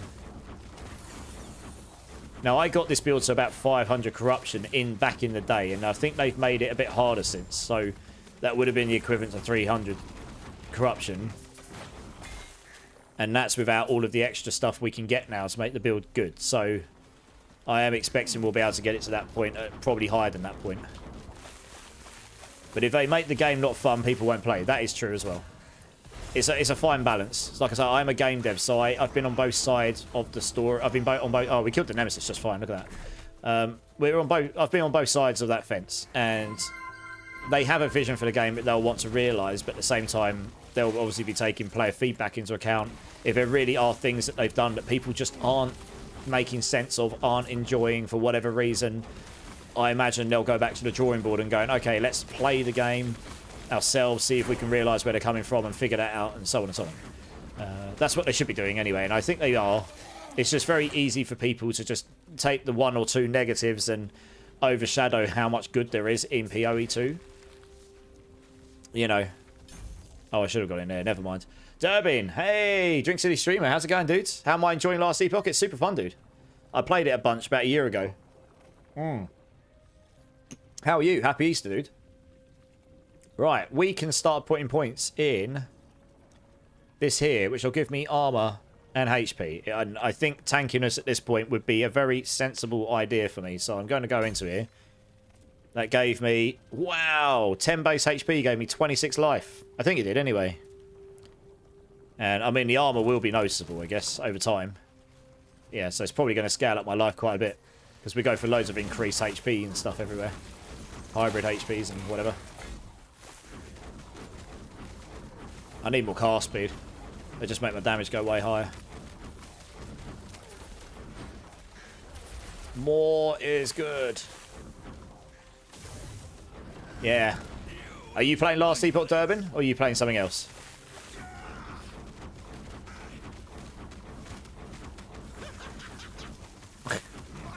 Something just hit me pretty hard there, and I don't even know what hit me, because, yeah, I don't know. I guess it was that guy I just killed? Question mark? I think my issues here come with the minions as the #1 example. How do you seriously expect people to believe your testings internally when minions launch badly enough that they get 50% increase, basically? I mean, true. I can't disagree with that. But at the same time, do have to try and remember that there are a lot of things in the game. It's like, and there are, I guess they probably have a reasonable sized team, but there's only limited resources, and it's not just minions that they've changed the balance to just about everything in the game. They rebalanced every single skill, for example. Like the base numbers on every skill basically changed. So that's a lot to test. I know that they had months to do it, but honestly, it's not as long as you think. And you know, I mean, and then you've got to test it in the early game, and you've got to test it in the end game. So maybe their philosophy, maybe they should have tested it more. I'm not saying that they shouldn't. You know, I'm not saying they did, and I'm not saying that they shouldn't have tested it. It's just I guess I'm a bit more sympathetic to it because I've been on that side of the fence, and I know that it probably wasn't down to lack of effort. It probably was just an oversight. Or maybe they just didn't really... Maybe they didn't calculate all the numbers, and maybe they should have. And maybe that's what they should maybe look to improve in future. That would improve their process of testing and working out the balance of stuff. But, you know, it's always... The way I like to look at things is try and be constructive. If there was something that wasn't done particularly well, how could we have done that better, for example, so that the next time they don't end up in the same situation, you know? Just staring at Warrior Totem still being a messy, buggy mess at this point. I haven't played with those, so I don't know how they play. My totem build slaps. The Chaos Dark Effigy totem build I've made over in PoE2 is pretty freaking ridiculous, to be honest. And I've only got 2 of them. I can get 3. If I get 3, I can definitely kill pinnacle bosses already. I haven't tried, but I'm definitely sure I can kill the basic ones. If I get 3 of those, and I haven't got a single unique on my build yet, like nothing, no unique of any kind, and I can almost certainly do pinnacle level, you know, basic pinnacle bosses. And if I got 3 totems, that would probably give me enough to do T1 or T2 damage-wise. It's just my survivability is not too terrible either, to be honest. I think I'm up at like 6,500, 7,000 energy shield or something. So that works pretty well. Yeah, it's one of those things where the utterly ridiculous size of PoE2 works against the devs. There's only so much they can actually... Exactly. So that's the benefit of saying it's in early access, because they can just go and do what they did. I mean, you've got to give them credit here, though. You've got to give credit where it's due, regardless of how the release went, regardless of how you think, how did it end up there. They have done an awful lot of patches and changes, including at weekends, since that update. Which means that people have been working out of hours, probably, and been working at the weekend as well, in order to get the game into a place that feels better for people to play, addressing at least the main issues. Not all, but the main ones. I think you've got to give credit for them for that, because, you know, that's not something they had to do. They've chosen to do it. And it also means that, yeah, I'm saying, I can almost tell you for sure that they've done that out of hours, out of normal hours. So, you know, you've got to give credit where it's due as well. Not trying to like just straight upright defend them and say that, you know, everyone's wrong in the community and that, because I appreciate where you're coming from. I actually understand what the issues are that people are having, and I think that some of them are. I think some of those issues are confounded. You know, they have a good right to say that this is a problem, but I think it's also not right to just completely ignore the fact that, you know, they do put a lot of time and effort in, especially recently. They've done. I mean, I'm quite flabbergasted how quickly they were getting those patches out, and the size of some of them. You know, it's like they were reacting, and the next day they had another patch, and the next day they had another patch, and the next day they had another patch. And some of these patches, like the one they're doing this week, got some fairly sizable changes in them. You know, you're changing fundamental systems a bit. That can create a lot of bugs. Just changing the smallest number in code can make... I'm a programmer, so I can tell you for sure. I've made issues... I've done things before that have caused problems in our game, just by changing one number and then missing an oversight. And then, yeah, it creates, like, a really bad bug. You know, that can happen. Feels like they are just a bit understaffed. Maybe. There might be part of the problem. The speed at which they get fixes out is very quick, but they seem to be lacking in QA. But, yeah, I mean, it's a difficult one, though, right? You don't want to have 20 people sitting around twiddling their thumbs waiting for stuff during the down times, but then you might be understaffed during the busy times. Busting their asses. Exactly. So, you know, and it's obviously... It's a little bit overshadowed by the fact that Last Epoch just come out with their patch, which is 9 months in the work. They've delayed multiple times. They've had a lot of time to figure this out, and they've actually, for all intents and purposes, they've created a banger patch, right? That's basically what everyone's saying. Everyone's really enjoying it. Probably because most people haven't played the game in a long time. I think one of the problems Path of Exile 2 ran into on this cycle was not that the campaign was actually any harder. I think the problem is most people had come to expect that they could blast the campaign, and they thought they were great at the game, and they thought they could do it. And they forgot that when the game first drops in, everyone was making videos about how they died all the time and how hard it was and how enjoyable that was because it was a different kind of feel to the game. But then people came to do the campaign again. They didn't really want to do the whole campaign again, and they didn't remember the fact that the campaign's actually quite hard when you start with, unless you play a really strong build. And because they changed the numbers and everything, what people thought they knew about the game had actually changed. So a lot of people would like struggle bussing through the game. It was taking them ages. They weren't enjoying it because they've done it before. So it wasn't new and shiny. It wasn't, you know, it wasn't like, oh, I haven't played this game before, so of course I'm going to be bad at it, but I'll get better and it'll be better next time. It was, oh, this is hard and I'm dying a lot again and I shouldn't be. And it's a different outlook, I guess. I do feel like there was an element of that. I took a long time to get through the campaign, but I died less this time round, for sure. I only died like twice in my first normal bit, and that was mainly to the Viper, which that was a skill issue, and I accept that. And then I died to a certain number of bosses in the cruel mode run through, which again was just a skill issue. You know, I learned those bosses for next time, and hopefully I'll do better on my next season start. I actually did better myself, but a lot of people, I guess, didn't want to die a lot. I don't know. It's a perception thing, I suppose. Early issue was weaker versus mobs. It was addressed by reducing mob health. Yeah. Do you want to know my honest take? I think the biggest problem with the campaign is not that it's difficult. I think the biggest problem with the campaign is the movement of the mobs in the early game. The movement speed on stuff in the early game is far, far greater than anything you can possibly do as a league starter. Unless you're really lucky and you drop like a Wanderlust like really early on. Which is pure RNG in the league starter. You can't trade or anything. No one's had any. Unless you do that, everyone's running quite slow. Your base movement speed in PoE is very low.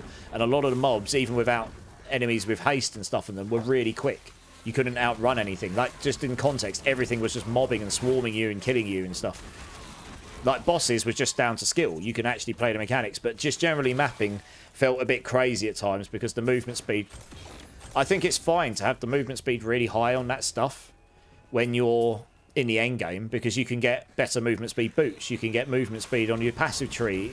You know, you can get to a point where it doesn't feel utterly insane and you're running and you're getting 10 enemies running towards you faster than you can possibly get away from them. But during the campaign, I felt that was probably...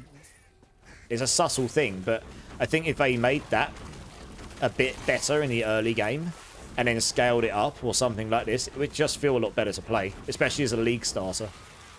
That's my take, to be honest, on that. I think there's obviously other things you can do, but I honestly think that one change would just make that feel better. It won't make the campaign feel any better in terms of how long it takes to do and you know how slow it takes to complete. That's an entirely different problem. But in terms of the difficulty of just general mobs and stuff, I found that was probably... Oh god, that nearly one-shot me. Must be careful of that. Damage is not a problem here. I need survivability, big time. See, look, that'd be amazing. Ward gain on freeze, but it won't work, I don't think. Because I'm not doing the freezing, my minions are. I'd have to try it. But I don't think it will work. That's real nice. Health regens. But we would probably want that one. Base health regen and health. It's pretty nice. We'll keep that anyway. Hey, Zen mode. How's it going, dude? The campaign is why I don't like PoE and PoE 2. Wish it was once through, then sandbox if you want. Yeah, Pyro. I mean, that's the sort of thing people are saying, I guess, right? How much does it cost to respec a level 85 tune? What, on last Epoch Zen mode? I'd have to go have a look. Let me go and have a look in a moment. Without actually doing it, because I'm really poor at the moment. Let me just quickly try this out. Right, let's see what else we can roll on this. What's that got? Ward delay, okay. Increased shock duration. Threshold against shocks, okay, fine. We only get one roll here. Fine, right. Oh, I can do my box here. We do this here. I can go find out for you. Let's just dump these here for now. Dump this in there. That in there. What's that one got on it? Increased totem damage dodge rating. 54%. I do like the movement speed while transformed there. I know it's only 2%, but it's still 2% movement speed. I'm just wondering whether it's better to put that in there and then use a singular to go with it. It's 23% totem damage down, but I could potentially put in like a...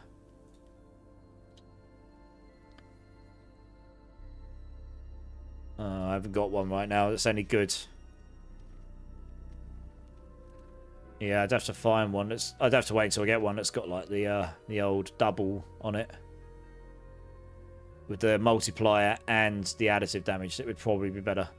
So I'll keep that handy for now, actually. I'll probably put that over here. And I guess I can stick that away for now, because we're probably not going to use that for the time being. Clotho's Needle.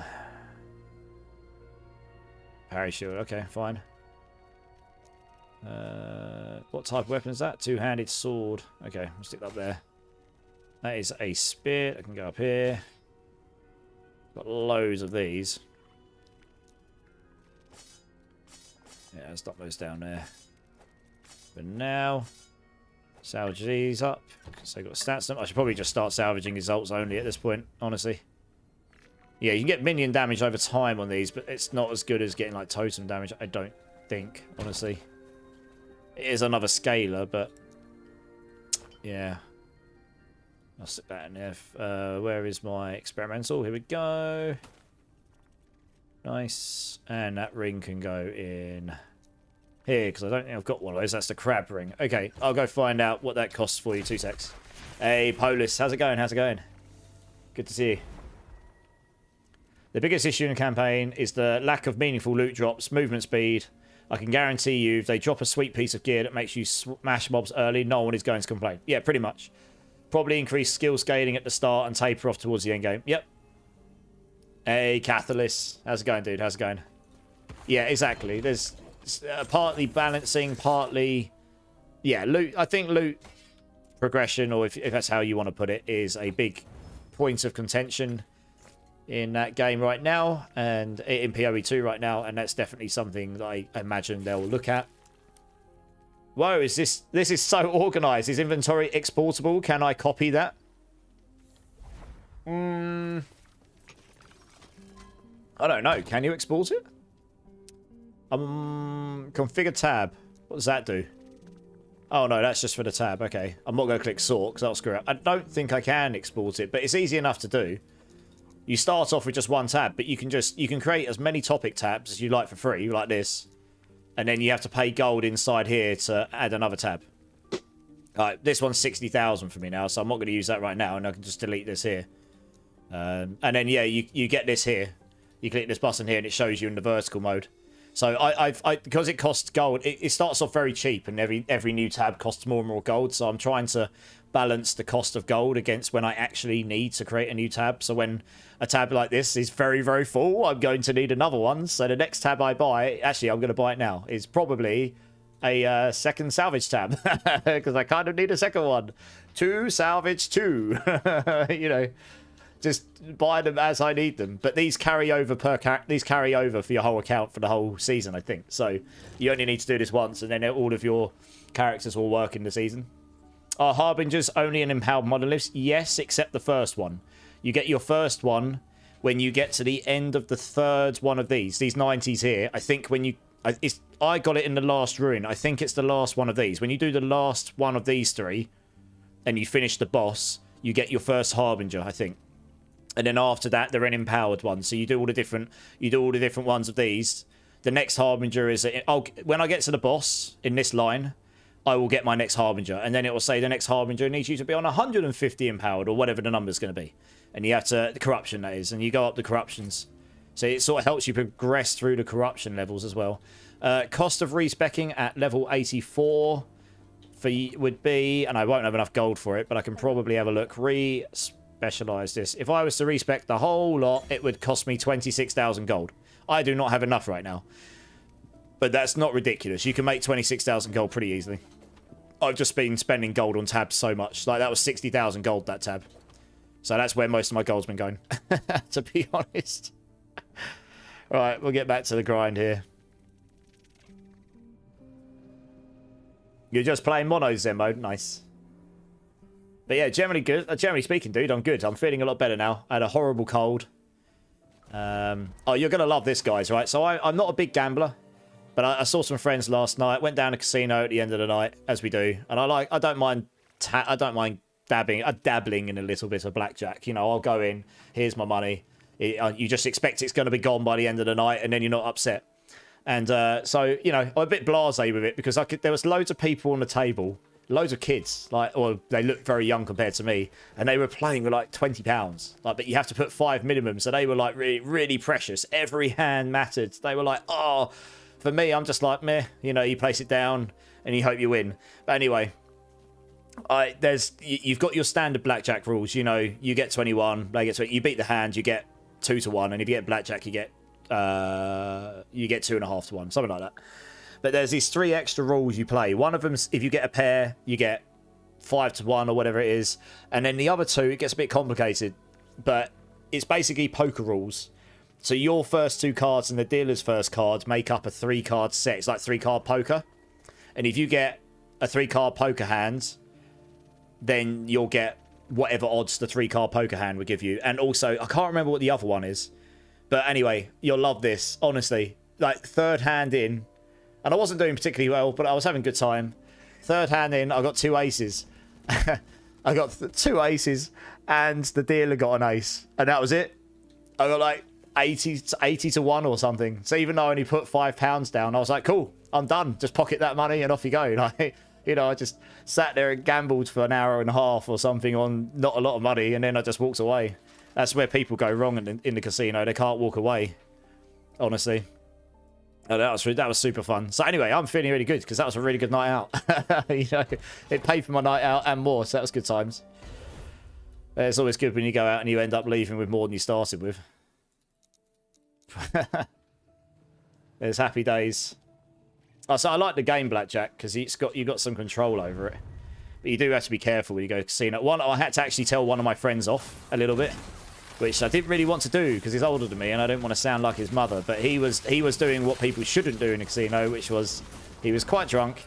He took in whatever money he did. He lost it very quickly, and then he started chasing. So he's like, I need to get more out. So he did, and then he gambled that and lost that very quickly. And it's like, I need to get more out, you know, and so on and so on. And when he got to the 3rd time, I just had to have a word with him. I was like, dude, are you sure you want to do that? Your wife might kill you. Like, are you sure? And he's like, oh, yeah, oh, yeah. And I was like, right, okay. And he came and joined the table I was on. And he was like, I don't actually know what I'm doing. So I was like, right, do this. And guess what? 3rd hand in, he got 2 8s, and she got an 8. And he didn't get quite the same payout I did, because the ace is the better hand. But he got a 3 pair, and he ended up winning all his money back. So he got very lucky, because honestly, if he hadn't won that hand, he would have been really down. And I'm pretty sure his wife would have killed him. Yeah. It was starting to get to the point. I was like, I don't want her calling me up, asking me why you did this. Like, please don't get yourself in trouble. Oh, dear. Entertaining now because there was no harm done, but it could have been very bad for him. Yeah. I'm like you. Take what you're willing to dump or... Exactly, right? I don't go very often, and I'll never gamble anything that you're not willing to lose. I mean, it's very much a case of the same as the attitude I have on games on here. If you're not having fun, it's a game. It's a game with risk, but it's a game. And if you're not enjoying it, why are you playing it? If your entire reason for playing that game is to make money, you're probably playing it for the wrong reason, to be honest. Poker's different. Poker, it can be a skill-based game. There's obviously a lot of luck in that, but the people that play that for money, they're really, really good at the game. Or they're not. But the ones that... I know someone who makes a living off of playing poker, and he's ridiculously good at it. Like... you know, he makes a very good living out of it, but that's obviously, for most people, that would not be the case, I guess. Yeah, so it was a good time. I had a good time. And like I say, the second I won that hand, I was like, right, cool, well, that's going in my pocket, so I can't leave with any less than I started with. And then I quickly realised, do you know what, I'm hitting my point where I've had enough anyway. So I just walked away. Yeah, that's what you do. You just don't get sucked into trying to chase. It's just, it's the where you can go wrong. Well, oh, wow. I should probably not look at loot when I'm getting hit by these Covenants of Dominions, because they are hitting me pretty hard. And there's a lot of them. That's why. Yeah, survivability is what I need to work on here. I've actually got enough damage for now. So I'm going to work on my survivability for a bit. I should probably remember to use Storm Totem as well. That probably would help me a lot, honestly. There you go. I just need to get a lot more life than this as well, honestly, I think. I haven't even been paying attention if his armor shredding's even making a difference at all. Like, probably not. It doesn't affect my dot damage, that's for sure. Which is my main damage, really. I just wanted to see if it would even stack up much armor shred on the enemies. Not really. I can see 3 stacks. So it's not very quick. I guess you'd want a lot more than that. It'd be better if you had multiple crows, which I don't right now. Wow, this is a big map, this one. Oh, it's stacking up a few. 10 stacks, okay. Well, it might make some of the hit damage do more damage. 10, 11 stacks, that's not terrible. With higher effectiveness on it, so it'll be the equivalent of nearly 20 stacks. It's probably worth it. All the vines will benefit from it.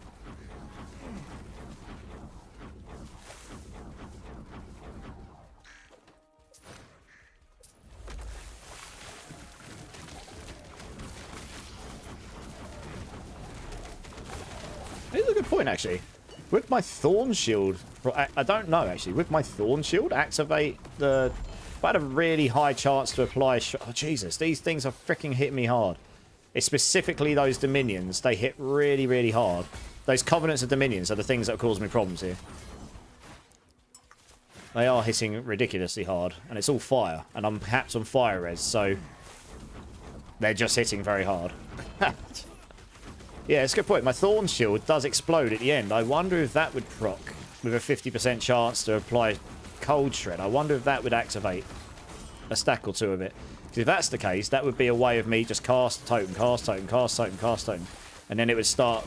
Yeah, it would, like this. You just get the constant shatters. Maybe I could just activate them enough. I don't know. Maybe that would work. I'd have to try it. Yeah, I mean, if I get a good version of the Cradle with a raised... shield, that is actually very good on this build as well. And the only reason I'm using my offhand right now is 2 minion skills. I could just straight replace it with the shield if I needed more defense, like I did last time, and work out the skill difference on my skills.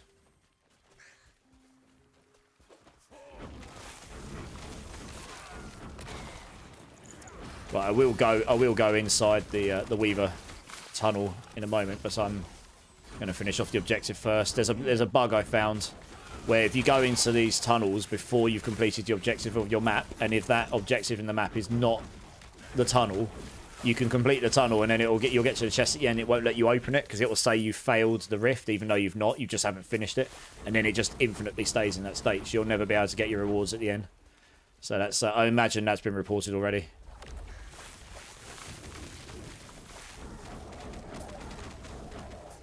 Gamble. Oh no, Wiggy, you lost it all. I have a loot filter question. Hit me up. What's your question? I'll do my best to answer.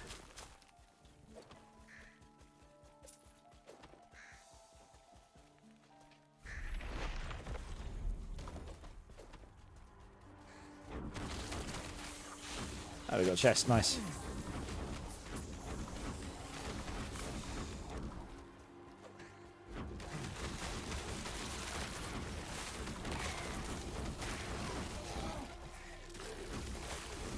I might actually put points in that low life damage reduction thing. I don't know. It might be worth it. This means if I do take a big hit, I'm hopefully going to take... Oh, once I'm at 35% life or less, I will just take less damage. Might save me. I don't know. I have to think about it. It'll be better when I've got more max life, actually. Got a bigger life pool for it to play into. The extra health regen could be nice, honestly, because that's kind of... I just remember that's what I did before, that you can get some absurd amount of life regen. And that's one of the... That's kind of how you're going to make yourself... One of the reasons you're going to make yourself really tanky. You either get one shot or they can't kill you. Because you get hit and then you just... Whoa! Like that, right? What the fuck? Excuse my language. That literally just did more life to me. That crit me for more than my health pool. Whoa. I mean, I don't have any reduced crit damage right now, but that's ridiculous. I'd already completed this, so that is ridiculous. That just crit me for 1,620. That's more than my life pool is. Jesus. I do need to get the reduced crit damage in the build, which I don't have right now. So that crits will just not do extra damage to me. But that is ridiculous. What the effing hell? Wow. So if I check the mark is on, does that mean those will drop, or does the box need to be empty? The ones you've ticked will be applied in the in that filter. So if I'm in here and I want to show personal affixes, so I've hidden everything, but I've hidden everything by default, and then I'm showing. That's what I've done down here. I've hidden all magic rare items. I've hidden all exalted, everything. And then I've just specifically in all these showing what I want to see. So if I go to personal affixes, the ones that are ticked will be shown. Or if you've got it as visibility hide, the ones that are ticked will be hidden. It all depends on what you've done here. I can't believe that just literally... It literally plays into what I say. They're going to have to one-shot me to kill me because my health regen is so high. And then literally, as I do that, I get one shot. That's ridiculous. This is why I don't play. This does suffer from the same thing that PoE2 does, right? It does have ridiculous one-shots like that. I don't even know exactly what it was that he used that one-shot me. I was standing a long way away from him. He just used some seemingly AoE screen-wide move that one-shot me because it crit me. So, obviously, there's things I could do to stop that. I could make it so that crits don't do anything to me. You can either have 100% crit avoidance or you can have 100% reduced crit damage, which is things I need to get on this build. So I will do that. That's obviously something I can do about it. But yeah, the fact that I actually couldn't really have done much, I don't think I could have done anything to straight up avoid the damage there. I had to take the hit. It was just a matter of how much damage it was going to do to me. That's a bit sucky, but yeah. Take care. You know, I couldn't have outskilled that even if I wanted to, I don't think. Not in terms of physical play. Obviously, you can outskill it in terms of your setup. But that's a different thing. But never mind. We crack on. Let's go over this way. I don't remember seeing a % dot for minions affix before. I just found a two-handed axe with... Yes. The thing that's really annoying about that Neris is I can't put it on a scepter or wand or a staff. It has to be on axes. And they've still not... If they... I really, really, really, really wish I could put that over here. It's very... Look, I can show you. Because I've got some of those shards. I'm sure I have. Suffixes. Damage over time. Yeah, damage over time for minions. I've only got one, but I have got one. It's a rare one, but I have got one. It can... There you go. It shows you. You can only apply it at the moment to a sword, to swords, axes, and spears. They've still not made it so you can put this on your staffs or scepters, which is annoying. I wish that you could. Because honestly, on this build, I'm stuck with a lack of things to put on. That's why, if you look at my wand, if you look at my scepter right now, which is a minion-based scepter, I can't put minion damage over time on the minion-based scepter. Why? I can't put it on here. It's very... I've got nothing worth putting on for minions, really. Minion spell damage doesn't do anything for me in this build, really. Minion damage over time would absolutely be the best thing on here. I'm still confused why you can't put minion damage over time on a scepter when it's a minion-based scepter. That's very confusing to me. So, yeah, that would be really, really good for this build. It's another scaler, and that would be goated for this build, honestly. I've got nothing really here to put on, which is why when I get the set item stuff, I'm hoping that... I've got a prefix and a suffix free on this weapon that I don't use for anything. So I'm hoping that we can put some set stuff on here that'll be good, because all this chance to on hit, that's for me on hit, and I don't do hits, my minions do. Health on kill. Actually, I could use this. Although, saying that, I don't know if this would work.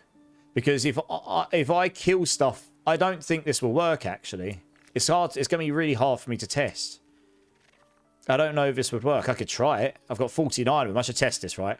I can get another wand if I want.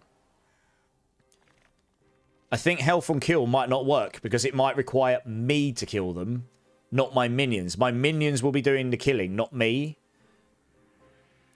But we can try it. Why not? I've got 5 forging potential left.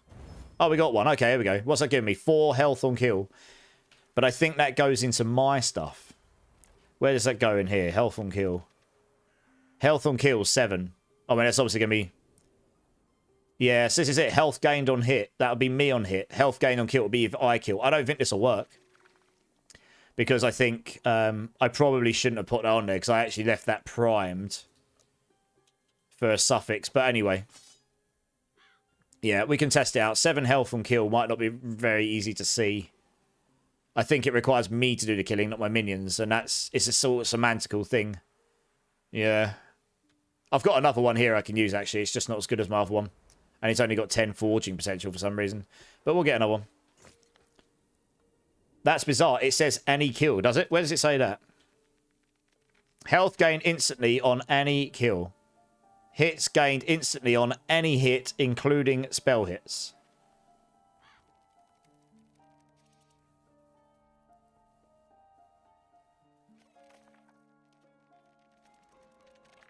Yeah, that on-hit stuff definitely doesn't work. I've tried. Like, there's loads of stuff that's on hit, and none of it works for me. Because the minion's hitting, not me. On any kill. Okay. Alright, well, since we've played into that, we may as well just boost it up and see how high we can get it. Tier 3. Tier 4. Tier 5. Okay, that's 17. I mean, if it does work, that's actually a good one. Potentially. Because that gives me another means of sustain, right? 24 life on kill when we're killing a lot of stuff might be good, although I don't take damage all often. It's going to be really hard for me to see unless it suddenly goes like boom all the time and like my health sustains just crazy. So we'll just have to see how this goes. It might be hard to test. I can't test that one just by going to the test dummies. Because they don't hurt me.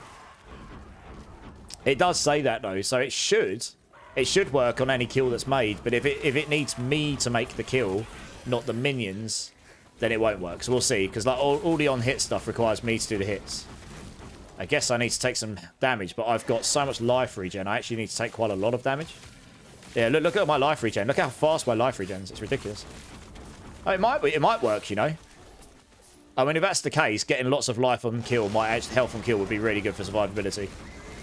I basically want to get the build to a point where if I don't get one shot, I can basically just instant heal back to life again, full life again. And then you just try and make it so you can't be one shot.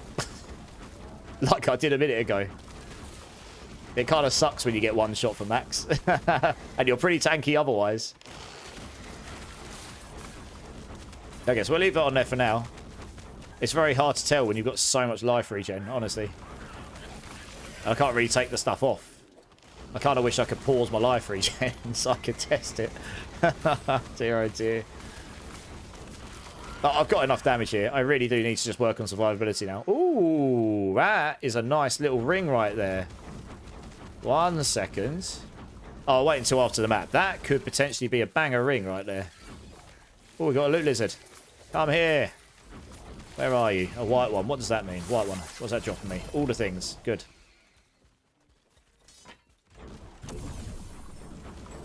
I need to go this way.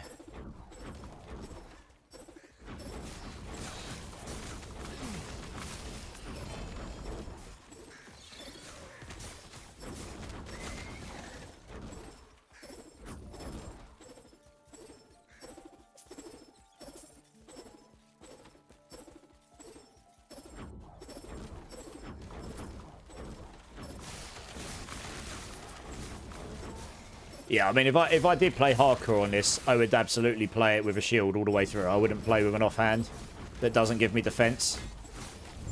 Oh, look at that. The second my Spriggan health aura kicked in, I went from 700 life to 1500. My Spriggan healing aura is insane, as long as he's alive. Oh, man, this makes me sad. Look how high the damage over time to minions can go if you're playing a sword, for Christ's sake. I really, really wish you could put that on. I am confused why we can't put that on a scepter when you've got minion damage on a scepter. You know what I mean? That one does confuse me a little bit. Maybe one day they'll unlock that and we'll be out. That will just be a straight damage buff to this build, honestly. Yeah, if I get a really good Cradle of Erased, the shield, I will probably, with some decent stats on it, I will probably use that, honestly. In fact, actually, I know what I can do to try and get some more of that. When I get to the end, I can probably imprint that in my in one of my imprints. So I can try and get them to drop more often. You just need to drop a lot of them and then just roll the Weaver on it and hope you get good stats on it, honestly. You can't really control it any other way. Right, we're done here. I do actually have one. I didn't think about that. It's one of the new things they've added. I should probably do this.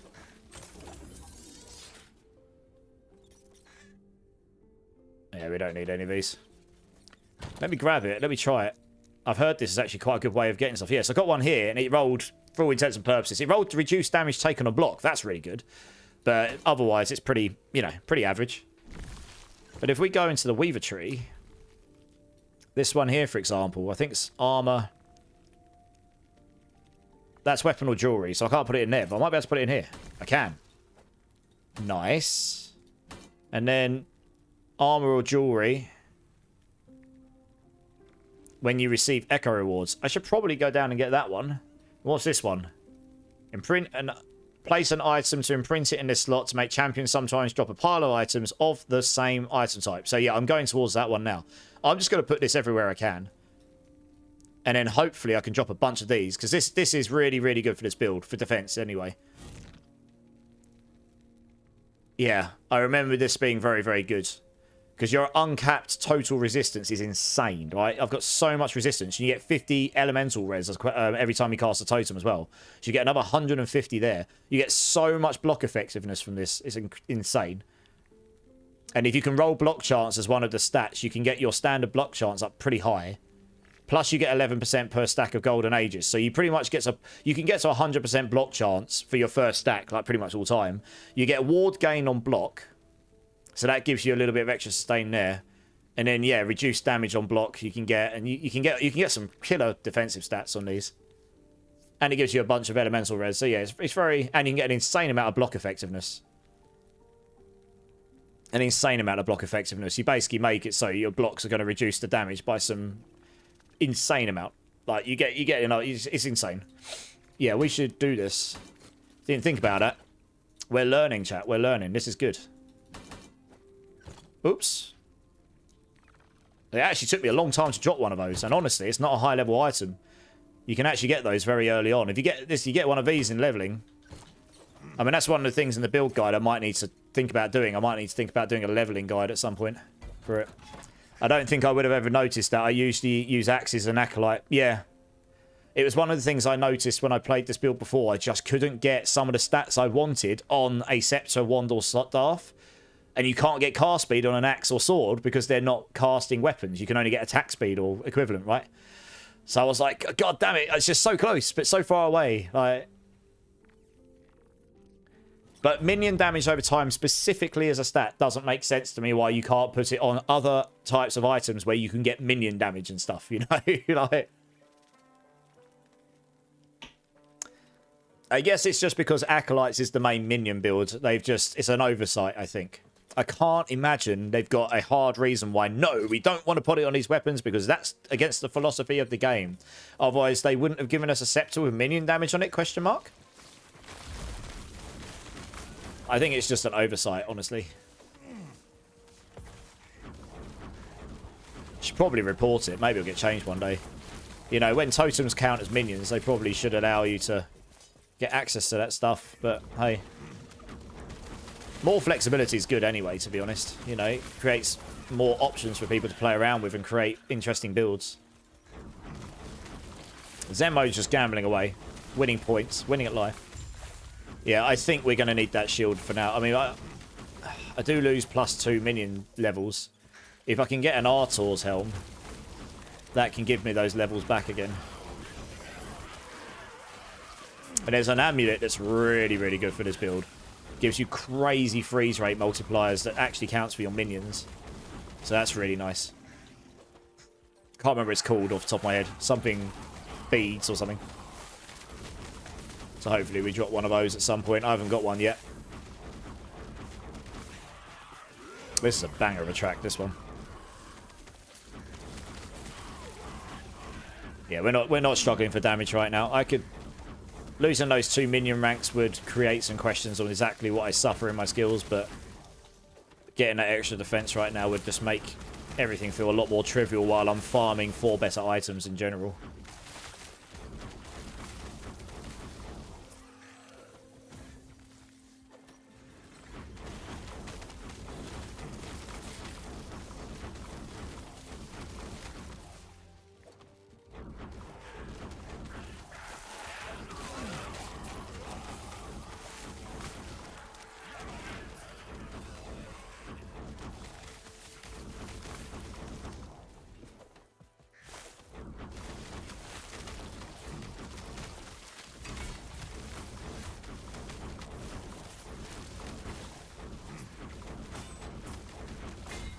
Wow, that hurt.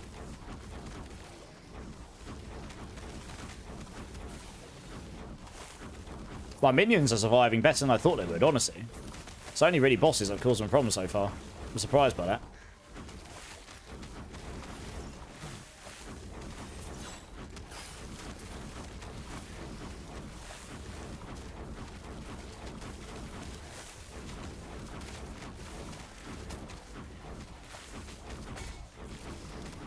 My health regen. Madness.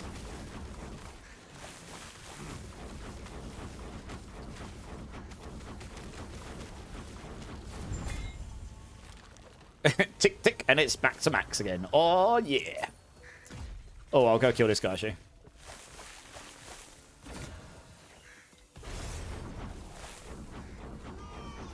I'm just going to stand over here where hopefully he can't hit me with anything. Just because I can. Bye. It's such a cheese. Shooting from off screen.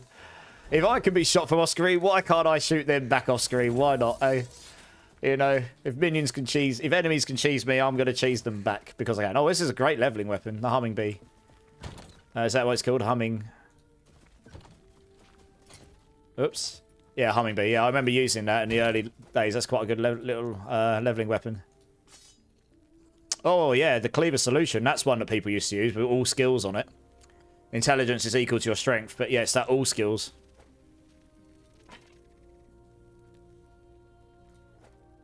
I've already got one. I got 1 LP on it. Yeah, let's sell that one then. Right, we got this ring. And this ring has got a bucket load of minion damage on it.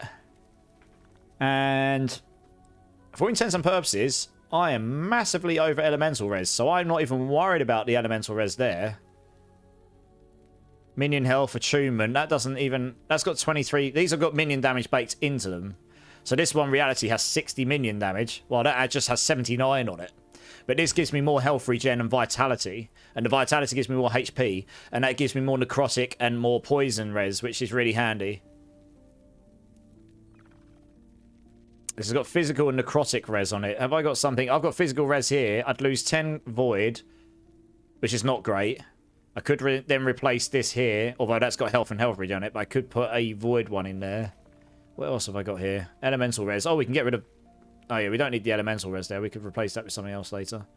In fact, I could actually replace this as well. I might go... I need to have a look at these. Yeah, I've got... I don't need the fire res here, so we can replace some... We could replace some of these, potentially, with solving void res. Yeah, because we'll have physical solved. Necrotic will be solved. Okay. I'm just trying to figure out what stats we'd want on it. Attunement would be really nice. I've got to be honest. Let's try YOLO rolling this and maybe we get lucky. 39. Elemental damage over time is no good for me. Physical damage is no good for me. I'm actually going to be cheeky here and seal that away. Oh, it didn't seal away. Fantastic. That used a lot of fortune potential. I was really hoping that'd work. Okay, what do I do with this then? 8 attunement is 32x damage. It's quite a lot. 6 attunement. And we've got physical res on this. Block chance is doing nothing for me right now. So for all intents and purposes, I would lose a lot of minion health. It would make my minions less tanky. All intents and purposes, this is better though, already. Trying to think what other stats we can get on rings. I can't really remember. Can we... ring, maybe? I don't know. No, we can't do it by that. That's annoying. Oops. There's still a bug where it closes this window for you by default. I don't know why it does that. Can we get health stuff on rings? We get health regen on there. We can get added health and health regeneration. That'd be nice. Okay. Right, I won't need necrotic resistance here, so I think what we'll do is we'll roll this. Fire resistance, we don't need this. It's giving me necrotic again. And poison. Great. Okay. Does that mean I can roll one of these off? It does. That has got a loss of vitality and health regen on it. Oh, I could have taken that off if I kept necrotic, actually. Didn't think about that. Okay, let's try. 79x damage. That will definitely give me more damage than this has, I think. Where does that put my reses? Poison is massively over. So I could have a look to see if I've got another one of these with vitality and stuff in it.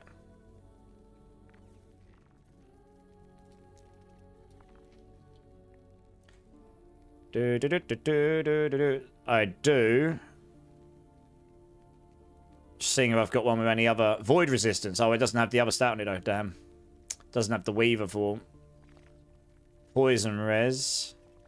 Yeah, I don't have one that's got... Yeah, that base health regen is really nice. I don't have one that would just straight... Oh, I could look at the small ones though. Do we get oh, we don't get vitality on these, but we do get health. But the vitality does help me cap. Oh, I could just take it off, actually. The health regen's nice, mind.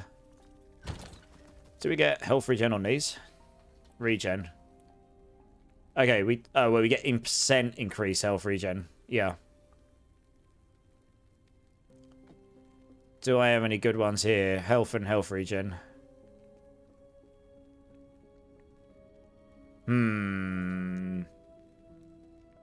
That's a suffix instead, yeah. Which I don't think will work very well for me here. I don't have anything with a good suffix on it here. That's the problem that works for my build. I suppose critical strike avoidance isn't terrible. What about these? No, there's nothing in them. Yeah, there's nothing I can straight replace that with right now. I think I'm massively over on physical, so I can actually take that off, although it's got health regen and health on it. Have we got... It'd be nice to be able to get my void res sorted. Hey, no fear. So I have a stuff unchecked, but they are still dropping.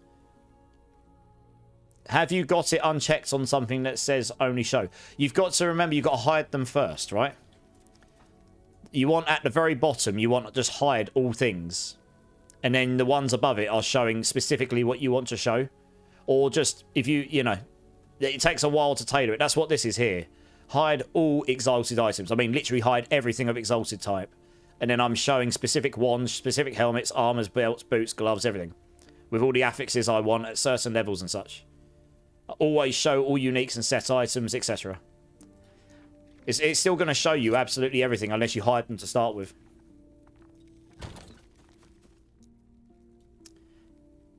Void with necrotic penetration. I've only got one there, damn.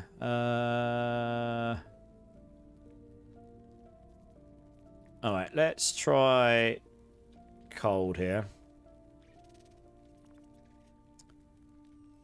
It's got health and health regen on it. Let's see if we've got another one of those.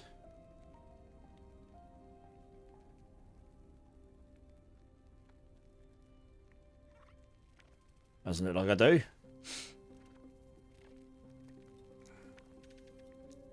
Can't even just straight replace that. Can I just take two off and put another big one in? That would help. Need the void one. That one's good for damage. I can take that off, potentially. It's giving me 3 penetration. Giggity. But if I do that, then I can possibly...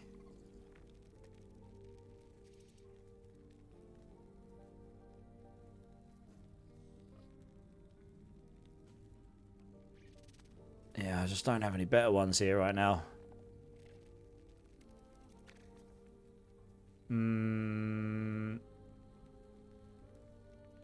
4. Well, we're at 13 cold. That's 3 penetration. What about if I look at these? Do I have a 6 cold penetration or anything good? Lightning res. Don't really need that. Let's do that. There we go. Cold res. Don't need that. Fire res. Don't need that. Oh, okay. We have. We got a 6 and the cold minion damage. Okay. Here we go. Here we go. So what we've done here is we have lost some health regen. How much health regen does that cost me? 11. And my max life has gone down a little bit. But we'll gain damage. Is that an acceptable trade-off is the question. Or do I want to go for vitality and health regen? That is the question. I kind of need tankiness right now more than damage. Honestly. I'm tempted just to slap one of these on for the time being, just because I really need to... Yeah, I want to get to a point where I'm not going to get slapped about like a wet noodle. Oh, I can't type, apparently. I still can't type, apparently. Good. Let's move over there so I can see my keyboard a bit better. I do have some pretty good... Where are they? 5 and 5. It's as good as it gets. Let's just stick that in. I don't think I've got any better ones. Otherwise, I'd use those. Yeah. The benefit of that is that actually gives me more life. And it gives me more life regen so, than this thing would. I think that's the play for now. I'll actually keep these on me. In case I get to a point where I can solve stuff otherwise. So it's not bad. Yeah, that's not a bad little thing there either, to be honest. And yeah, I think the reduction in attunement there probably is okay. It's 4% damage, so it should be alright. We've gained a bucket load of minion damage. That should be making up for it, I think. I will keep hold of that ring, just in case. That's probably a good idea. Yes. There's some nice minion dot damage idols. I've got a few of them. They're armor Lando. Yes, I've got a couple here. But these ones here, they go up to 48% on these, but they're big ones, right? And the problem with that is I can get 80% totem damage on them instead. Or I can get more totem damage on a smaller one here. That increased minion damage over time, I don't think would outweigh the totem damage unless it counts as a separate multiplier, which it might do, question mark. I'd have to test them out. But I don't know if this size totem is the way to go either, honestly. I mean, looking at all of the prefixes, I haven't yet seen a prefix on here. I haven't seen a prefix on this size that works for my build yet. Which means it's probably not going to be the play. These ones are probably better. Because these ones here, you can get either % minion chance to poison on hit, which can go up to 20%. And that is basically, for all intents and purposes, chance to frostbite. And that does work because it's minions' chance to do it. It works for my totems. And the reason it works is because there's a note that says all poison chance that your minion chance gets, all chance to poison gets converted to frostbite. So it does work, I've tested. And you can get this endurance threshold and health at the top. And that's not even a green version of the stats. So that could probably get a lot higher. Potentially. Oh no, they're not the Weavers ones. Maybe they don't. But yeah, so that's probably better. I mean, you can also get chance to cast Maelstrom. If I got 4 of these, I mean, that's 6% increased health. That got up to 9% increased health. That's loads. But if I got 4 of them with chance to cast Maelstrom on them and did 4 of those, there's a good chance that I could then permanently keep Maelstrom up, which might give me access to being able to apply cold shreds to things that are near me. I'd have to try. So there's a couple of things in the prefixes there we could try. I mean, this here, 9% increased health. That's a lot of health. Honestly. 4 of those. You could get 4 of them. That's like 36% increased health. That probably is the one to go for, honestly. Just make you tanky as anything. These here, there's literally nothing on it that's really good for this build, sadly. I tested most things on it. These here are just huge, and spell damage for me when active totem doesn't work for my totem, so that doesn't help. Increased health regen while transformed, that is nice. But things like increased cast speed for totems makes them attack faster. It doesn't make me cast them faster, so it's not good for my build. Health regen 100%, that is pretty enormous. But I don't... The avalanche boulder on spell cast does not work because we're not casting a spell. We are summoning a totem. It's different. I tested. So, again, I don't think there's a prefix on here I've seen that's actually good for this build. So the health regen's nice, but it's no good if the prefix sucks. This one here, the chance for haste on casting Summon Totem, and then you can get health regen. I've got one here. This would be really good. 30% chance to cast to gain haste on summoning a totem. It's what I used on the build previously. I think there's a health regen one as well. Yeah, you get up to 67 increased health regen while transformed. That's really good. So those two in conjunction could be good together. Hey, Captain Ziff coming in with a follow. Welcome in, dude. How you doing, man? How you doing? You played last Epoch, my friend? Alright, we'll keep cracking on. I'm suffering a bit of damage for a little bit of health right now. I think that's probably the play, honestly. I do actually have 39% crit avoidance, apparently. Where the hell is that coming from? I must have that on my build somewhere. Just not entirely sure where. Where is that? Is it on one of my items somewhere? I don't know. Is that on my idols? Question mark? I didn't think it was. I'm not actually sure. Is it on the implicits? Where the hell is that crit avoidance coming from?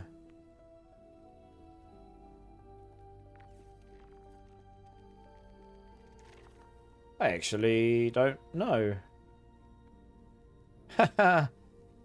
Oh, it might be in a blessing. Yeah, okay. I might have taken it in a blessing. Yeah, okay, it's a blessing. Fine, okay.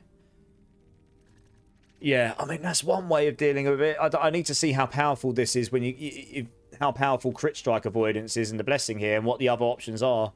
Maybe that's the play here, because originally I had it with the gear-related crit damage reduced bonus. So you get 100% of that, and then crits just don't hit you anymore. But if you've got 100% crit strike avoidance, then that's all golden. You just can't be crit anymore. So then you won't get one shot like I did earlier by crit. So, hey, Breakpoint, how's it going, dude? How you doing, man? How you doing? You're showing specific things. So what I would do, No Fear, is turn all of your things off. Untick all these. Start at the bottom and make sure when you say turn everything off, that everything is, you can't see anything anymore. And then turn your specific ones on and see if it works or not. Without seeing it, I can't honestly say exactly what the issue might be. Just did my first monolith at level 48. Nice. GG's. That's level 58, so you've done pretty well there.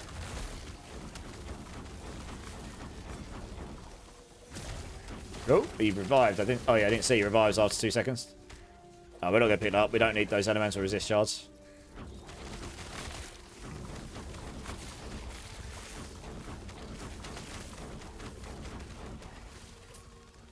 What we got here? So, oh. So look, that's got the... I'm going to take that just because it's got the high... Yeah, the minion damage over time stats really low. I mean, maybe it is as a multiplier. Maybe it is really powerful. I'd have to get a good one and try it and see if my... I can test my damage numbers. I can do that on the test dummy, honestly. Dragon's in the house. Dude, welcome in, dude. How you doing? Thank you so much for 9 months. That is... Yeah, I am blown away. Give me a number between 1 and 6. We'll do a beam for you, dude. Thank you so much, man. Honestly. I met Air Dragon here in the last Epoch community through a friend of mine, Babbling Bike. Another awesome, much more well-known last Epoch build creator than me. And he has been dedicated to last Epoch. I actually hats off to him. And he's been doing quite well since the season release. I'm really happy for him because he definitely deserves it. The amount of effort and time he's put into his stream. And he's super good at this game. Super, super good at it. Yeah. Blasting some last Epoch, doing the same. Yeah, man. Give me a bean number, dude. We'll do a bean if you want me to. Or you don't have to, but... If you want me to, between 1 and 6, and I will get one out for you at the end of this dungeon. Oops, that's... Oh, I thought it was going to blast me then. Quite a nice chunk of minion damage there on that in the Infernal one. The minions tell... I don't have any traversal skills, so I wouldn't benefit from that. But the minion damage is pretty nice, I'm going to be honest. So, we'll keep hold of it. What we got here? Damage over time, that's no good for me. I'll pick that up just because it's 8 void res. It's actually quite a high roll on that, actually, to be fair. Although saying that, the Weaver's ones can just roll so much better. I mean, it's just, yeah, just so much better. I'm going to salvage that down. That's a lot of minion health right there.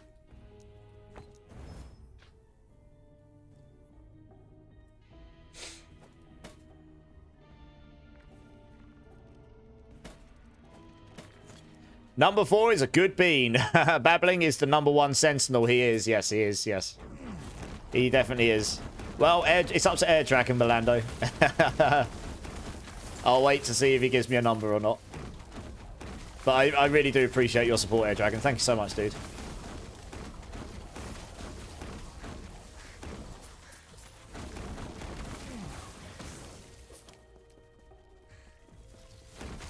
Oops. Accidentally transformed out.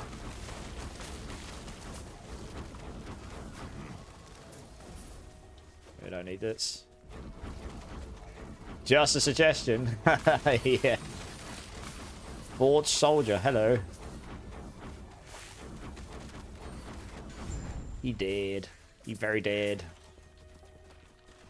Yeah, the more life I get, the better this will feel, because my endurance threshold goes up as well, which is going to be very useful to me. All resistances. Wow. Okay. So that's the thing about the Cradle Erased. You can, if you get lucky, roll this affix on it.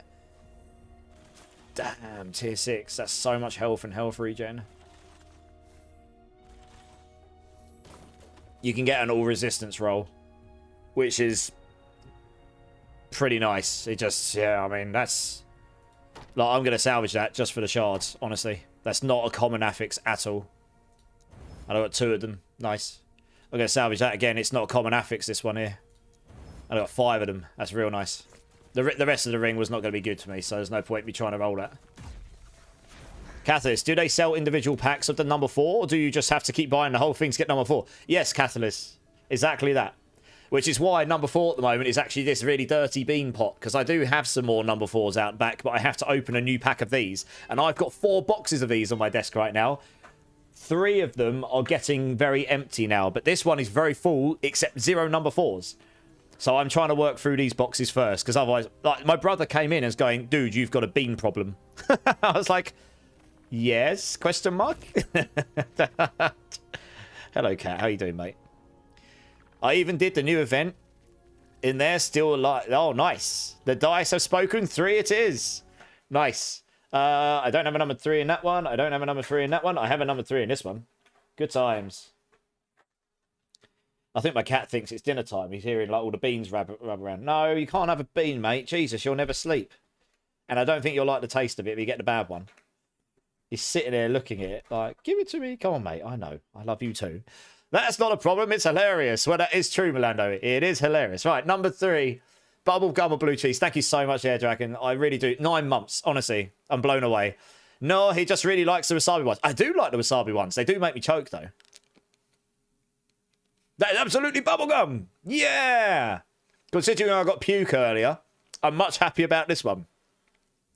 Thank you so much. I appreciate you. Let's get back to the game. Yeah, I got a puke one earlier. That was definitely not ideal. It is by far the worst thing I've ever tasted in my life. I cannot believe someone's actually gone to the lengths to make something taste that awful. Frankly. It's very much a big question of why.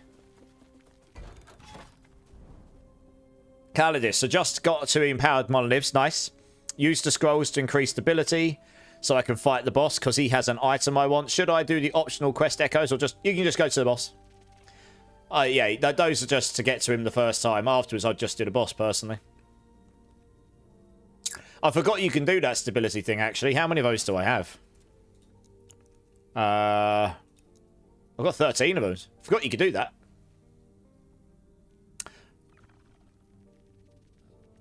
I'd need to find an item to roll, but I suppose I've got loads of those. Just pick up any random thing and just use that, don't you? Yeah. Alright. I'm going to pick up a random item in his next one, because I actually want to do this one anyway. I forgot you could do that.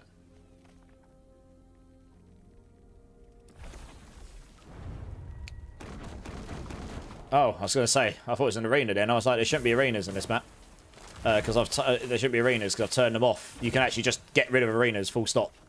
Which is actually pretty nice, because as much as I don't mind arenas, they take longer to do, and you're not blasting, you don't get as much loot. So I just got rid of them, frankly. I'm staying well away from this guy because I don't want to get one clapped by some silly move I don't get time to see. Oh, there we go. One sword. Alright, yeah, that's the Weaver's Wheel sword. Elemental res. Yeah, we don't need this. It's fine. How do you turn those off? In the Weaver tree. I'll show you one sec. Let me kill this stuff. So in the Weaver tree, you can do two different things. Here, there's this node here. Arena echoes no longer appear on your echo web. Or, I did notice there's one over here. Your arena echoes contain fewer waves. So you could actually make the arenas really freaking quick. If you put 2 points there, they'd have 2 less waves. So you'd finish them quicker. Your tombs of the arrays have increased pack. Your arena echoes have increased pack size. Your arena echoes drop memory amber on completion. So it might be a world where arenas actually are super arena. Your arena echoes have a chance to be replaced by a more difficult super arena echoes which contain additional champions.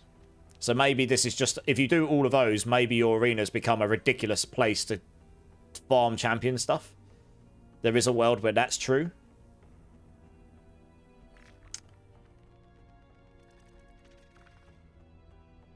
Yeah, I mean, it looks like you can just juice up your arena stuff if you wanted to, and then you turn them back on. But if you just want to get rid of them, you can just use that node there. One node, just get rid of them. They don't exist anymore. So there's a world where you might actually want to have the arenas. I don't know. But for starters, I just got rid of them because I want to be able to blast through maps and get loot and all the chance for loot in maps and stuff, right? So that's what I've done for now. I guess you get that Weaver tree at 60. No, you start to unlock the Weaver tree once you get past the end game, but you get the points by getting the woven. You should start getting woven stuff in the standard monoliths, but you start getting woven echoes, and as you do these for the first time, you can see there's a green plus on these. I can start to do these now. So actually, this is why I wanted to do this, because I can imprint these, but you have to be a minimum of 100 corruption to do these. And when I've completed them, I'll get a Weaver point. And it's the same for this here. Vault with the Barnacle King. Search for Lost Vault within the caverns and altruistically free the overburdened lizards locked within the caches. So this will just have crazy lizards in it. Probably. But these 4 will give me a point when I next do them. Hey! I can add this as well. Set item destruction. Nice, I finally got one. The Great Bridge. That's the one you want to shatter down your set items. Yes. Finally. This is good times. Been waiting for one of those for a while. I want to shatter down and try and see if I can get those +2 totem ranks. Which is the most important ranks I need. So I could potentially then take off the offhand and not lose the damage on my summon totems. The other ones I can make work. It's particularly the summon totems that's new. Oh, there's a lizard here. Look how big he is. Jesus, he's huge. Whoa, he dropped me all the stuff. Gimme. Yeah. I don't know where he came from. That guy just appeared from nowhere. I could just stand over here and blast him. It's just stupid. Jesus. I'm actively specking into more arenas because they go super fast. But yeah, exactly. How many waves did I have afterwards? It's possible that you could... It's possible that they actually become quicker to do than these maps. And in which case, it's better to take them. There is a world where that's true. I'd need to test it. Yeah, I'd need to test it.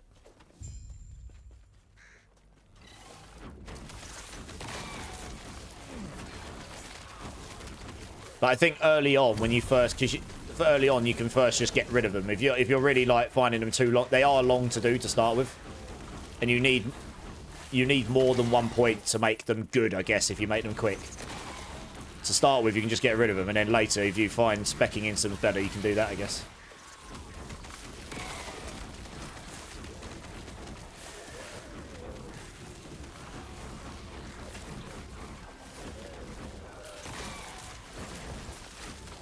Kind of depends on your build. I mean, my build's pretty fast at getting around. I'm not like perma-teleporting, but I've got quite a lot of movement speed on this build. That's the idea, and I want to get more. A lot more. I just want to be able to run around super quick, honestly. So for me, these aren't too bad. And obviously in the arenas, there's certain things you can't get, I guess. That's one reason you want to turn them off. Wow, my inventory is full. Holy cow. I guess I don't overly need that. That's nice. That has a lot of crit strike avoidance stuff on it. I'll take that. Yeah. Movement speed. A lot of it. Yeah, we'll take the movement speed shards. Should be able to pick that up now. Yeah, nice. Oh, loot lizard. Nice! I can shoot him as he's running away. As long as he's on screen, I can shoot. Rip. Easy peasy. Oh, more crit strike avoidance. Nice. Wow, I was just dropping me all of the woven stuff. Holy cow. I can't even pick that up. Well, we don't need this. There we are. So I wanted that. Oh, we got a cradle to the erased. Woo. Did we get good stats on it is the question. We can roll it. Block effectiveness, chance to shock and armor. The answer is probably not. No. We got 3 terrible stats. Well, armor's not awful, I guess, but 3 kind of not great stats, and block effectiveness is okay. So, yeah. Rip. Never mind. We'll sell it.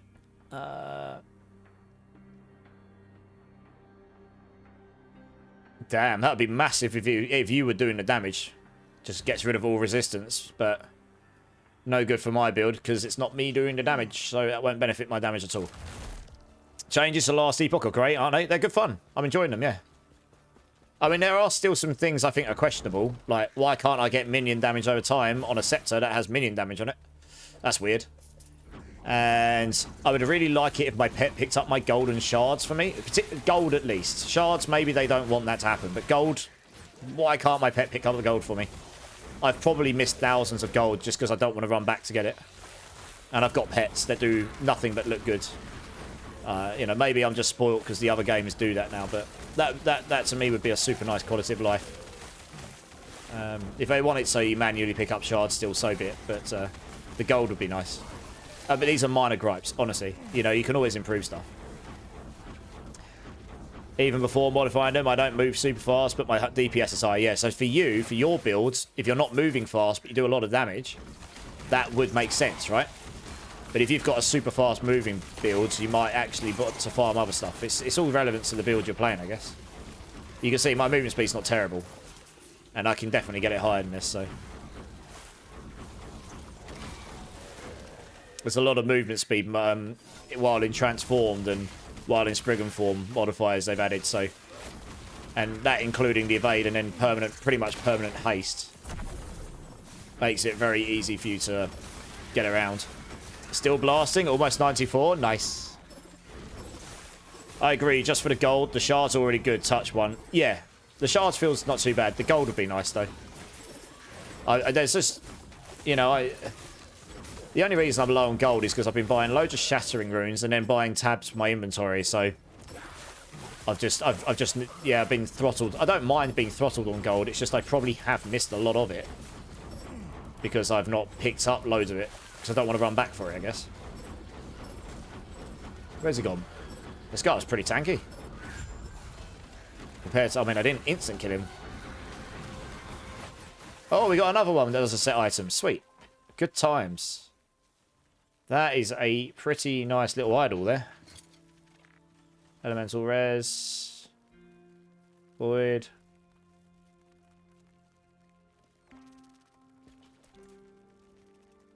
Health regen 5. What happens if I put that in? Does that make my health...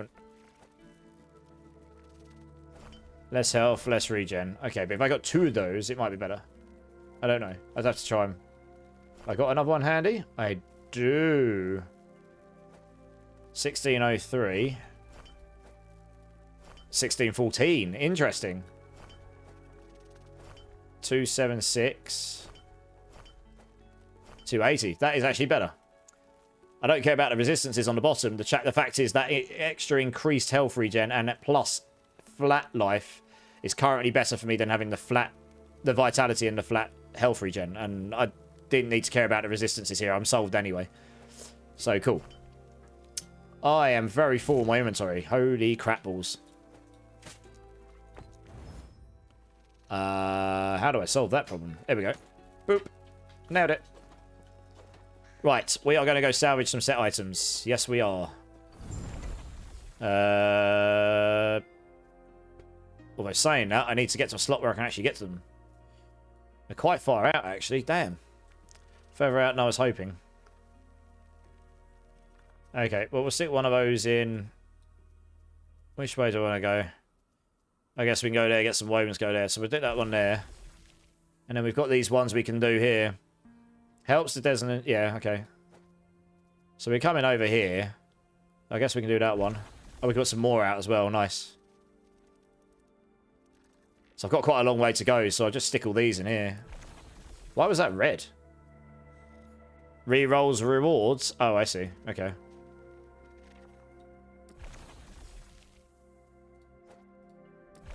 It's literally just got to go over and do all of these. For better or worse. There we go. So I've got to work my way over there. I'll come down here, and then I'm going to go over here, and I'm just going to get all these done. It's going to give me loads of Weaver's rewards. So that's pretty cool. I need to empty my inventory, actually. First thing we'll do is this. Let's roll this again. Okay. Increased armor, reduced bonus damage taken from crit strikes. Not terrible. It's just good it's good to know what we can get and what we can't get on there. At least runes go straight into the rune pocket now instead of needing to go into... Yes, that's good. Yes, you pick them up, they go straight into your crafting materials. When you buy them, they don't. That's interesting. But yeah, they do. And that's really nice. Much needed. Here is the joke of the day. GGG has decided to change the loot on bosses because it's been so bad. They are upping the drops. Whatever. Takes last epoch coming out from... Maybe. I mean, I think they were going to make that change regardless of last epoch, honestly. That's my take on that. I think they've obviously made that, they've come to that decision based on, I would like to think, on some metrics that they've got. And they've just realised that this is not playing as well as we'd like it to. Doesn't mean that last epoch hasn't had an effect on them, though, of course. I imagine it has. Because obviously the internet is what it is.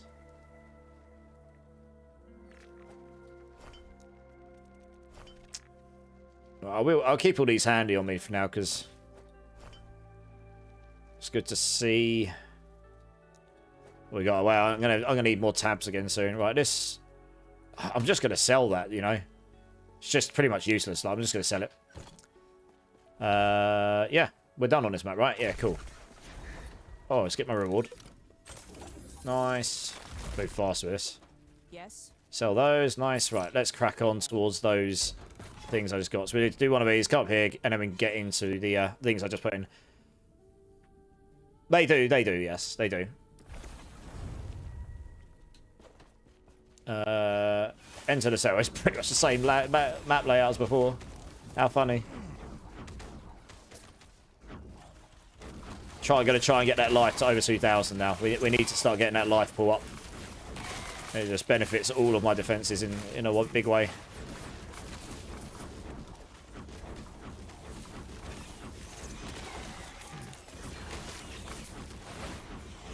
And then we can go back to focusing on damage again a bit later, if needed. Didn't even know they gave them death threats because of this last season. Man, people are special when it comes... I know, death threats is not... that is unnecessary. Even if they've made a real backstep, they've made a serious mistakes in their release, whatever, however you want to picture that. No one deserves that in life. They do not deserve death threats. Like, they've not done anything specifically maliciously to hurt anyone. They do not deserve that. I mean, that's ridiculous. I mean, think about what that could do to their mental state. Some of their people, like, you know. It's not nice, is it?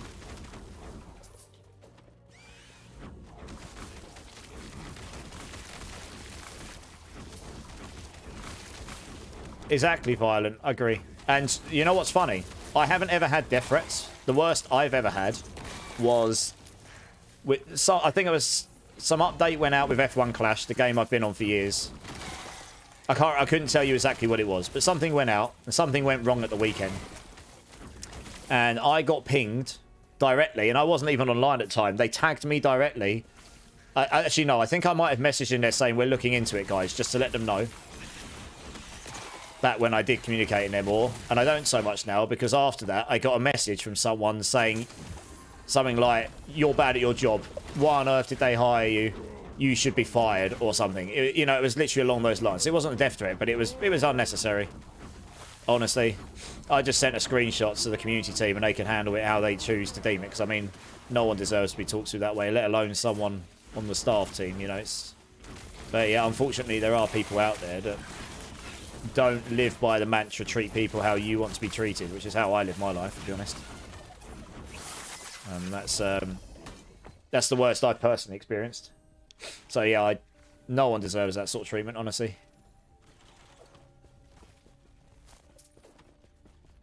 %. It's a dang game. Keep it exactly, Air Dragon. The devs and the people who work game don't deserve. No, exactly. Even if you know, even if they've made mistakes, no one deserves that. Ooh, A+. Yeah, we're not going to use that item, but I will salvage that down because that's got a very useful. Yeah, we got 3 of them as well. Nice. That's quite a rare affix there.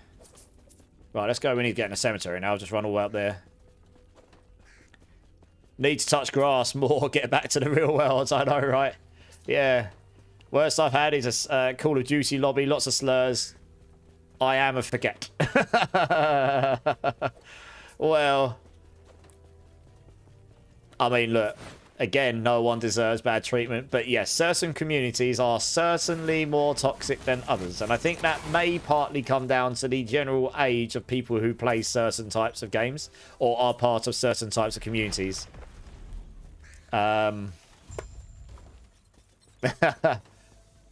With age does, for the most part, come wisdom and maturity. Not always. There are people out there that do not fit that mold. But as a general rule, as you get older, you tend to become more mature and maybe learn from life experience a bit. But, you know, COD's known for toxic. Well, smile and nod. I'm sure there are lots of lovely people out there that play that game. But, yeah. Whoa, they got one shot there. That damage over time does nothing to me on this build. I've got so much life regen. It's just the one-shots. I need to fix the one-shots and we'll be golden. So much life regen. Damage over time is going to do nothing to me. It would have to be such a heavy... The damage over time would have to be 281 to actually do damage to me. My natural health regen is 280. It's ridiculous. It's so high. I'm sure that's higher than I got it last time I built this build, and I'm not even properly built yet. I will salvage, actually. You used to work in fintech where actual life or death mistakes happen. Yeah, exactly, right? There are actual things that happen in life that are far more actual life and death related, right? Don't get me wrong, I understand the passion behind games. I understand people are very enthusiastic and passionate about it, but it still doesn't warrant certain behaviour. You know, and also it's a bit counterintuitive, right? I mean, if you tell someone, if you send a death threat to someone, how on earth do you think that's going to make them want to do whatever it is you don't like? You know, work and changing whatever it is you don't like. It's a bit counterintuitive, really, isn't it? Let's be honest. It's more likely to make them stick their middle finger up at you and go sit and swivel, love. Or just ban you, in which case you can't play the game at all. That's even worse than not liking the game, right? You know, it's a bit stupid. Not very smart. That's what I would say. Yeah, this is what would be nice. Look, I've got this. I know it's only a small amount of gold, but it would be nice if it picks it all up for me. So yeah, maybe that's. I imagine there must be other people who have mentioned this before. It can't just be something I'm saying. So it's maybe something we'll get at some point. Give your pet something to do while you're blasting. Don't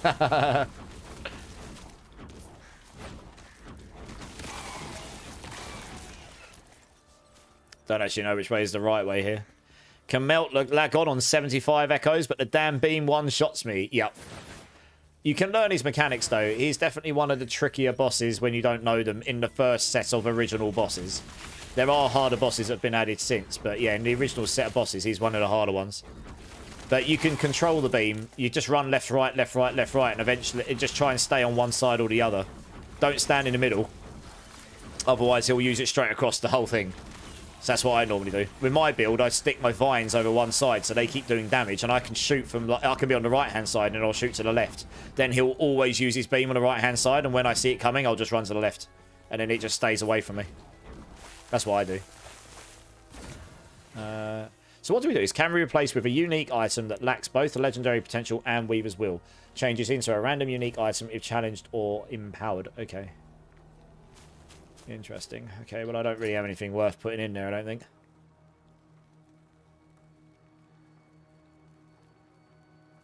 I don't actually have anything on me that could put in there anyway, so... I never really used them. I probably should, to be honest. Hey. Yeah, it's not standing the black hole thing or whatever that is. That'll probably hurt. Oh, gosh, that hurts. Yeah, as I suspected. That hurts a lot. Jesus. These things, they blooming hurt when they summon up those void mechanics. Jeez, I killed him easy. But Jesus, do they hurt. Yeah, I think getting the shield will be a big difference to my damage reduction. I think that's why I landed on it before. I tried taking it off, and every time I did, I just felt really squishy. That's quite a rare affix. We'll probably shast that one down. Get a bunch of those. Yeah, it gave me 2 of them.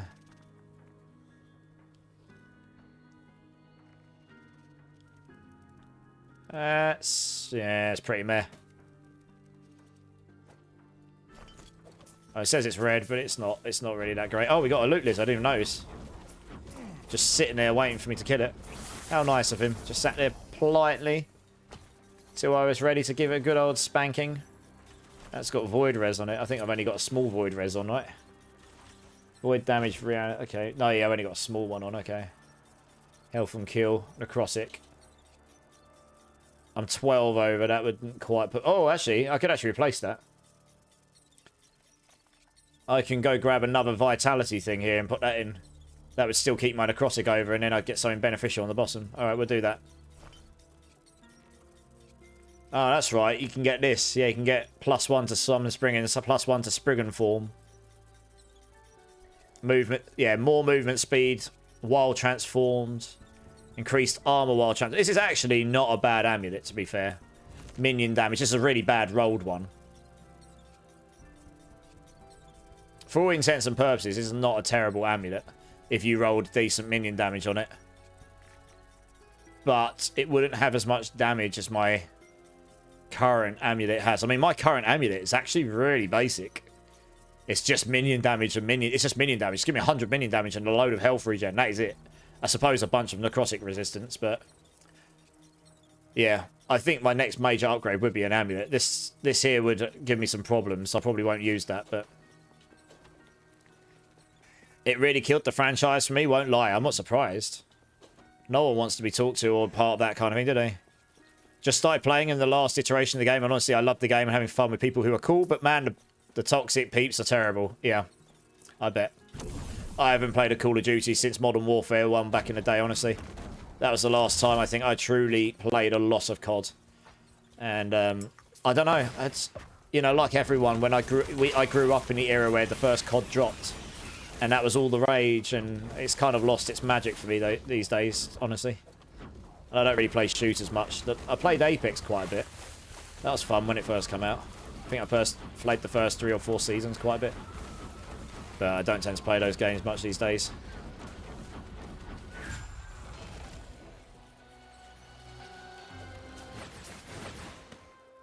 Let's have a quick look at those. Oh, Mortality's Grasp. Lovely. That's new. I haven't had one of those. Lightning, cold damage, cold... Ooh, a lot of health gained on kill. And increased health. Interesting. Yes. A lot of very interesting stats on these things. That there is not a good combo, so we'll probably just drop that on the floor, honestly. I don't really need to use this thing, because I've already used it for... I've already put the maps down I want to use, so I probably won't bother. But we will roll this. Damage over time, increased endurance, increased armor, yeah. I guess you want to roll it, get the right stat, and get a good amount of Weaver's Touch as well. The highest I've seen is 5 on the Weaver's Touch. I guess.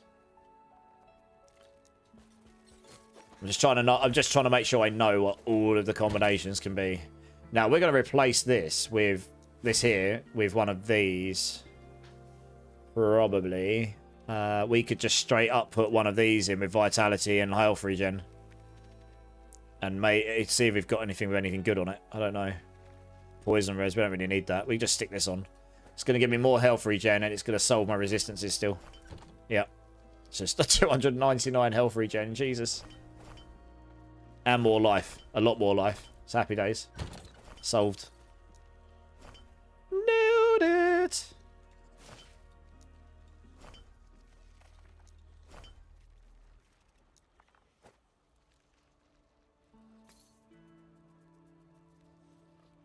That's 1 LP, so we can sell that one. That is 1 LP.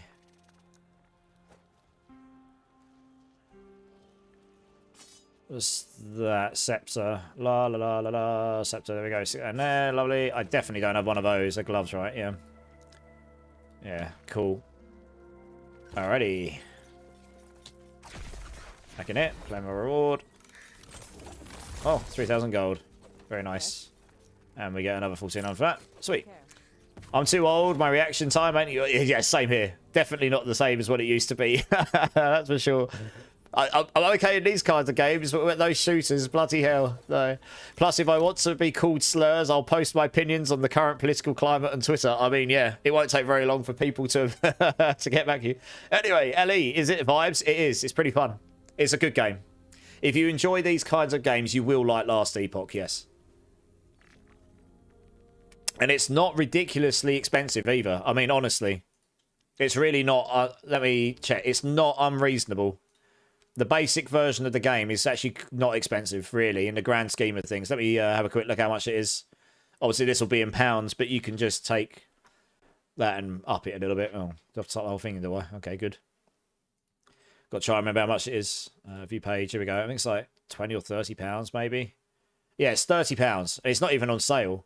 That's just a standard edition. Obviously, if you get you can do bigger versions and get all of the, you get bits and bobs with it. But the standard version, it's already like $30, $40 for a full game. It's not unreasonable. Yeah. Something like that. It is a good game.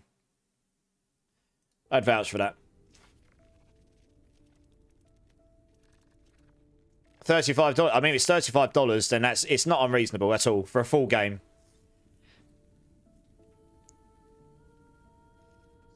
Bro, I can't even afford a subscription this month. I'm down to shake some ass for a copy of Last Epoch, though. I was giving away a copy of Last Epoch the other day. It went to Ryu or something. But, yeah, I mean, obviously, if someone else comes my way and says they want to give a copy away, then I will let you, then we'll do that and maybe get lucky, I suppose.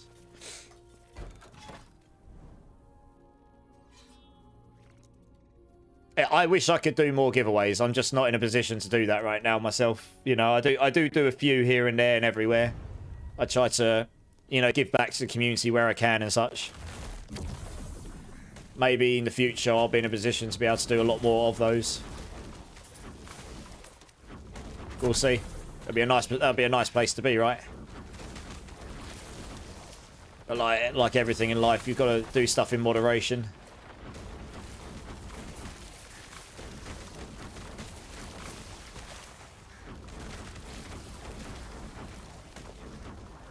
Why have I suddenly got 2,900 life? Is that this shrine? What? Oh, 100%. Oh, okay. Mountain shrine. 100% increased life. Jesus, that's a really... And it gives you loads of armor from strength. That's a really good shrine. So there's shrines. This game has got the best shrines, hands down. Like, Path of Exile 2 shrines are kind of cool. But these shrines are crazy. Like, they give you extra stats. They give you extra, massive health. They give you 2 or 3 things on it. And some of them give you crazy abilities as well. But it's that one I prefer. 100% increased life and 20 strength, which gives you 4% increased armor per strength. That's 80% armor. Makes you way tankier. I'd much rather have that than a crazy beam spinning around me, It just turns out I got 2 shrines there, so I had 2 things going on. They've still got the crazy ability ones, but yeah, they've got good... It's just crazy. The shrines in this game are nuts. I don't remember them being like that when I last played, so I think that's been added since, honestly. We have got something shooting at me. Spires. Yay, my favourite. Not. Good God. They used to shoot you from everywhere, those spires, honestly. That was what that was theirs. I've killed it. But they used to shoot you from all the way across the screen, which was just completely and utterly ridiculous. So it used to make me very sad and anger when I died to them from all the way across the screen. Completely. They've actually done what I said would probably be good, which would be to make it so you have to be nearer to them or something. I don't even have to do that much. I just have to exist to get called slurs. They basically try to hunt me down for it. Well, that sucks. But like I say, no one deserves to be treated that way, do they, really? You know, I live my life by treat people how you want to be treated, so very much all in on that.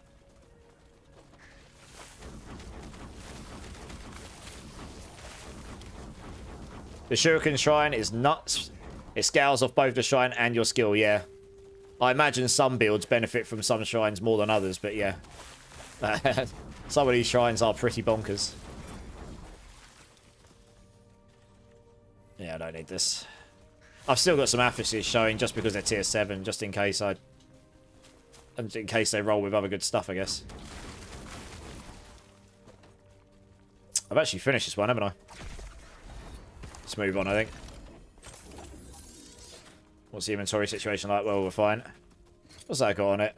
Oh, yeah, it's got Etra's Blessing. That's why I picked it up. Nice. Oh, we got 3 from that. Nice. Oh.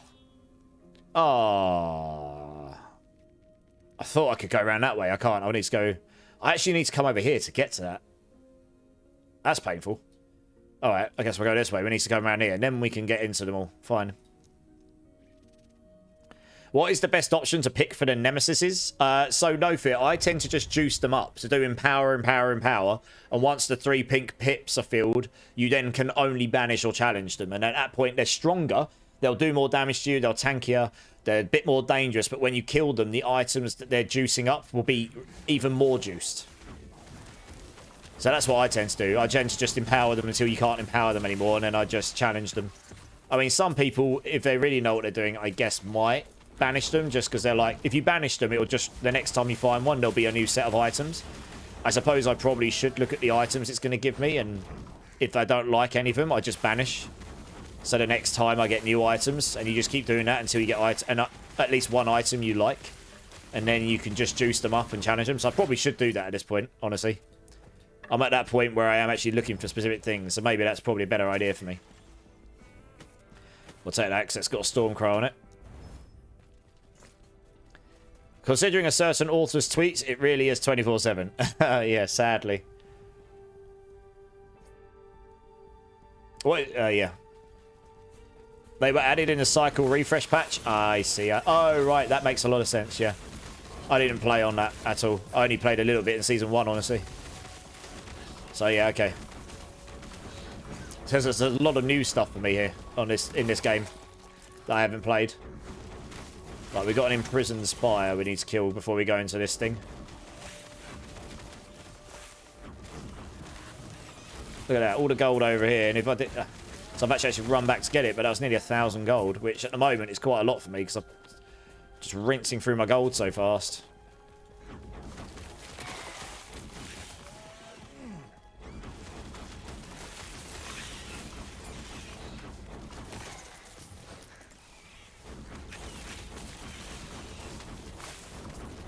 Jesus, that hurt.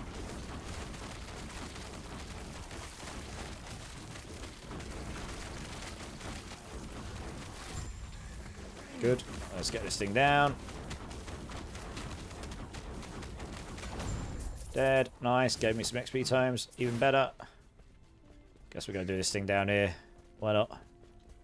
You know, it's hard to believe it's already been 10 years since the Democrats invented that. Yes, well... I mean, they didn't really invent it, I suppose. It's just, they just stereotyped it, right? Okay, it depends how you look at it, I suppose. I don't know. I've got friends who live all different walks of life. It doesn't bother me at all what people want to do, you know.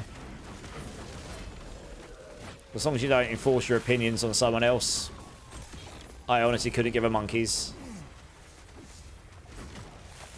You know, let people live the way they want to live at the end of the day. It's their lives. But not causing any harm to anyone else. What's the problem?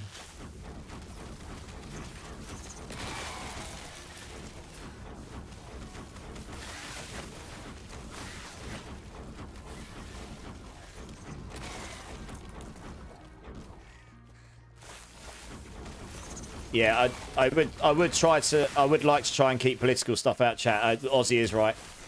I know people are entitled to opinions and stuff, but it starts to bring in conversations that can really bring really dividing opinions. Right or wrong, doesn't really matter. If that's okay, guys. Not trying to have a go, just, you know, it just opens up a whole can of worms that honestly could get, I don't know. It starts to enter a territory of potentially vibes that can just create, yeah, it can just create tension, I guess. Well, I might as well just do Monoliths. Just got to run back, get the rest of the idol slots. Yeah, I tend to make sure I always try and get those on the way through the campaign. I don't do the most optimal side quest route, I've got to be honest. But I do make sure I try and to get all of them before I finish. So I don't have to go back and get them. But yeah, I definitely would do that. The idols are very strong, especially now. They've added some real power into idols this season. Like a lot of it.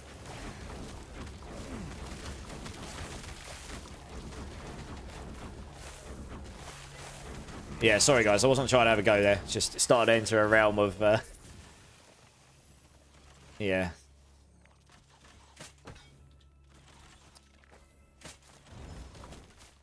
Oh, attributes, that's quite rare. Area effect, that's quite rare. Nice, nice, nice.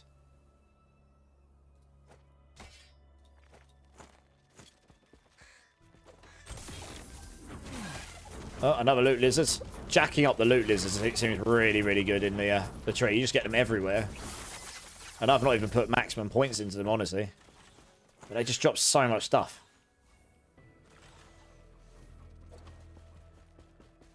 So OP as it's right now, the rogue. Yeah. Nice. Another loot lizard. See, I was just getting loot lizards everywhere. It's ridiculous. Property of the Salt Blood Sirens. Drop items and escapes at 0 health. Items for those.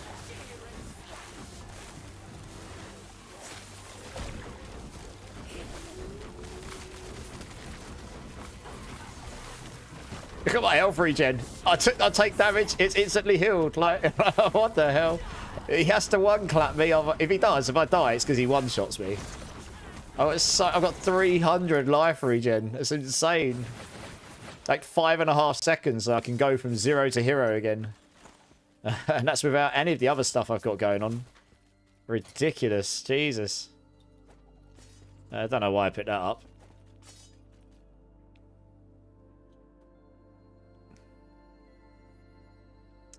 That is a lot of HP. Ooh, oh. Yeah, this one I've got on right now, it's got 2 tier 6s on it. It's just too good to not use the one I'm using right now, honestly, I'd say. Yeah, we'll salvage that down.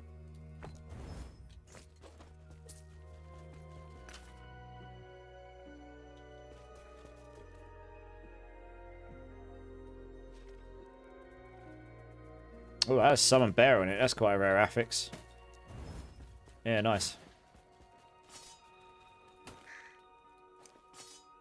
Health on kill, a lot of it. Damn, you can get a lot of health on kill if you get a good tier one. Gonna have to buy some more of those things. I've got 100k again now, so that's not too bad.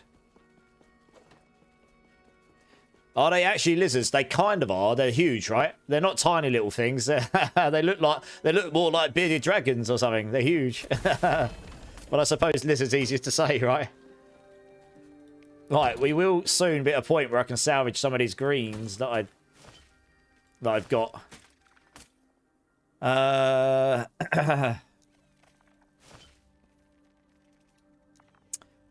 Stick that in there. Go to one-handed weapons. I've got a whole bunch of those, but they're Weaver's Wheels, so I'm just going to stack those up because they can be rolled.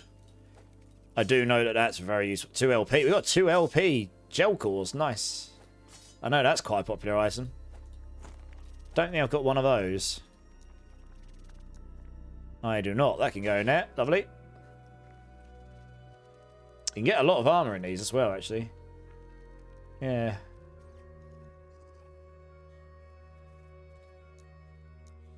Alright, stack those in there. Lovely. Okay, alright, we'll sell those in a moment. Let's... Frenzy. Yeah, so Frenzy won't do anything for me. Fine. We've completed this one. Nice. Get the reward. 2 more set items. Honestly, you get so many set items with these new mechanics. Holy crap. Honestly, for days. So many of them. Yes. I know I've already got that ring. Take And I'm keeping them because you can salvage them down for shards. So it's actually worth just dumping them away. Right, where we go? We've got to be getting close. So we'll come down here and then... Which one is that one again? Overgrown Graveyard. The one that we can use to salvage the stuff down in is this one, isn't it? The Great Bridge. Yeah, okay. So it'll be not this next map, but the one after we can salvage some green items in. Yeah, gosh, that's why I'm dumping them all into the my 2 salvage tabs. I've got 2 of them. I've just been waiting for one of those echoes to drop, and I've now got 2, so I can do those. I'm going to start salvaging them down. There is one set I definitely will try and get on the Ferroboars with the +2 totems, I think. The next map after this one will be one of them. Yeah, I've got the things in the woven tree that allow you to get the lizard shrines more. In fact, I've spec'd. I've got at least 1 point in every single lizard point thing now.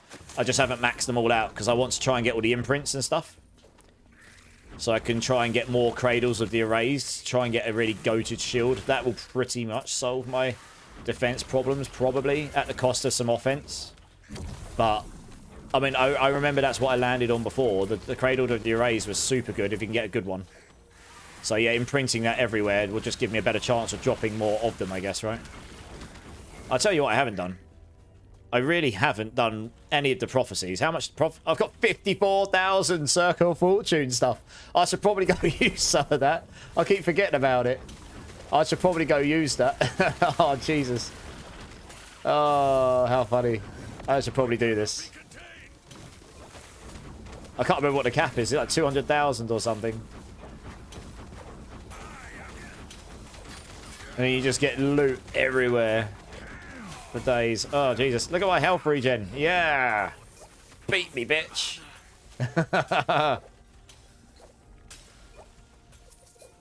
What's the core ring got on it? Medium damage. Ooh, okay. That is interesting. 60 minion damage. What else would I lose here? Void res. Well, we'd have to try and get some of that. What else? We gain the health from the vitality anyway. I do think these are the best rings for this later on. The minion damage is nice, but this helps you solve your poison and necrotic, and the health regen's really good for defense. Hey, Graciela, coming with a follow. Welcome in, welcome in. How you doing? First time chat, how you doing? Welcome in. What does that do, the rep for your COF breakpoint? I can show you in a minute when I finish the map, but basically you can use it to get prophecies, which under certain conditions will drop you a pile of loot, like a pile of idols or a pile of something else. Good, thanks. Nice. Glad to have you here. You playing Last Epoch? I was just looking at his ring. I might actually be able to make use of this. I would lose a bunch of damage, but the resistances we can look to solve. Aussie, Drink City Streamer. Yes, sir. I'm actually nearly out, but we got a bit. Cheers. You're making me have a dance, Aussie? All right, we'll have a dance. Why not? I guess we'll have a spin at the same time. Why not? Oops. What the hell was that? Oh.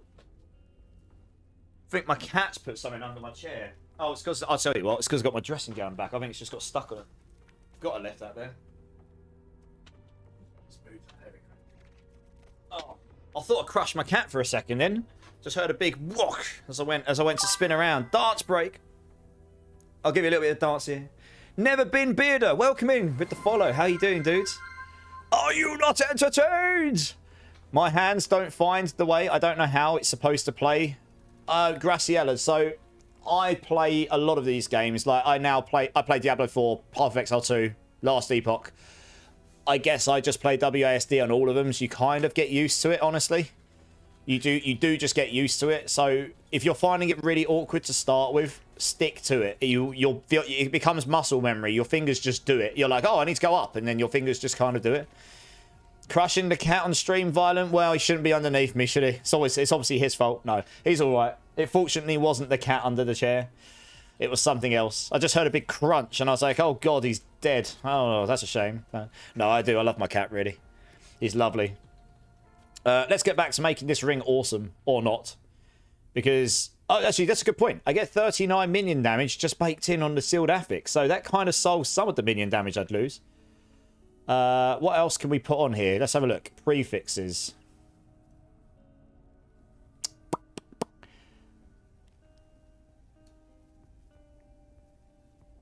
We can put attunement on. That is obviously good for the build. And we can put minion damage on, which is also good for the build. Minion damage will scale higher, I think. Just having a look. Minion damage at tier 4 can go to 39. At tier 5 attunement, that's 8. So that gives you 32. So yes, minion damage is stronger. I'm just looking what else. Yeah, there's probably only... So unless we had, like, set stuff. I think we'll try this. We'll try this. We'll stick one of these on. So we got that there. We need to try and roll necrotic damage off, because that's pretty much useless to me. Physical damage. And it went to tier 3. That's less than ideal. Poison damage. That's less than ideal. I can't even seal this away, I don't think. I don't think we can seal another affix away. Oh, that's annoying. YOLO. Damage over time. God damn it. And it used a lot of forging potential. That's a shame. Oh, I was really hoping to be able to get the attunement on there as well. That might have ripped the ring, honestly. We need to layer. That's probably ripped the ring. What we got? We got 80, 96 minion damage as opposed to 60. But we've... So 96. I'm just thinking about this, actually. 96... I mean, 8 attunement will play into some other mechanics. Like... this later on and this. But I haven't got those right now. So it's not the end of the world. 96... instead of 60 plus 32, instead of 92, theoretically, this probably will give me more damage. Although, I do lose the Void Res, which I can't afford to lose right now. And if I hadn't have wasted all my stuff on this, I would have probably have rolled these high and got a lot more health out of it. This will give me more health, though. And the Void Res, we probably can solve elsewhere. Poison goes really high here. And I'm pretty sure... Oh, I took it off already. Okay. Yeah, I need to solve Void first. Before I do this. We can look at using that ring later, maybe. Crush it. But what keys do you press with which hand, Graciela? My WASD and everything is my left hand, right? I like this song better. Yes, it is. It's a great song. And yes. Jesus, Violent. I know, right? Jesus, Fenton. Yeah, you use your left hand, right? WASD, right hand's on the mouse. And then everything else, you just use your left hand. It just becomes second nature, honestly. Yeah, it's a bit annoying. That ring would have been potentially better, but if we'd got minion damage and attunement, and then not used all of the forging potential, then been able to get more life on it, and get the Void Res, would have been golden. Base health regen, base life, vitality, it would all been nice. But, you know, maybe I made some poor choices. There's a bit of RNG involved as well, though. Never mind. We'll find more.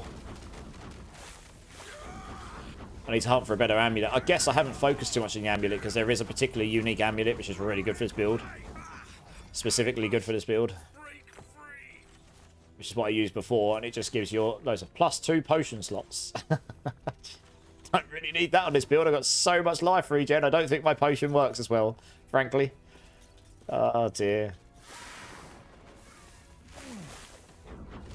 Yeah, this playlist is pretty good. It's got a lot of stuff from the same sort of era in it.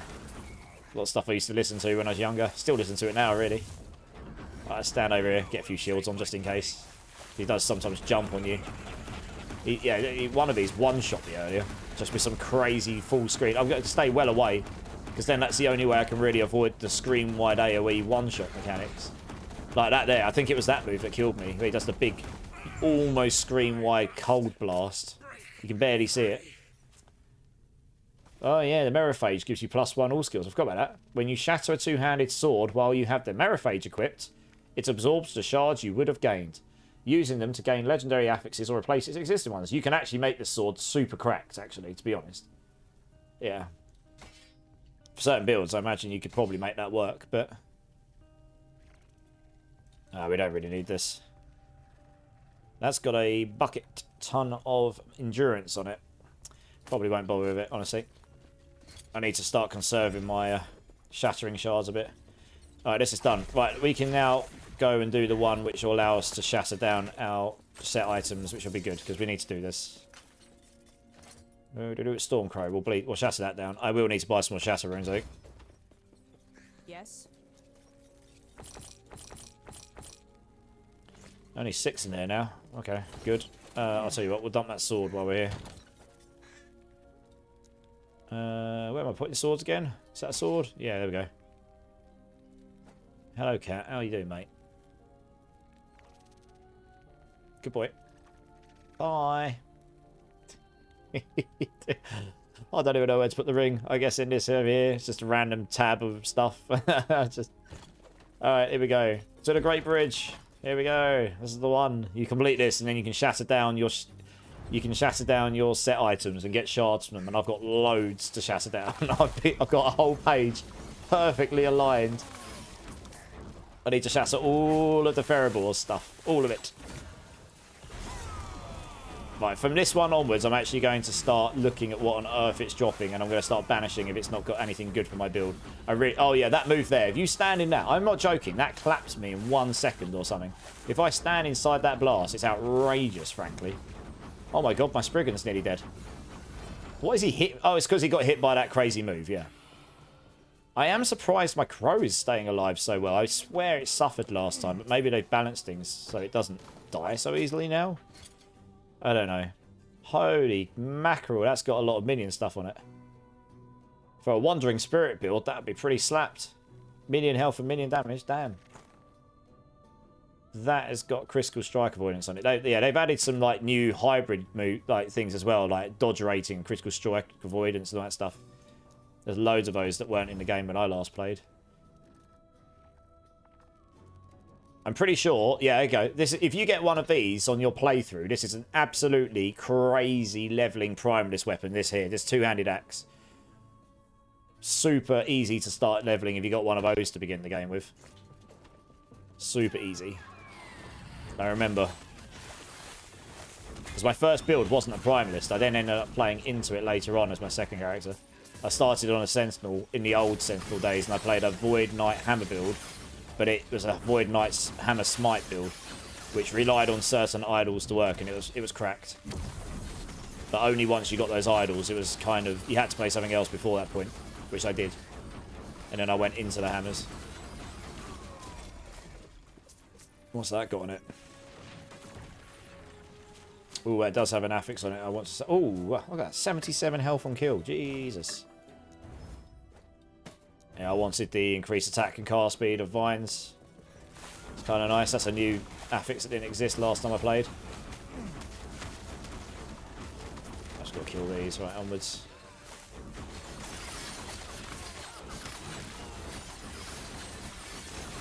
I'm just shredding through these little things. Like they don't even exist.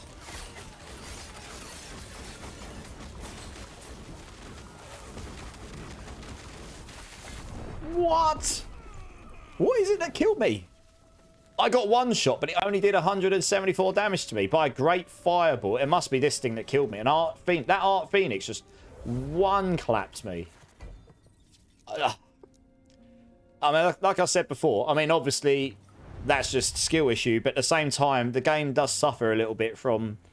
There's a lot going on, and the templating on some things is not very good in this game sometimes.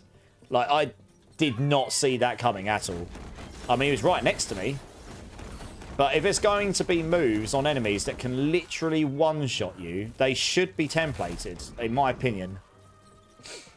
Yeah, that was ridiculous. Like, I have to be one-shot to die. I've got so much health regen. And I'm completely maxed on reses. There's nothing else I can do to reduce the fire res any more than that, other than having straight up more effective life HP or straight up damage reduction, or I could get the shield on. So there are things I can do, but yeah, I mean, look, so like that, I can see that's templated, that's fine. But whatever that was that hit me a minute ago, that did not have templating on it at all. Otherwise, I would have tried to at least move out the way of it. I don't mind because it's softcore. It's not the end of the world to me. So, that, yeah, these fortifications, they're firing these things, and you can see them coming, and that's fine. But that it was the Phoenix that killed me. And he killed me with some move I just did not see, frankly. I've had 3 drop fire nemesis on my Rune Master. There is an undead unit that debuffs your health regen also. That will be hard to deal with. Yeah, I'm sure I'll deal with that when I get to it. But that isn't what just killed me, that's for sure. That was certainly just a one-shot move that frankly hit me without me even seeing it. So, yeah. So PoE has that exact problem as well. Where you just get one shot by things and you're kind of like, what on earth actually just hit me? I don't know. It doesn't feel good to die that way. I don't actually mind dying. Yeah, it doesn't feel good to die to things where you just don't have a clue what it was that killed you. Oh, he's going to die again now. Look, he's standing in that like a pleb. There we go. Fortunately moved out of the way.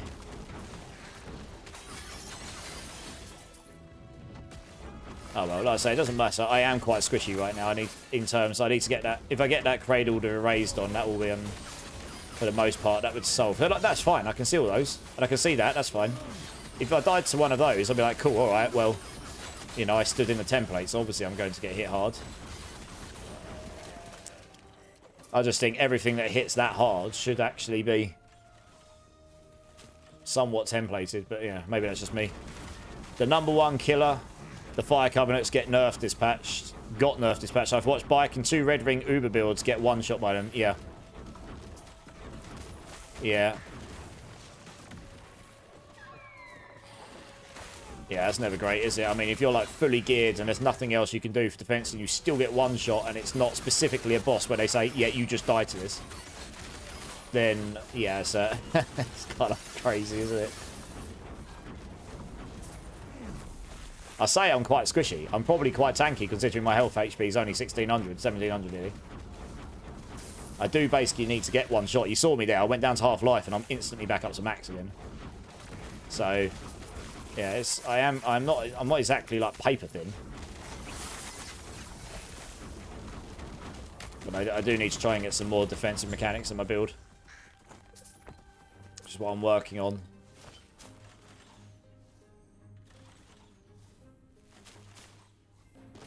Quick scan through these. Yeah, none of those are useful to me. Right, we're nearly there anyway. I can see it now. It's that anvil we want to get to. Fortunately, it wasn't the reward of this map I care about. It's actually that anvil at the end I want. Oh, no. There's not a chest in here, is there? I don't think. Or is there? Oh, no, there is. That's right. I remember if you click on the anvil, there's a chest symbol. Okay.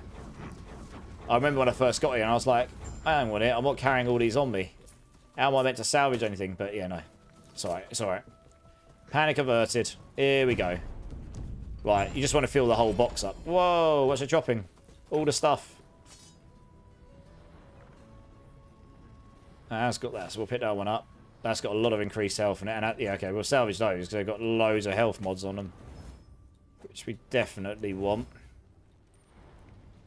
I've got another Ferroballs. Nice. That is the one I want to salvage down. That is actually quite good. That's not so good. That drops all sorts of stuff. Jeez. All the stuff. Oh, we don't need Abyssal. Right, we're going to get rid of that before I forget to do it. We do not need to see Abyssal champion stuff. Frankly. Ah, just turn them all on. No. Cancel, cancel, cancel.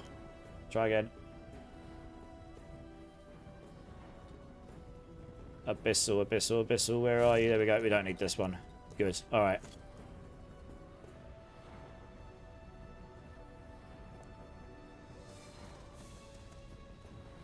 Okay. All right. Well, we definitely want to put that in there. I want to... Oh, I pressed the wrong button. F. I want to swear so badly right now. I did not mean to waste one of my remains with only 2 items in there. God freaking damn it. That is annoying. I wish there was a confirmation saying, are you sure? Ah, never mind. That is effing annoying. Because I've just spent all that time getting through. It's fine. I've still got 2 more. Yes, noob indeed. But that is very annoying. Well, you tell Woody, if he ain't first, he's last. Woody just got world second Uber Abroth in hardcore. Nice. Who got first? Who got first in the end? Yes, I mean, that is a noob mistake, but also the game actually allowed me to do it. And it was an accidental click, honestly. I didn't mean to click that one. No, cat. Come on. I'm going to lock you out the room a minute. You're getting too much, mate. Where have I put two-handed axes? I haven't got two-handed axes in here. No, I'm going to need another blooming weapon slot thing. I have to stick up there for now. That can be sold. Just trying to sort this out so I can actually see what on earth's going on. Stick over here a second. We'll sell that. Right. To my salvage tab. Woody was 3 hours behind, which is exactly how long into the season he ripped the first time. Yeah. Who got first? Sorry, the guy named Woody. Some guy named Woodishi? Okay, so it wasn't Woodisho, it was someone else. I bet Woodijo's gutted then, because he was super close, right? Woodish. Okay, nice. Well, GG's to them, I suppose. I mean, I'm going to be very interested to see how that affects the retention on last Epoch. Because they did basically say they expected it to take a lot longer than 2 or 3 days. What was it? The season started on what? Thursday? It's now Sunday. They said they definitely said they were expecting it to take like 9 days for someone to even be able to clear it, let alone in hardcore. Clearly, it's a lot quicker. So it'll be interesting to see. Cat, come on. You are being too much now. Down. Down. Thank you. Right, I just need to feel this out. I was looking for the ferrable stuff. I want as many of those as possible. I don't actually have that many. I would have liked more. Fortunately, you get 3 tries when you do this. And the rest of them, it doesn't overly matter to me, I guess. I guess I'll take all the minion ones if I can find them. Let's just type in minion, right? Minion health, because I think they do have stats associated with them as well. Alright, let's put those up so we don't lose them. Let's put all the ferrable stuff in here. All of those.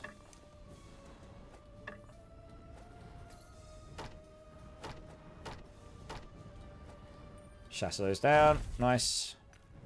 I gotta pick them up just before. It's a bit weird that they don't just go into my inventory. Imagine if you DC'd after you click that. That'd suck.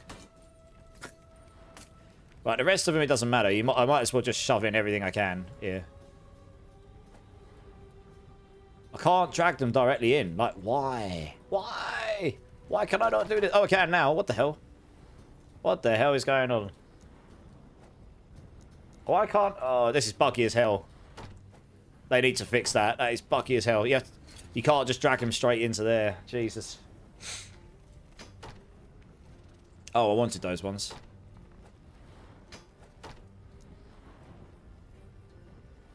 Like I say, the rest don't really matter too much. At the moment, it's mainly those ferrable ones that I wanted.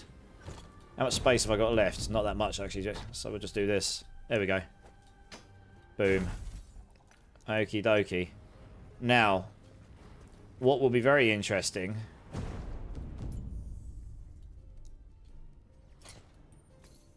is, if I click on this and have a look in here, where do those shards end up?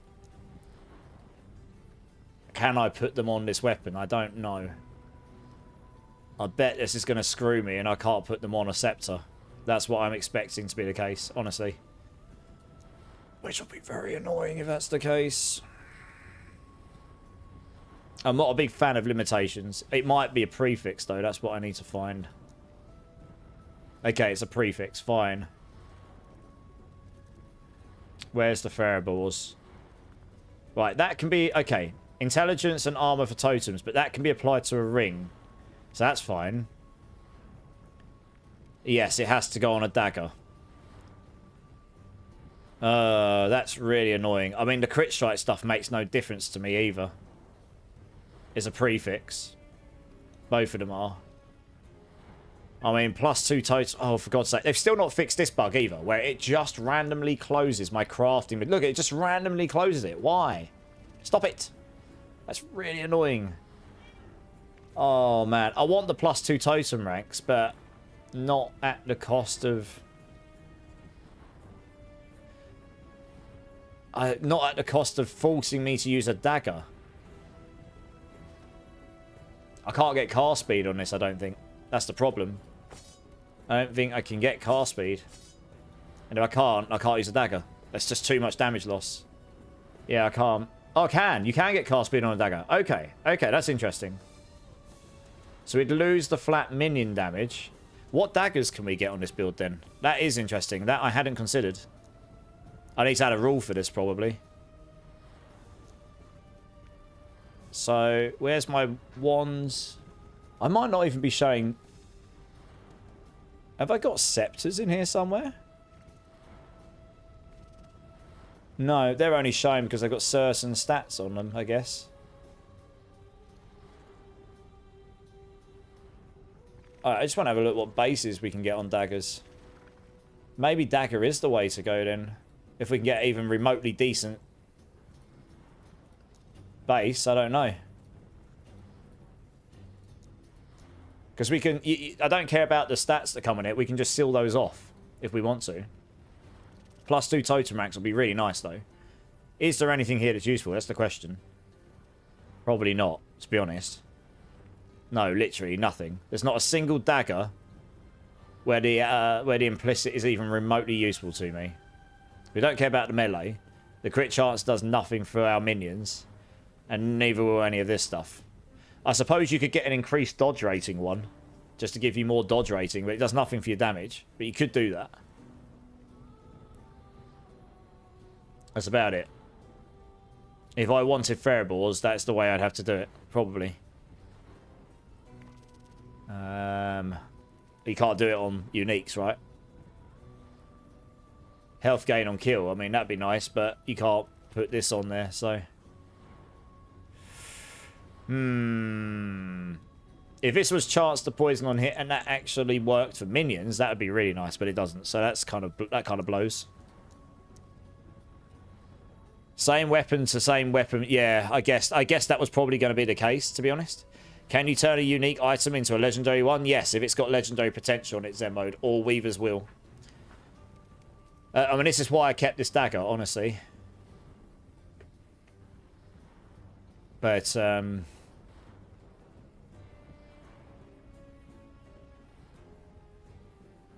that's really annoying. I'm not a big fan of limitations like that. Like, they've given me this cool mechanic, but now I can't use it on my build. Really, because the bases are just terrible.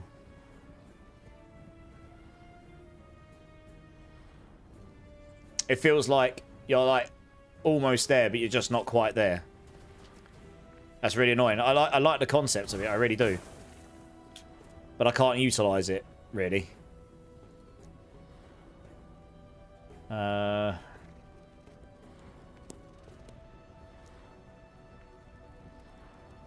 Why? That is a very annoying bug. I've always hated that. It closes my crafting inventory thing. I don't click to close it off. I think it acts as if I've clicked off it like this, but I haven't. Yeah, it's really annoying. It just closes itself when I'm trying to look at this. Hopefully they sort that out at some point. Why is that showing me prefixes for just that stuff? I want to see all of them. What's happened to all my others? What the hell are you doing?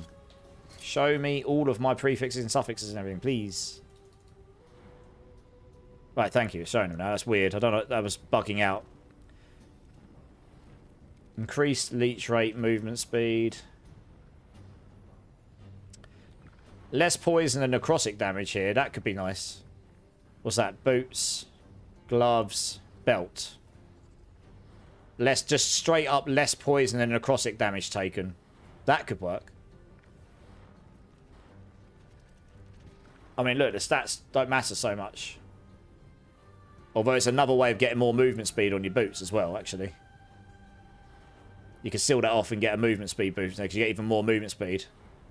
And then you would just seal these off and get the... It doesn't matter what level they are, you just seal them off so you can get the set. That one could be good. Oh, Sinathia's 2 set... You get 2 minion skills. Okay, that one could work. But it has to go on a one-handed mace and a shield. So no, it wouldn't work. Again, it's just limiting me. Like, I can't really use them, you know what I mean? Yeah. Shame. There's things here I could use to make my build better, but I can't because I'm funneled into having to use that weapon type. And I'm going to probably use a Cradle of Field. I mean, I could potentially use that if there's a mace that's got an even remotely decent base on it. Let's have a look. Item type. I don't know. I probably can't get car speed on it. I imagine. That's probably an issue.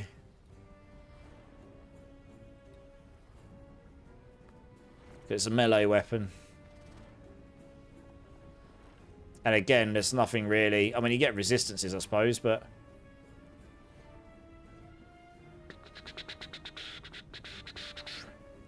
if I look at car speed, I don't think that'll go on one-handed maces, will it? No. So it's just too limiting. It's a real shame. I got excited by it all, and I was just like, oh. I could get +1 to cold spells here if I wanted to put those on, probably. 2, yeah, both your rings, and then your amulet. I think, yeah. So that one, you get +1 to cold spells. That would work, because most of my spells are cold. That won't work for me. That won't work for me. Yeah, I really wanted the 2 to all totem skills, but unless you're using a dagger, you can't use this. Pretty much. Which is massive wub-wubs.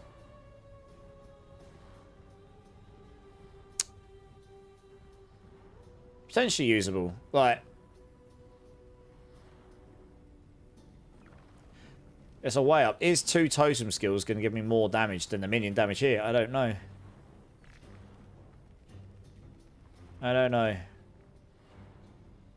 I'd need to find a dagger with a really good cast speed roll on it. Honestly. And then I'd have to try. It might be usable.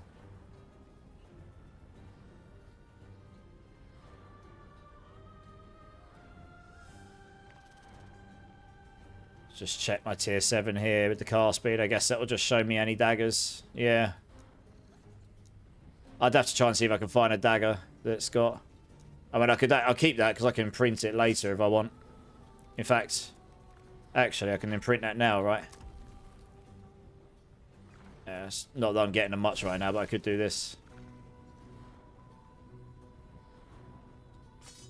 See if we can get hold of one that's got a really good cast speed rolled on it, and then you can roll cold minion penetration. I could try putting it on and give it a go. Maybe the 2 ranks in totems would outweigh the additive damage. Maybe it would work.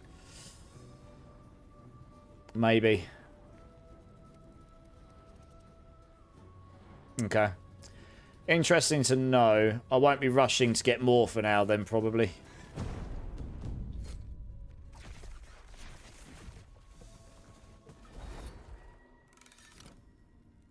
It's the update to location UI ping doing it combined with... Yeah, weird last issues. Hopefully with the new engine update they can focus on... Yeah, exactly. Yeah.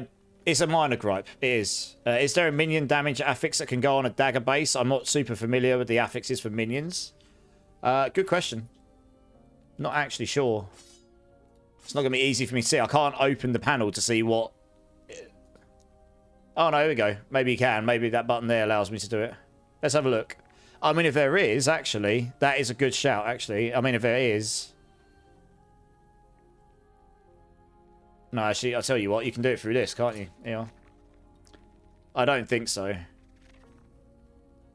No, sadly not. Quiver, offhand, catalyst, amulet, ring, relic, gloves, belt.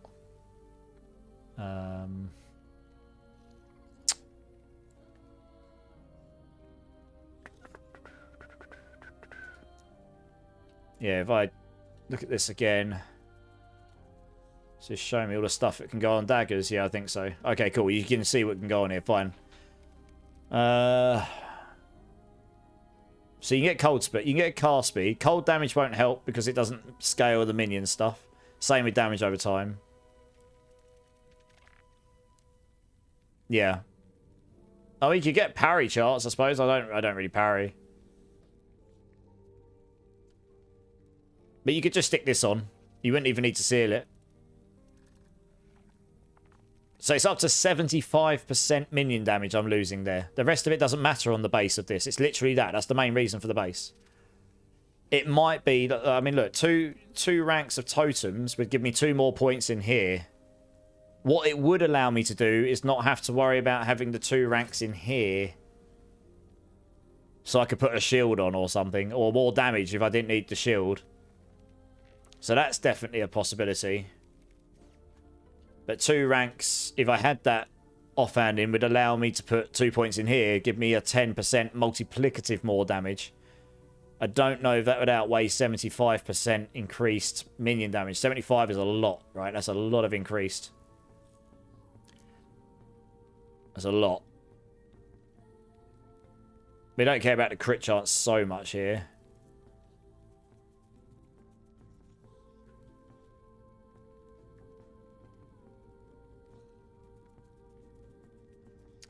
Thorn totem hits have a chance to shred enemy armor. Yeah. Yeah, I mean, there is a world where we could... I'd actually just want to get one to try it out. I think I'd have to get one to try.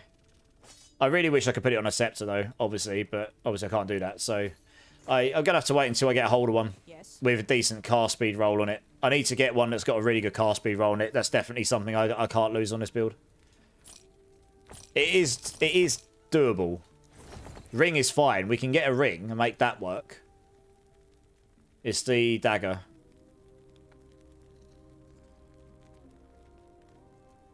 And like I say, we could also do the other one. We could also get it so that we craft in the amulet and 2 rings to get +1 cold spells. That would also scale.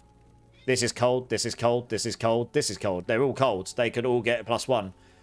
So we could definitely get that there. The totem skill points will only give points here, I think. It won't give... Even though this is a totem skill, it won't give points there, I don't think. So, yeah, I don't know. I'd have to get the items to try it. Anyway, good to know. It feels like that's something that's... I don't know. It feels like they've given us this cool thing where you can put it on other items. But it's like if you really wanted to give proper customization with the sets, I would have maybe branched it out a bit more and given it some more flexibility, but I don't know. Anyway, we're going to do all of these because these are going to unlock Weaver's points for me. You can scream all you like, Cat. I'm going to actually lock you out in a minute because you're... Oh, actually, I'm going to do it. Come on. Out. Out. Out. Out. Go. Good boy. There you go. Oh, dear. And he's got beans. It's this time of the morning. He gets beans and he gets excited about everything.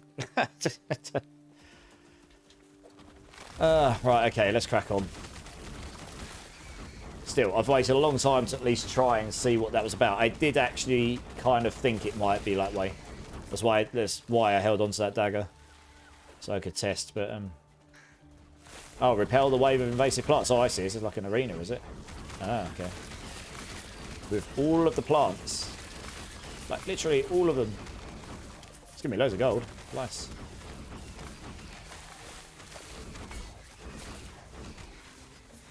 Yeah, there's a way up between is that +2 totem skills actually going to benefit me enough. I think it literally only will give my Thorn totem 2 more ranks. Might not be worth it in the end. But it still leaves me with the problem where I have prefix and suffix slots with just not a lot to pod on them for minion builds on this weapon type. So yeah, I was hoping after a year, when I was building this build a year ago, I remember saying hopefully they'll add things or make it less or make it more flexible. It feels like they're kind of done a little bit, but there's still, yeah, still further they could go maybe.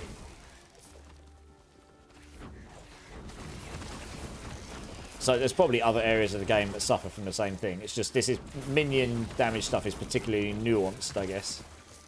It's a very, very specific way of building.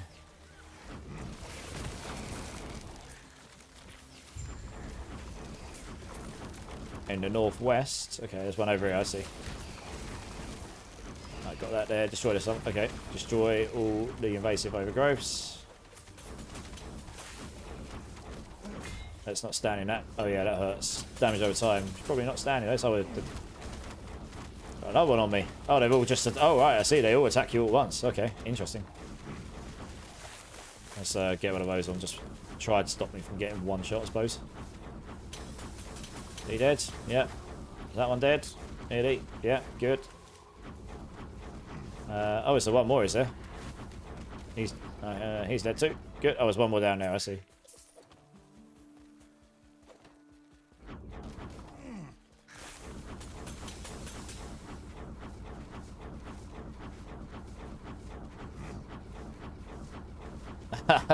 That poison damage isn't touching me. I've got too much life regen. Jesus. Alright, so... oh yeah, we're going up here, aren't we? I don't really know what this is. Have a higher chance to obtain incubated silk.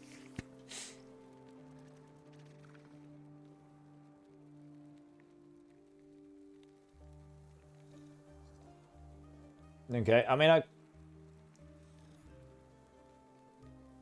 will hunt, that will hunt and kill you. I mean, I don't particularly want things that are going to kill me. Is there a reason why you'd want to take these dark woven threads? I don't know. I don't particularly want stuff to come and hunt and kill me. Hey, Mackendo, how's it going, dude? How you doing, man? Baxter. So I ended up getting 2 divines to drop in campaign on PoE2. Kind of what? Damn, I got 1 on my campaign run. 2, that's awesome. How you doing, Doe? How you doing, man? You got your head around this game yet? I'm just sitting here thinking, like, why would you want something... Is it just going to straight kill me if it hits me? Or is it... I mean, there must be a reason why you'd want to take this. You got 3 points. You can actively spec into that. Like, there must be a reason why. A pile of woven echoes. That's nice. We definitely want these. That could be nice as well, actually, to be fair. Oh, we could have just come around here. We didn't even need to take all these. We could have just come through here. 1, 2, 3. Whoops. 1, 2, 3, 4. Double reward chance. Oh, yeah, we do want that, mind. Yeah, I suppose we would have just come around this way. Champion sport. Yeah, you got more champion stuff up here. Shade of Oribus, blah, blah, blah. The champion will appear to fight the... Okay. Chance to spawn 2 exiled mages. Exiled mages are a bit meh, though. Plus... Ah, that's useful. Exiled mages in your echoes have a chance to drop a pile of items with plus level of skill affixes. Now, that's real nice. You spec into this, so you get twin mages, and then you get this with 60% chance of that.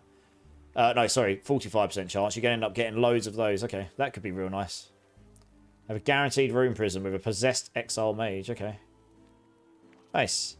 Got to understand the crafting and upgrades. Yeah, no, we'll catch up. I don't know. What are you doing today, Monday?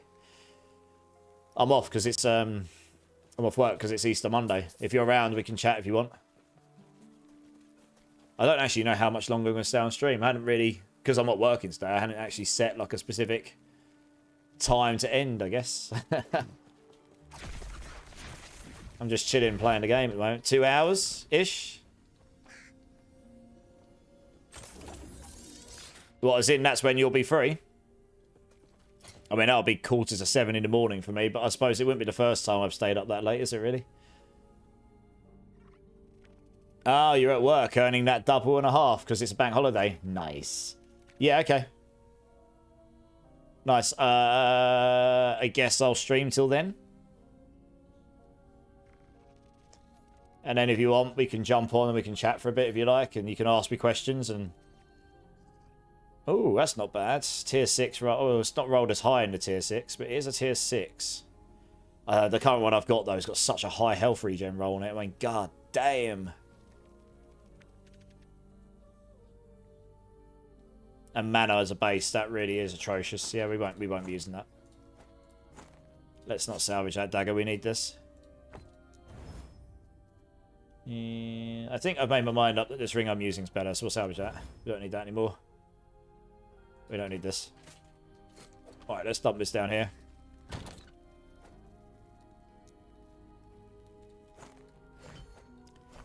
And an amulet. And armor's helm in there. Lovely. Still haven't seen any more erased cradle things drop. I think I just need to imprint it everywhere. Right, this one here. That will give me a Weaver Tree point. Yes, nice. Well, no, to be honest, I'm probably going to be up that long anyway, though. So just, yeah, hit me up on Discord or something. It's all good. Obviously, it's just the woes of us being on the opposite side of the planet, right? It's what, like 3 or 4 in the afternoon for you or something? I don't get the option of double time at my work, so I'm obviously not going to work on Easter Monday. Whoa, that nearly one clapped me. What the hell did he hit me with? Jesus.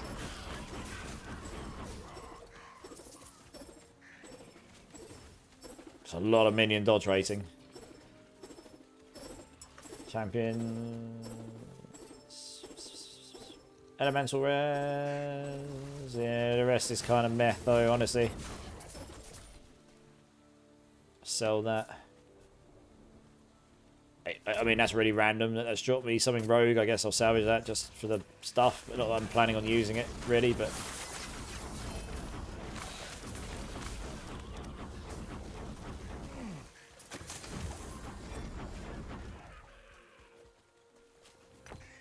Vitality physical.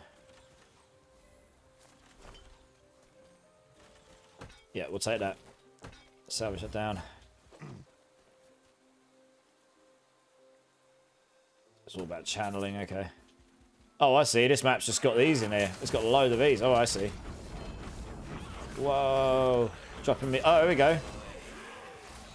Yeah. Okay, this map's really good for the imprints. Holy cow. If you've got that imprint in there. Because it's that's actually procs one of my imprints. Finally. It's dropped me 3 cradles. Jesus. All of them. That's what I need. I need lots of these. This is good. This is a great map for this. Happy days. I just want all of these, kind of roll them, and hopefully we get a good one. There's one of the imprints where when you open these boxes, you've got a chance of dropping a pile of items similar to what you've got imprinted. Oh, no, it will be... Yeah, if you put in a unique, it will literally just be that unique. Because that's what it is. So, yeah, that one didn't drop me any. But there's loads of them. Look, there's boxes everywhere.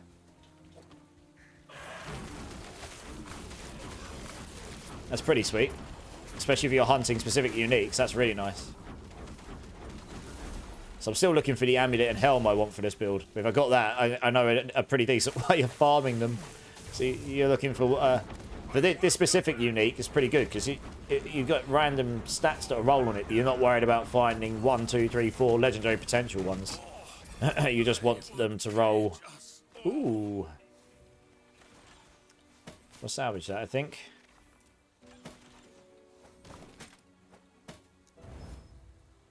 Yeah, we'll sell those. And that up. Maybe we get at least one more drop. I don't know how often we're actually going to drop the stuff, like get the chance for the proc of random items dropping. Well, guess we'll see.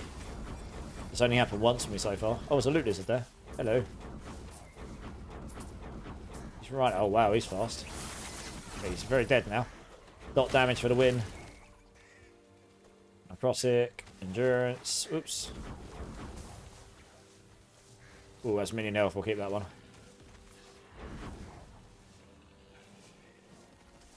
These are all non-Weavers ones, so honestly, they're not going to be that great.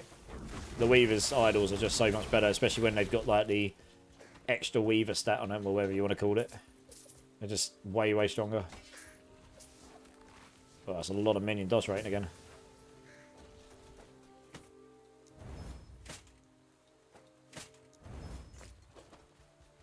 Oh yeah, let's open a box, that'd help, wouldn't it? Shields? No. Good. Alright, we got our Weaver point. Nice. We still got some boxes to open, so we're going to open all those. Maybe see some more shields drop. And then we're going to go do some rolling. I like the new rune, the new glyph you can, what's it? No, new rune you can get, which allows you to roll your Weavers without actually having to play with them and level them up. Because otherwise I'd have to equip them and then go kill stuff.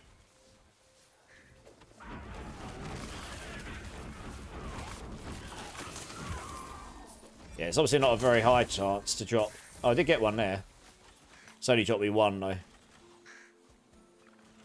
So I guess it's dropped me a whole bunch of shields. Oh, yeah, okay. It's dropped me a whole bunch of shields, but it only dropped me one of those unique ones there. Fair enough.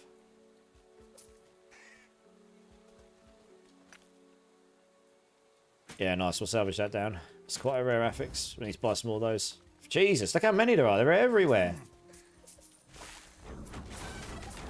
That is actually bananas. So got another 4 to do. 5. Jesus, they're everywhere.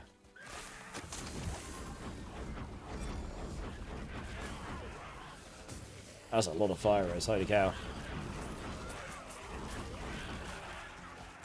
Just literally open them all up. Screw it. Loot lizard. I think he just died. Yes, he did.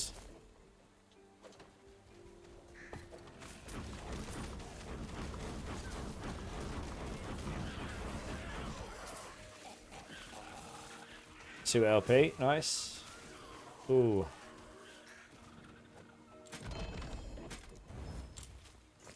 Oh, is that the last one? Maybe. Ooh. Yeah, that's got a stat now I want. Oops. Salvage that down. Put that back in there.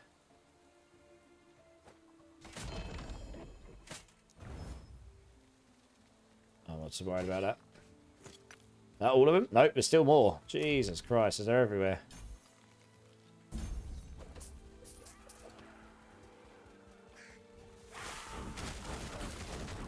Yeah, these new maps are cracked.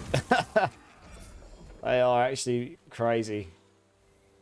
Wow, 438 freeze multiplier. Shame that that doesn't actually apply.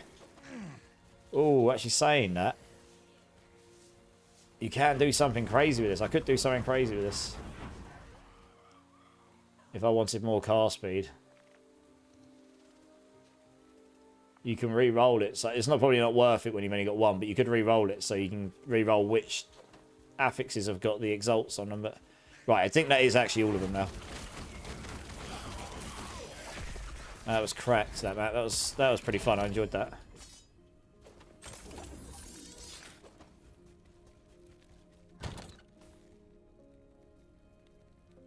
Three LP Sacred Light.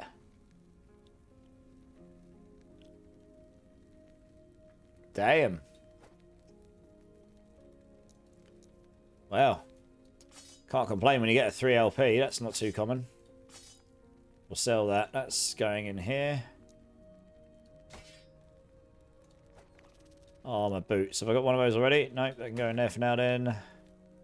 Got one of those, got one of those. Right, we're going to roll those in a second. What's that got on it? Oh, that's over. Okay. We've got 2 LP, one of those. Put that in there. Go in there. We're going to sell that. We're going to sell that. Right, we're going to roll these weavers now. These, yeah. Resistances. Whoa, 84 poison res and 63 necrotic res. Holy crap. That's like the highest amount of reses ever known to man. Jesus. Mint 297 minion health. Jesus. The rest is trash though, sadly. Okay, that's not too bad.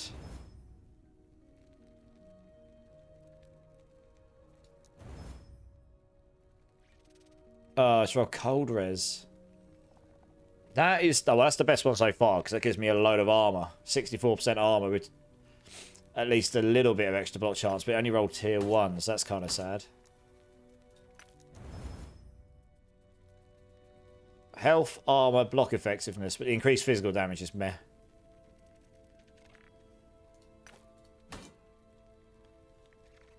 Don't care about the elemental too much.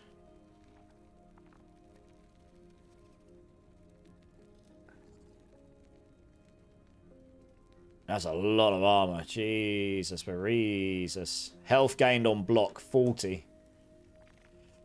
Yeah, the block chance here will only be like 48% by standard. You'd have to get block chance. You can get... That's right. You can get block chance in... You can get block chance in your blessings as well. I do remember this. Plus, you get block chance on hit. You can get it to like 100% block chance. I do remember this.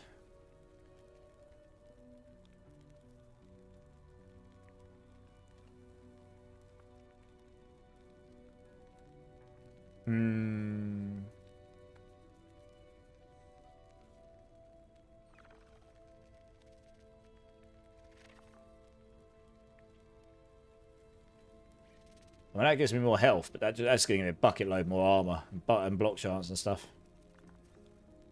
Yeah. I mean, it will make me way tankier, I'm sure of it. When I do block.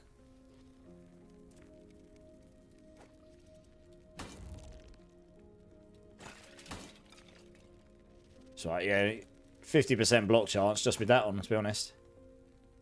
Block effectiveness 707, so that gives you 33% damage reduction when you do block. You want to get to 100% block chance. Yeah.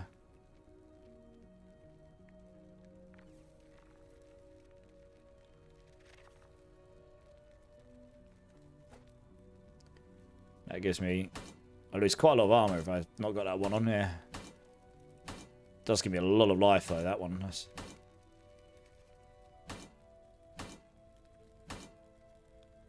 Yeah, that one also gives you the health on blocks. When you block, you can get health back. I don't know if I'm going to use those right now. I'll probably just dump those away for the time being. There are much, much better mods you can get on it, honestly.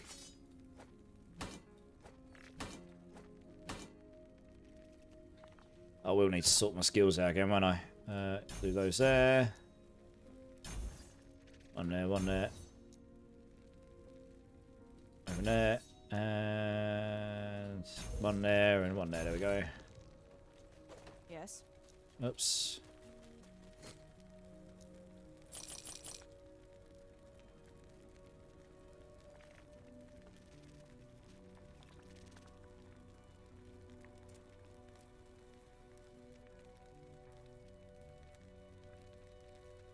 I don't really know why I haven't got that one there. I suppose it doesn't really matter, does it? Care. Not really doing much for me.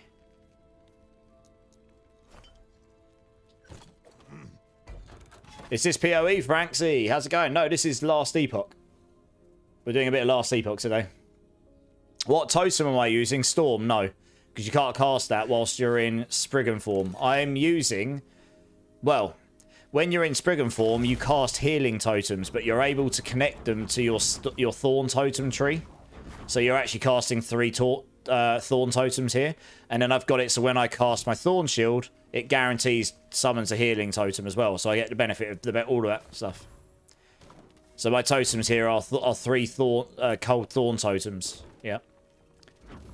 And then, yeah, then they benefit from all the Thorn totem stuff. And I can just sit here and blow them up over and over again. Which is what I'm doing. Right, so we've still got a load of his Weaver things, so we'll do all these. These are getting us Weaver tree points, which we want.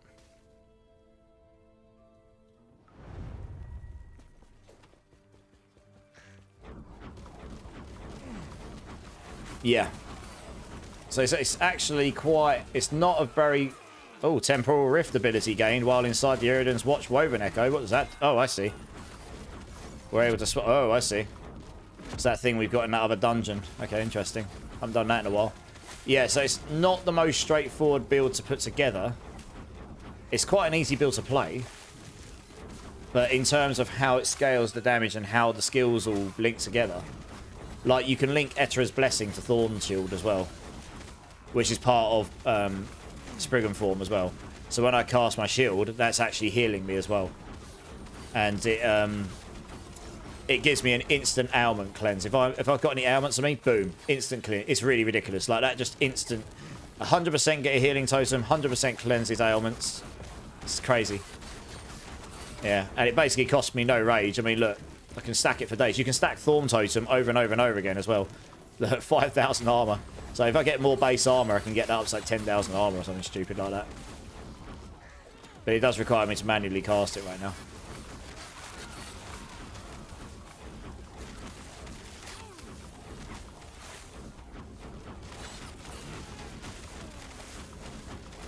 Oh no, Durbin, you lost all your points. Wub, wub, wub.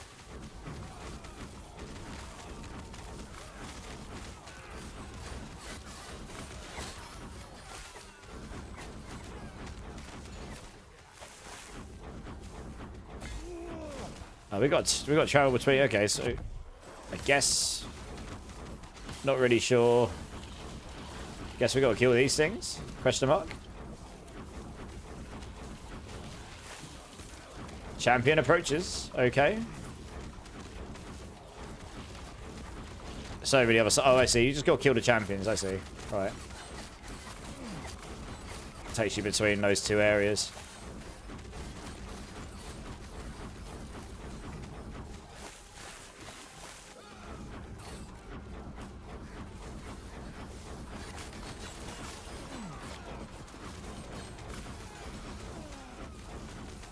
Oh yeah, you just got to swap between the two areas and kill the champions, yeah.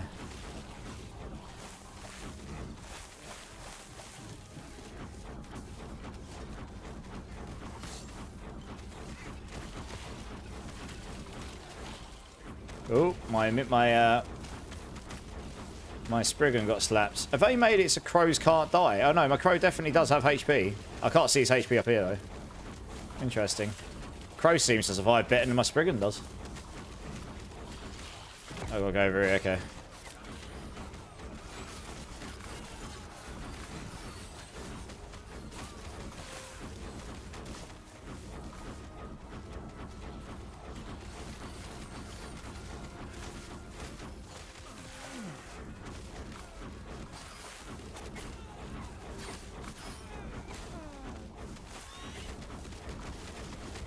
Let's not get slapped by one of those again like I did earlier.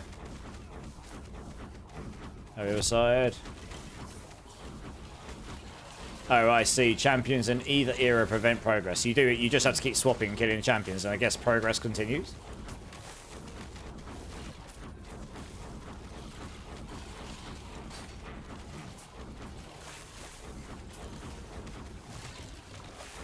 Yeah, restore. I think this is why I ended up going for... Jesus. I think this is what... Yeah, that thing on the floor just nearly killed me. What the hell? This is why I went for Scorpion, I think, on my build before, because he's way tankier. This is only 100 corruption. I think I found the problem was when you went into higher corruptions, everything just did so much damage. You couldn't keep your crow alive. I mean, even my Spriggan's getting slapped about right now, and this stuff is just so much going on. And this stuff's doing more damage, I think, than the... Oh, F off. He just one-clapped me. Fuck off. That was ridiculous.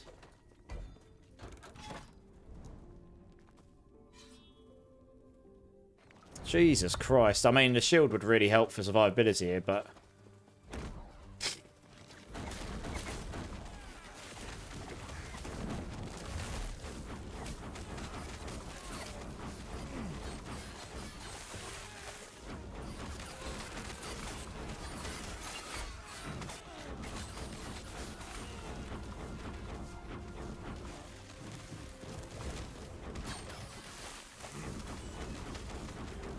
Yeah, I mean, it wasn't really a clear, like, sign of what is it I actually need to be doing here.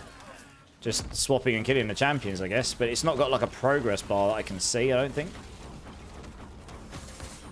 So that's a bit weird.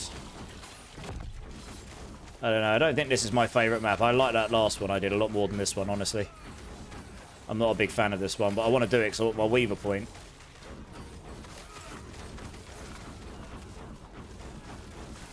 Just because it's not really very clear what on earth is actually going on from an objective point of view.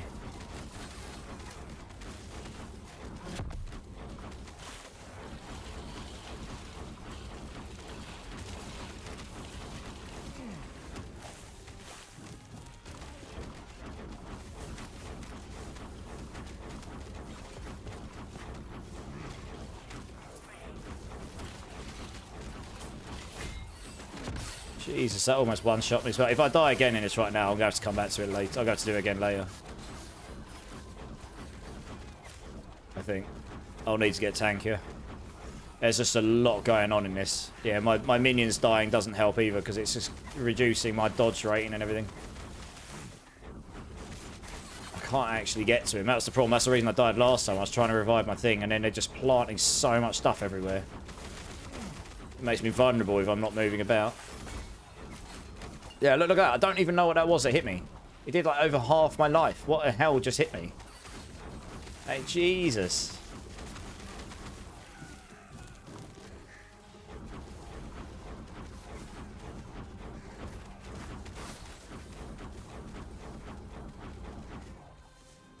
I'm trying to stay away from stuff, frankly.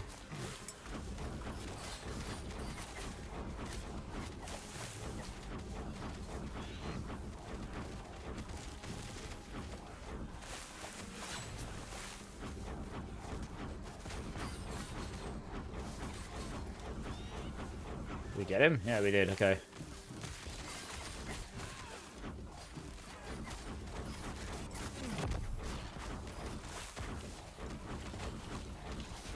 Stuck on him. That's not good. Let's get sight on this guy so I can see what on earth we're attacking here. Where is he? Up there. And he's super tanky. Good.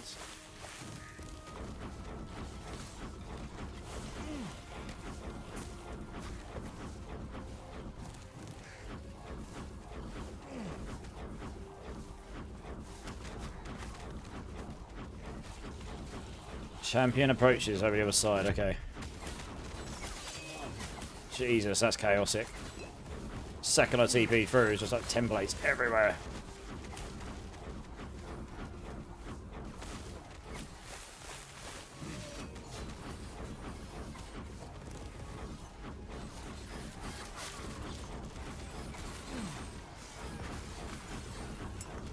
Where on earth is this champion? I've got to keep moving, otherwise I'll just get insta-clapped.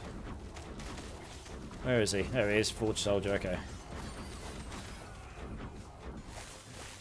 Maybe it's when you filled the stability bar up. I was actually quite close. If that's the case, I was pretty close to doing this last time. Not entirely sure what it was that clapped me, but it did one pop me. Oh no, I know what clapped me last time. It was that two-handed sword guy, wasn't it? Yeah, fair enough. I mean, I saw him hit me, but he did just one tap me. Jesus, look at the size of this guy. Standing there. Right, there we go. It's a big ass scorpion. Dead? Yep, question mark. Okay, we've done it. We've done it. Oh, that was chaotic. I think if I was tanky, I'd enjoy that one more. There's a lot of kiting in that one. It wasn't even how much damage you've got. It's just like you needed to be able to stay alive for the whole thing, I guess. That was pretty chaotic. Oh dear. It didn't even drop me anything useful, but it did give me my Weaver point. What does this do? Replace an attribute affix on an item with at least one forging potential to another of your choosing. Oh, okay. In that case, that's quite nice. Replaces an attribute affix on an item with at least one forging potential.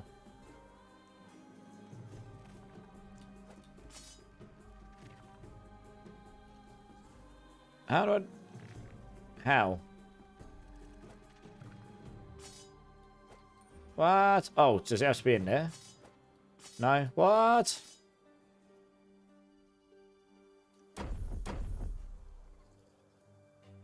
How?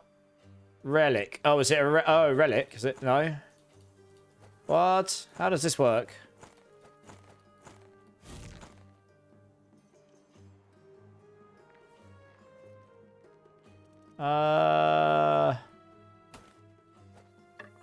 Does anyone know? I can't seem to put anything in it. Place a magic, rare, or exalted item with at least one non-sealed attribute. Oh, attribute affix here. I see. Then select... Oh, I see. Has to have an attribute affix on it. Got ya. Although saying that's got an attribute affix on it.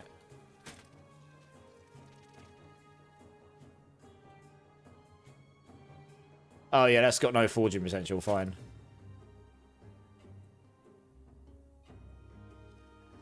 Okay.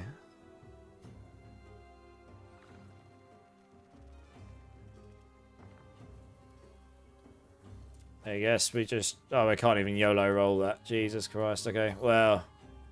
Guess that was a waste of time then, because I don't actually have anything...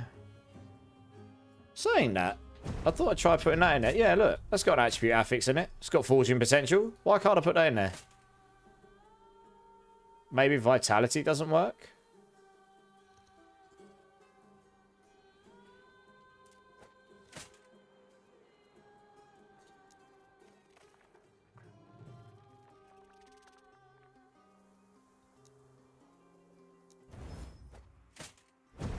Okay, fine. All right, you can only swap attunement to strength, intelligence, dex, or vice versa. Fine. Okay. Guess it kind of makes sense.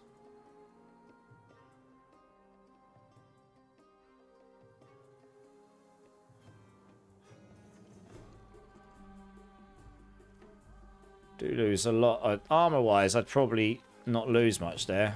In fact, I gain, so that's fine. But I do lose a lot of void res. Yeah, I've been wanting to get one of these pairs of boots on for a while. So that 44 as opposed to 41. Oh no, wrong pair of boots. I thought I had two of those. And that's got vitality on it as well. That's 40 rather than a 41.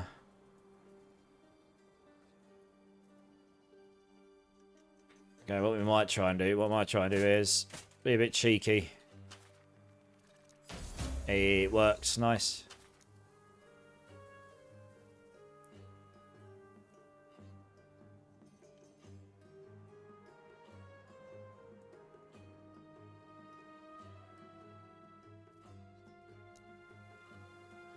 There's a bunch of attunement there.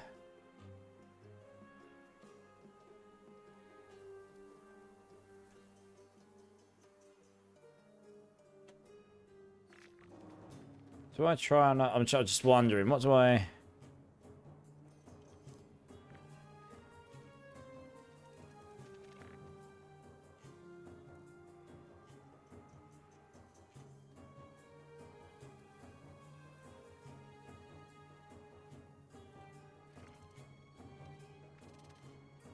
Yeah, losing 11 attunement is pretty big for damage.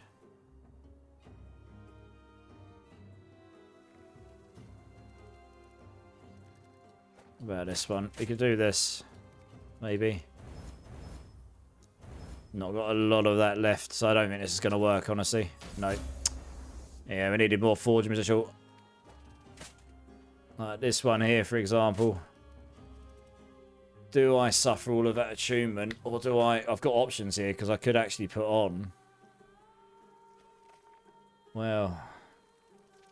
Another movement speed. I mean, how much movement speed can that roll? I don't actually know.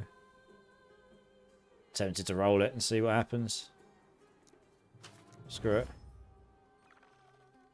I don't care about the leech rate so much. It's more the move. You can just. It's a smaller fact you can get more movement speed on here, which is pretty cracked. But I would lose. Yeah, I'd lose the 11 attunement, which is pretty big, I suppose. But so much movement speed.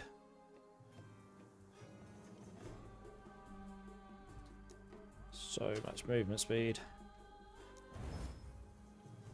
Yeah, we're losing void res as well, which is never fun. Don't need that. Yeah, I was kind of hoping no. It's ripped. Okay, so I think at tier 5 you're going to be able to get like another 10 movement speed out there or so. Fine. Okay, well both of those are ripped.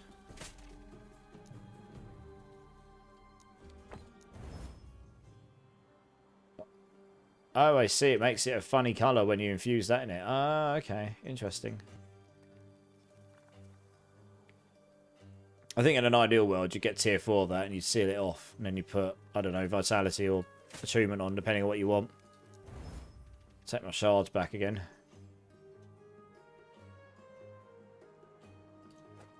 Yeah, let's get rid of those. We don't need those anymore. We don't overly need this either. Okay, good to know. I only did this really mainly for that, so we can now get this. There we go. Top pile of items of the same item type that always have a sealed affix matching one of the affixes on the imprinted item. Okay. Could come with... So you could potentially get a wand with a sealed affix of car speed at tier 6, which would be ridiculous, except we don't... Yeah. Don't really need... There isn't anything else to put on the prefixes anyway.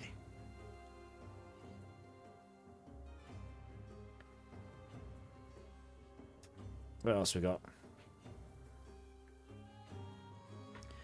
Could potentially look for this. That'd be nice. Getting a sealed affix of tier 6 minion damage. That'd be crazy.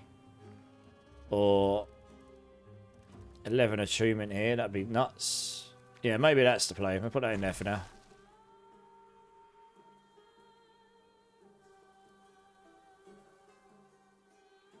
Or one of those. I mean, yeah, get relic with... I'd like a better pair of boots. We'll see how that plays for now. Alright. Rerolls, rewards. Destroy the Vessel of Chaos in the Echo to reroll the rewards of nearby uncompleted echoes. Okie dokes. I just want to do it to get the Weaver point.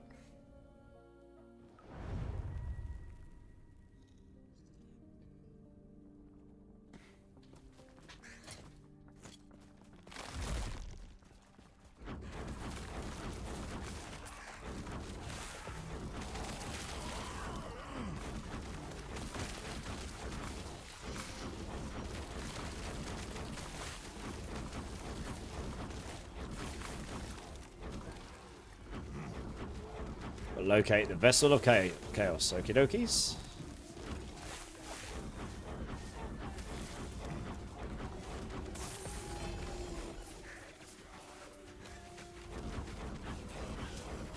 Got a loot lizard over there. Nice.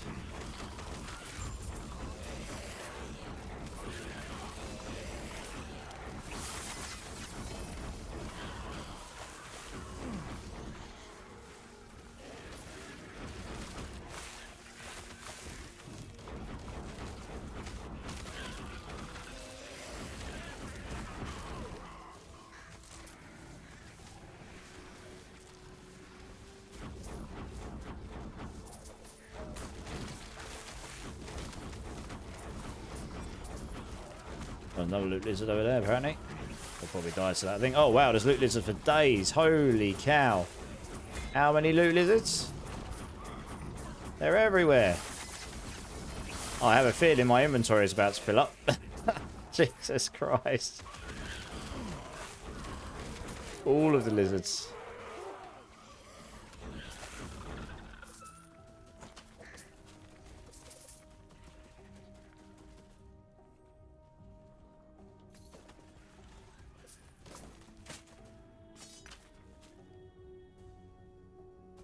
Oh, that was pretty cracked.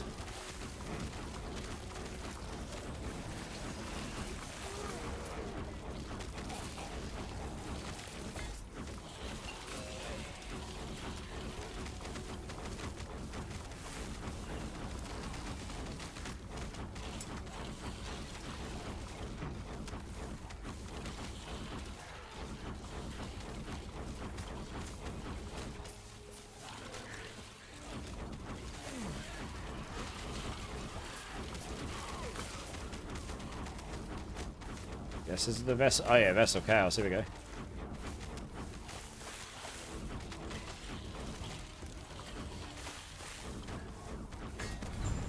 Alright, nice. Okay. That one seems not too bad. Let's get rid of this guy so he doesn't clap me while I'm over here.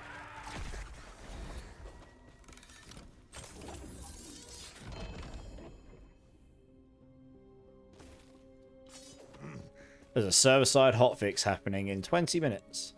Good times. Okay, what do we do now? Pile of woven echoes.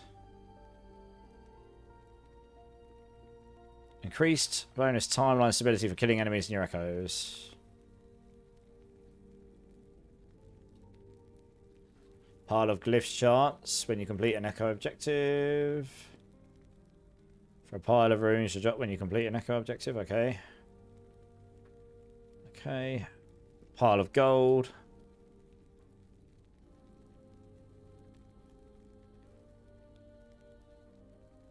Spawn a rare enemy alongside a pack from a specific dungeon that drop the dungeon's respective key and have a chance to drop the respective dungeon boss's unique items. Okay.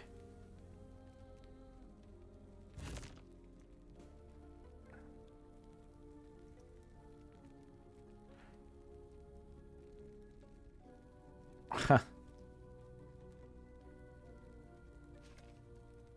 Your echoes have a higher chance to spawn with a new reward type which grants dungeon keys and dungeon key charms. Okay. Bosses and champions in your echoes drop an additional pile of gold and have an additional chance to drop a unique item. That seems pretty good.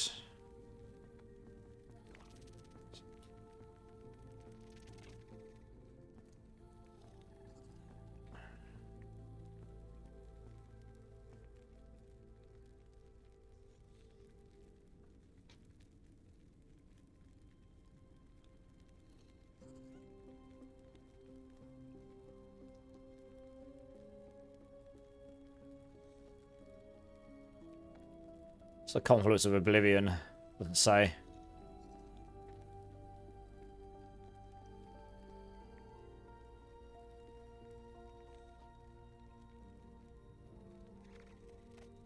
I'll have to tell exactly which way I want to go. Either way, I mean, I want to get to this thing, so... Don't know what the Possessed by Souls or Erased. I mean, I come against them. Guess it just means they got a better chance to drop stuff. I don't really know. I want both of these. We'll do this for now.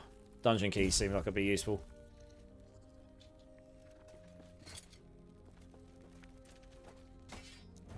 I'm going to have to buy some more of those now.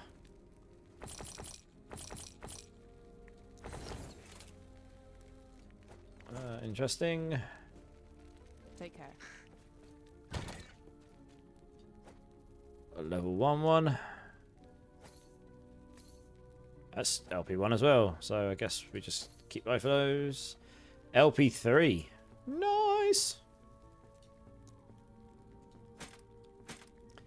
LP1. That can go.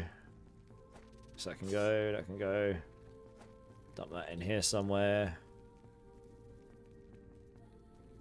Do I not have any of those, really?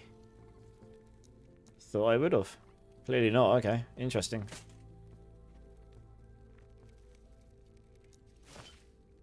Oh yeah, that one can go in here as well. Yes. That makes back some of that gold is spent. There we go. Take care. Well, I'll probably go until this patch is going to happen, and then I'll probably call it a night. I'll probably still be up for a bit, but oh, what's this? Defeat all 3 arena champions. Okie dokie. But yeah, it's nearly 5:30 in the morning.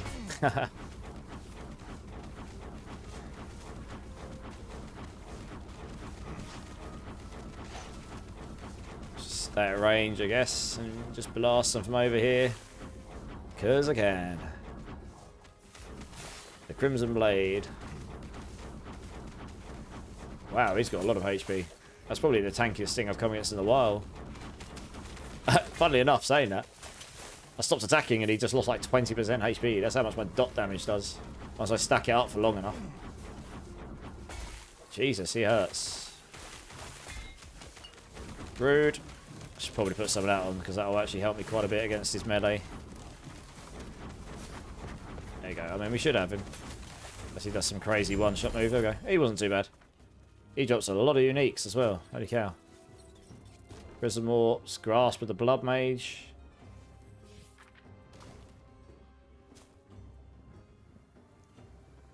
And a 2 LP Penumbra. Nice.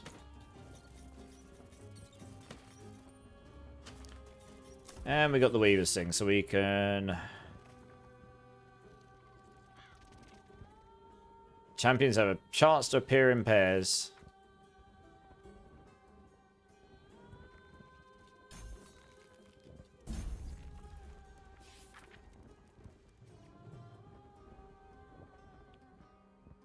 Boss objective echoes have a chance to contain 2 bosses instead of 1. They deal more damage, have more health, and drop an additional unique when slain. All sorts of things you can do here. Wow. All of the things. Give us that stuff. Yep, fine. I will just dump those away, actually. There's no LP on it. That one I don't have one of, so I'll probably keep that. I've not seen that before. So I think it's a new one that wasn't around when I played before, because I found most of the uniques when I played this game before, at least in some form anyway. Right, this is the last one I've got active right now.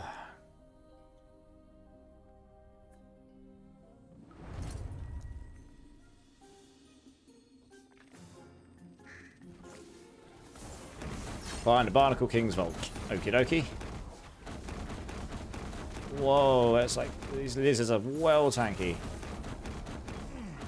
What the... Oh, I'm in the wrong mode, that'd be why. Ah, that's better. I was going to say, these are only lizards. What's going on? They still are quite tanky. Jesus. Just for standard lizards.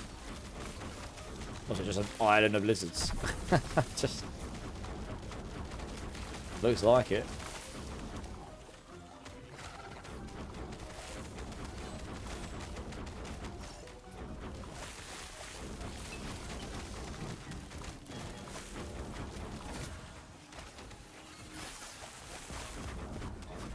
Oh, in Axe Way, okay. Okay, swap.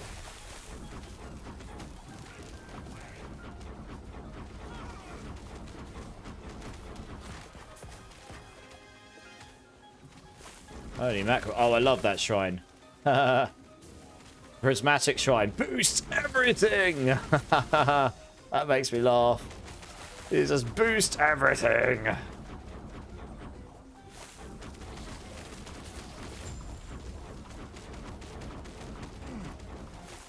Whoop. Gold all over the floor.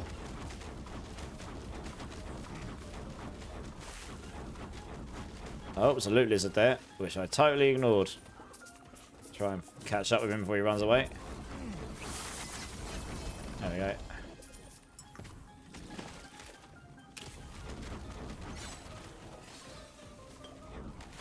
Jesus, the lizard's got a hard on for me.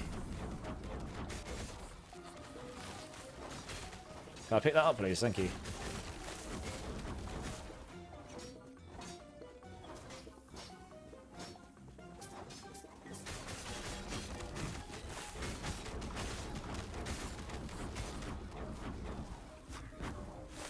Jesus. Stuff everywhere.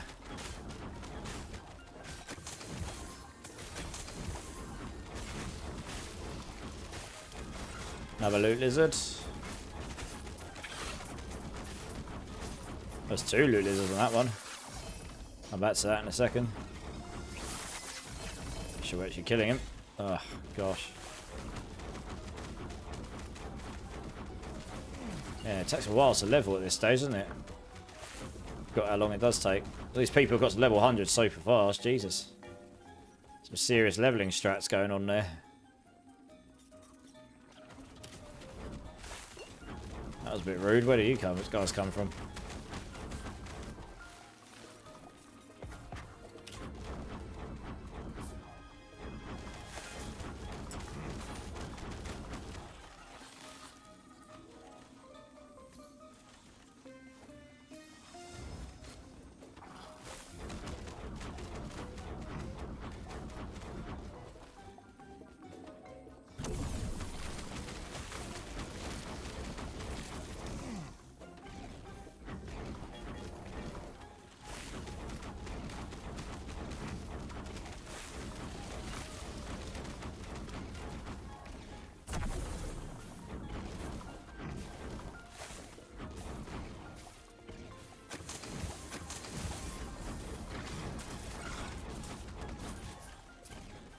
$60 poison res on a ring.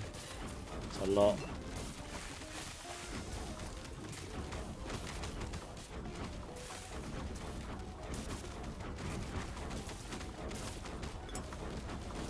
Nope, it's not standing that. Lizards everywhere, and there's placing up fire pools on the floor everywhere. Crazy, crazy.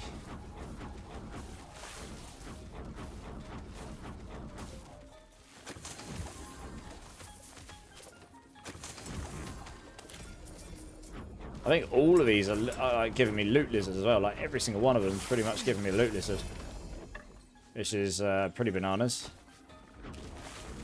Trying not to get slapped by them as well. Oh, he ran away. Damn, I missed that one.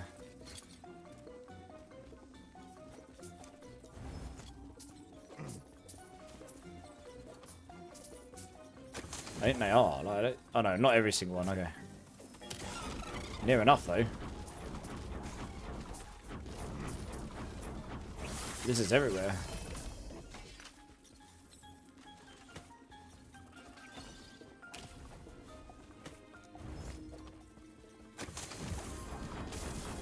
Yeah, they are. They're all spawning loot lizards, every single one of them. Interesting.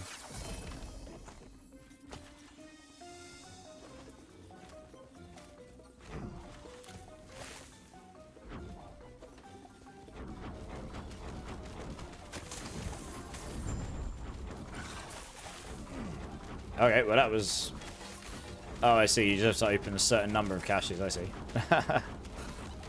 Good times.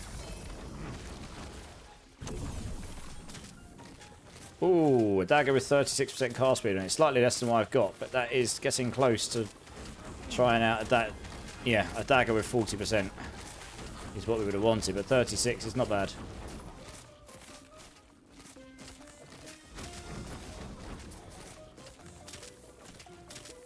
Okay, we'll come to that in a minute. Let's do all these bits down here. Staff. Oh wow, that's a lot of that. Alright, we'll salvage those down. Shatter that.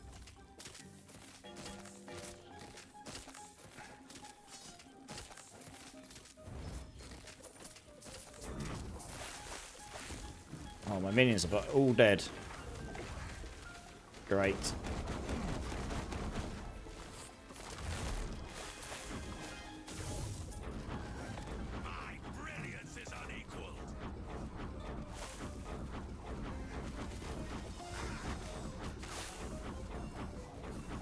I think he'll be dead now.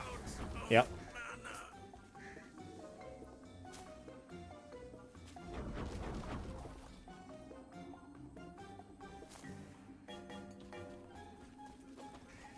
I think that's about it.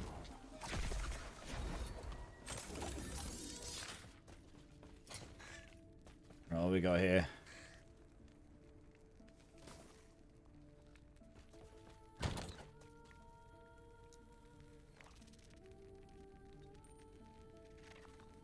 Let's play mercenaries. Running out of space again.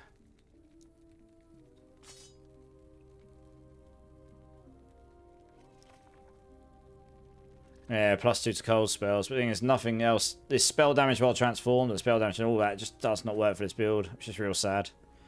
Much sad. I tested that before, I believe. Really much tested everything, I think. Do not have one of those. That can go here then. Running out of space again. Sell that. Sell those ones, fine.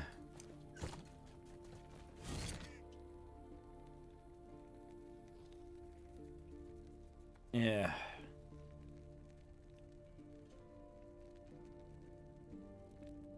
We'd need a free yeah, well, yeah, you need a free prefix in the dagger, to be honest. We can't use that because we need a free prefix in there. Yes. Won't work otherwise. Oops. Let's do that. There we go. Weaver's Point. Place a Woven Echo in here, so it, in the slot, so it has a chance to spawn on your Echo Web when a new Echo is generated. Yes. Good stuff. Can I... There we go. Which one would I like?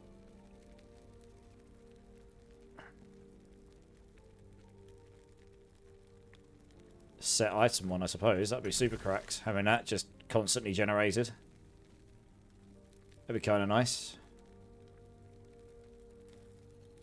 What was that one I had which had all of the crazy stuff in it?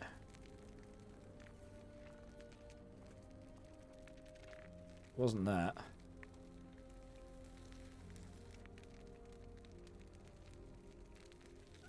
It was...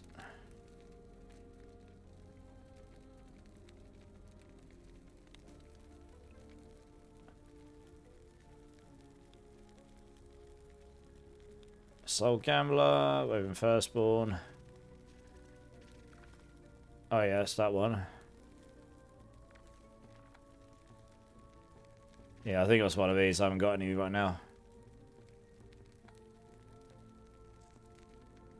Yeah, there was one I did which gave all those caches. That'd be super nice. For now, that'll do.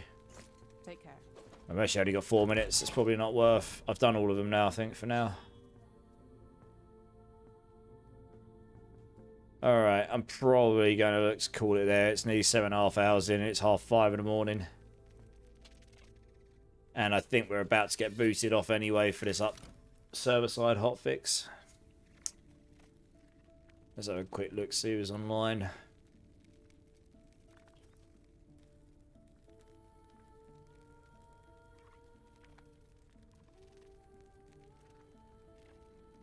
If I stay out too much longer, I'm just going to end up sleeping all day. Oh, I see who's online.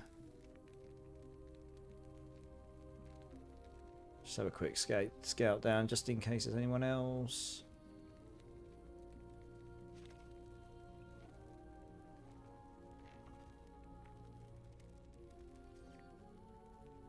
Alright, now I know we're going to go over to. Alright, guys. Let's move over here. Alright, guys. Thank you all so very much. YouTube and Twitch, you're all awesome. Thank you so much for the chats, the banter, the laughs. I really do appreciate you all. I know this isn't my normal thing. I will be doing some PoE later today. Well, Monday night. So we'll be any of you that are interested in that, we'll probably do some PoE too then. If there is anyone in my channel that hasn't hit the like or subscribe button, please consider doing so. I'd love to see you again. And yeah, I try to be on for, well, typically 4 to 5 nights a week doing ARPGs of kinds. So D4, PoE, Last Epoch and such. So yeah, hopefully see some of you again if there are any new people here. Breakpoint, thanks for being here, man. I appreciate you.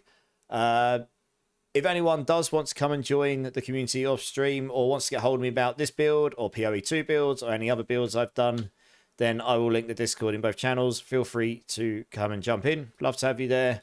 I'm normally contactable off stream, and I'll get back to you as soon as I can.